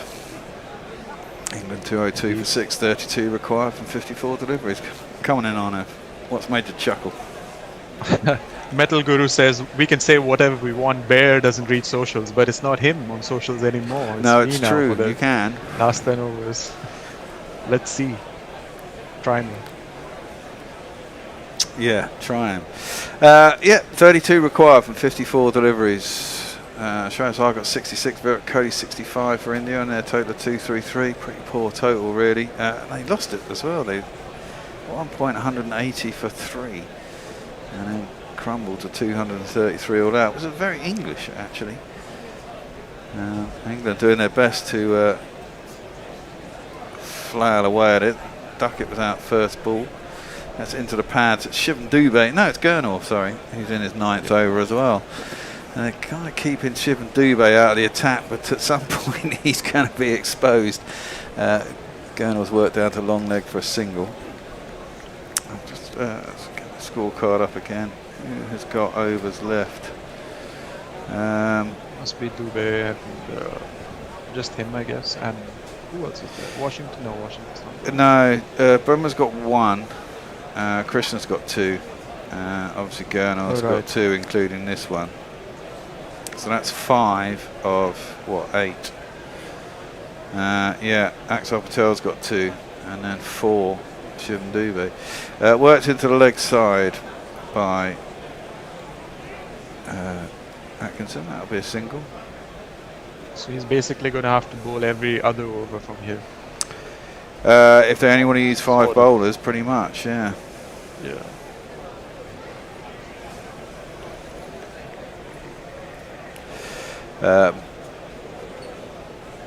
That's the disadvantage of not having, you know, a guy in the top order who can take some overs off your Well, bowlers. I mean, I guess that's a, you know, Washington Sundar. That's the problem. Oh dear, that's a poor ball down the leg side. And Root just helps it along its way down to the very fine leg boundary. He gets himself 4 runs.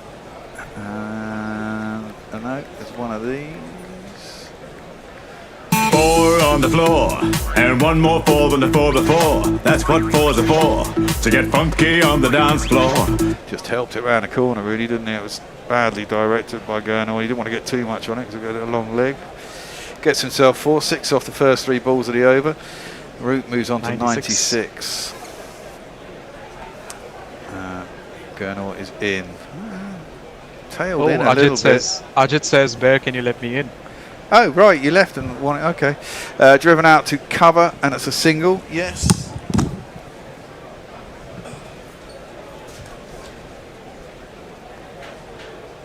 We've had a super chat in the meantime from Hooves, who sends us $2 Australian and says, super chat and say the fuck you want. You're back. Are you sustained? I am, and until tomorrow morning I'll live, I think. Excellent. Hello. Good man. Gurnall coming in. 5th ball of the over. Short again. Oh, there's an appeal. It's down a leg side, but it's given us a wide. Don't need that. For a minute there, I thought he had gloved it through to the keeper. But Ishan goes up for everything, doesn't he? We've seen that. Yeah, very much so. India do sense an opening, but come on. I think Joe Root is the real problem there. If they can get Root. Well, Will Jacks gave it away. I mean, it was unnecessary. I think he got a bit slap happy. He just hit 4 and then he tried. I think he was trying to push the button and get us over the line quicker, but I'd have preferred it to leave it a little bit more.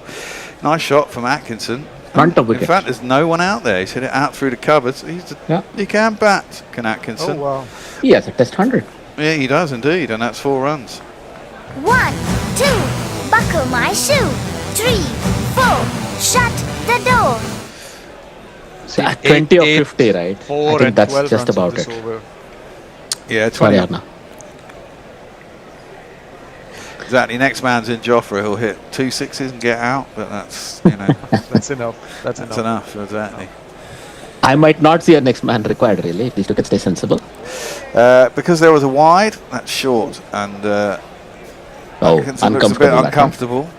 I think it hit maybe his forearm, maybe his glove, but it went down into the ground, square on the leg side. It was a dot ball when it ends the over, and there was, 8, 10, 12 off that over. And not what India required. Good learning time, but for Brar on his first international tour, right? He bowls sharply. There's a catching umbrella on the leg, right? 3 catching fielders close to the wicket in front of the wicket. But now over to Root, who's on 97 not out. Indeed. So, anything in the chat? I think it's a super chat there, isn't it? He said it. Yeah, I read that, but let's do it again with the jingle. Okay, we'll do it again with a jingle, just for you. Super chat, yeah. Super chat, yeah. Super chat game. Super chat game. After this ball, though. Brummer in to Root, who plays that comfortably out through the covers, gets himself a single. Putting Gus on strike. He trusts him enough, see? Who sends us to Australian dollars and says super chat and say the fuck you want, and then Greystoke immediately replies to that, fuck me, how did you super chat that? Yeah, because earlier someone had, I think it was Greystoke himself who had spelled it FCUK. Go through super chat. I don't know, maybe it's person specific, because Jay finds it very difficult to super chat swear words. I know that much. Bumrah started his run up, halted, and has gone back. There is a sort of third slip in for Atkinson.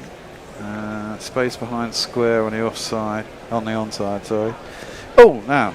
I thought that was going to be a beamer, but it was definitely a slower ball. It dipped and was probably only about 70 miles an hour. Well played by Atkinson. Yeah, it was very well played. Did stay behind it. I'd have been shitting it and gone like that. Trying to get out of the way, thinking it was coming for my head. Me and you both there. And to see the mid stump uprooted. Annoyingly, they didn't put up the speed on that one, though. But this is Bumrah's last over. If we can get through this one, they might consider themselves a little bit home and dry, eh? Bumrah in. Short. Oh, Jesus. It's flapped. He has flapped, but he's got flapped it for 6, and he's nearly hit the steward as well. Well, that's incredible. I thought there was going to be a fielder down there as well, but there wasn't. I thought it was a set piece there, right there. But okay. Same here. I thought, you played that straight into the fucking fielder's hand, you muppet. But no. Presumably the fielder is, squarer. No, that is just a good shot. I think he got enough control of that to play. Well, I wouldn't say he had any control of it, to be fair. I don't think he looked at the ball. He didn't look at the ball. He kind of flapped with his head out of the way. And giving him too much credit. I'm glad the man there didn't get hurt. Yeah, didn't miss. Because he didn't see the ball coming. No, well, they're told to look at the crowd, aren't they? Not the game. That one. He tried to catch it. It went through his hands and onto the... He turned last minute. Oh, right. That was hit up to mid-on by Atkinson. Dot ball. 13 required now. Damage already done, right? Unless you get one in the range, in your range. You just block these 2 balls out. 13 of 42. What is it? Dot. Yeah, exactly. Let Joe Root get to 100. Breathe easy then. Yeah. Well, Bumrah in short. That's pinged. Oh dear. I think that's hit him on the helmet.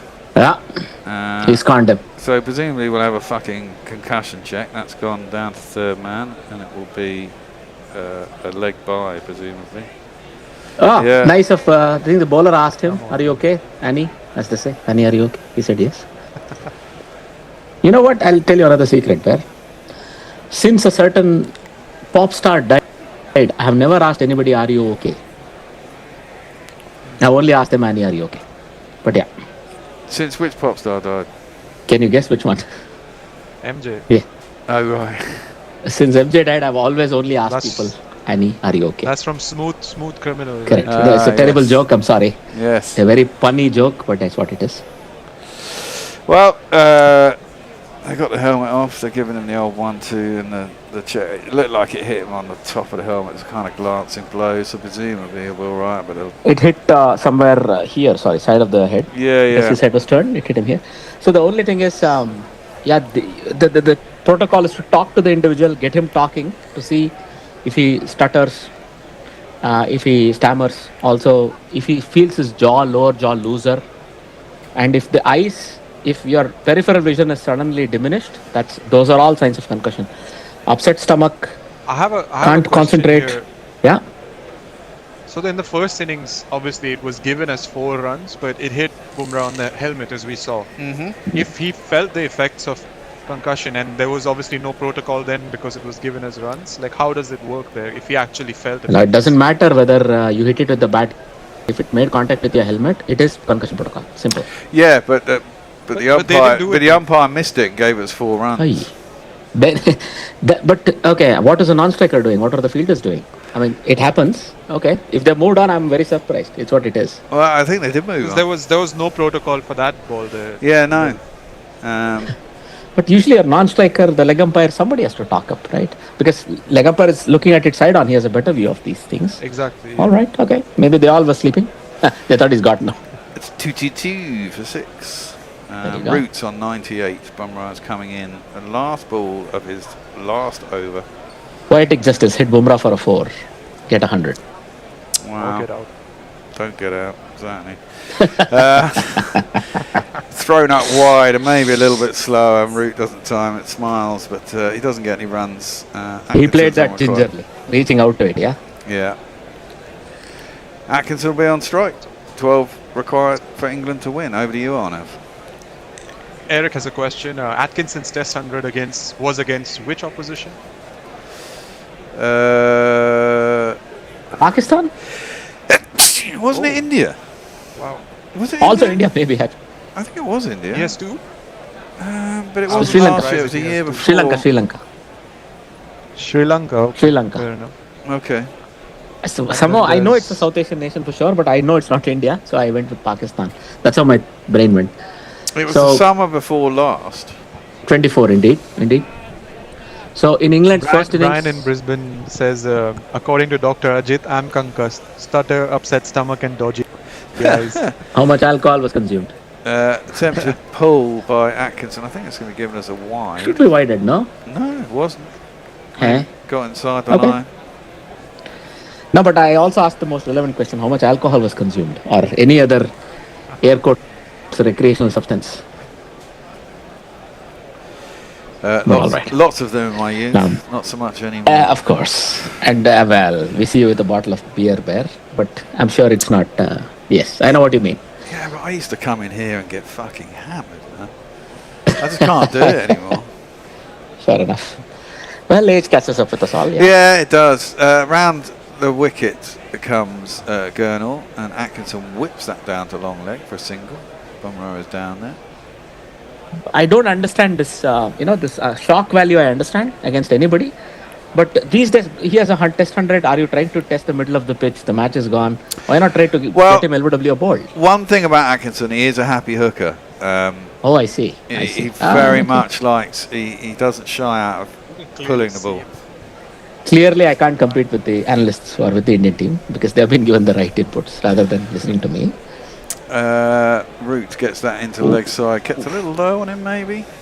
I think he may have anticipated, I'm going to look for the replay, but he may have anticipated that it would rise higher because of Gurnur and where he lands the ball. Yeah, he seems to be implying it kept a bit low, but he moves on to 99. 224 for 6. Only 10 required now for England. Great to see one of the legends of the game, right? Root. Into another 100, hopefully. Brian in Brisbane says Dr. Chit have overdosed on chickpeas. I like that. I've not known chickpeas to cause anything but bloating and a bit of wind, but I don't know if it causes other things. Let's see. Atkinson. They got someone at square leg, someone just behind square leg, and a long leg, and obviously Gurnor is bowling around the wicket, trying to cramp him and make him. There is a leg split trap. one in the air. Yeah, mid-on is up in a catching position. Mid-wicket is much squarer, and there is a man just at square. I mean, if you draw a line straight from crease, where the batsman would be a little behind it. Yeah. And of course, there's a long leg. It's a leg trap, but what does it mean? Let's see. Well, that's going to be wide, surely. He's the second one of the over. Yes. Oh no, it's been wide. It is given as wide. It was well too short. Again, Atkinson doesn't attempt not to pull it, does he? I mean, I think he's very tall. He can't get out of the way or whatever. But yeah, I know what you mean. He doesn't duck. I see you. What do you mean? It's a bit body line, really, this, isn't it? But that's cool. Sure, no, it's not. You can't really have body line in as much that the moment it gets more than 2 fielders behind square, you're going to be pulled up. Yeah. But it's just that it's the actual line. It's short from around the wicket into the head. Full and into the leg. Yeah. Maybe not. We'll see. Does it again. Pulled hard this time out towards Cow, and doesn't shy, and he gets himself 4 runs. His intentions were 6. George would be telling him, leave me 1 run. I think India are bored. They just want to get this over with. Right? Well, yeah, I mean, they've brought the field up, haven't they? Because they can't afford to lose singles. But that does mean that if you get it through the field, it's like to get a boundary. Only 5 required now. That was a good shot, right? He waited on the ball, swiveled beautifully with it. I hope he doesn't hit a 6 here. Yeah, that would be quite annoying, leaving Root stranded on 99. And come on. Root will smile through it for sure, but that's not. I'm sure Root won't mind as long as he doesn't get a 6. He just gets 1, and then Atkinson 4 is fine 4 too. to win. Yeah. No, Root needs 1. Last ball of the over, Atkinson hit a 4. Well, he gets it around the corner, and he doesn't get a 4. He gets a single, but steals the strike. This is what I meant. Yeah, single means stealing the strike. But all right, you could edge the ball to the boundary. I hope that doesn't happen. I'm sure Root will say, just play the ball. Don't worry about me. There's a little bit of a smile. I'm sure the chances are it'll be a single unless he bowls a shitty ball. Who's going to bowl now? Gurnor? Anyone. Prasid, I imagine. Prasid, I would say, should be bowling if there's any overs left. Let me check, of course. Prasid has 1 over left. I think it'll be him.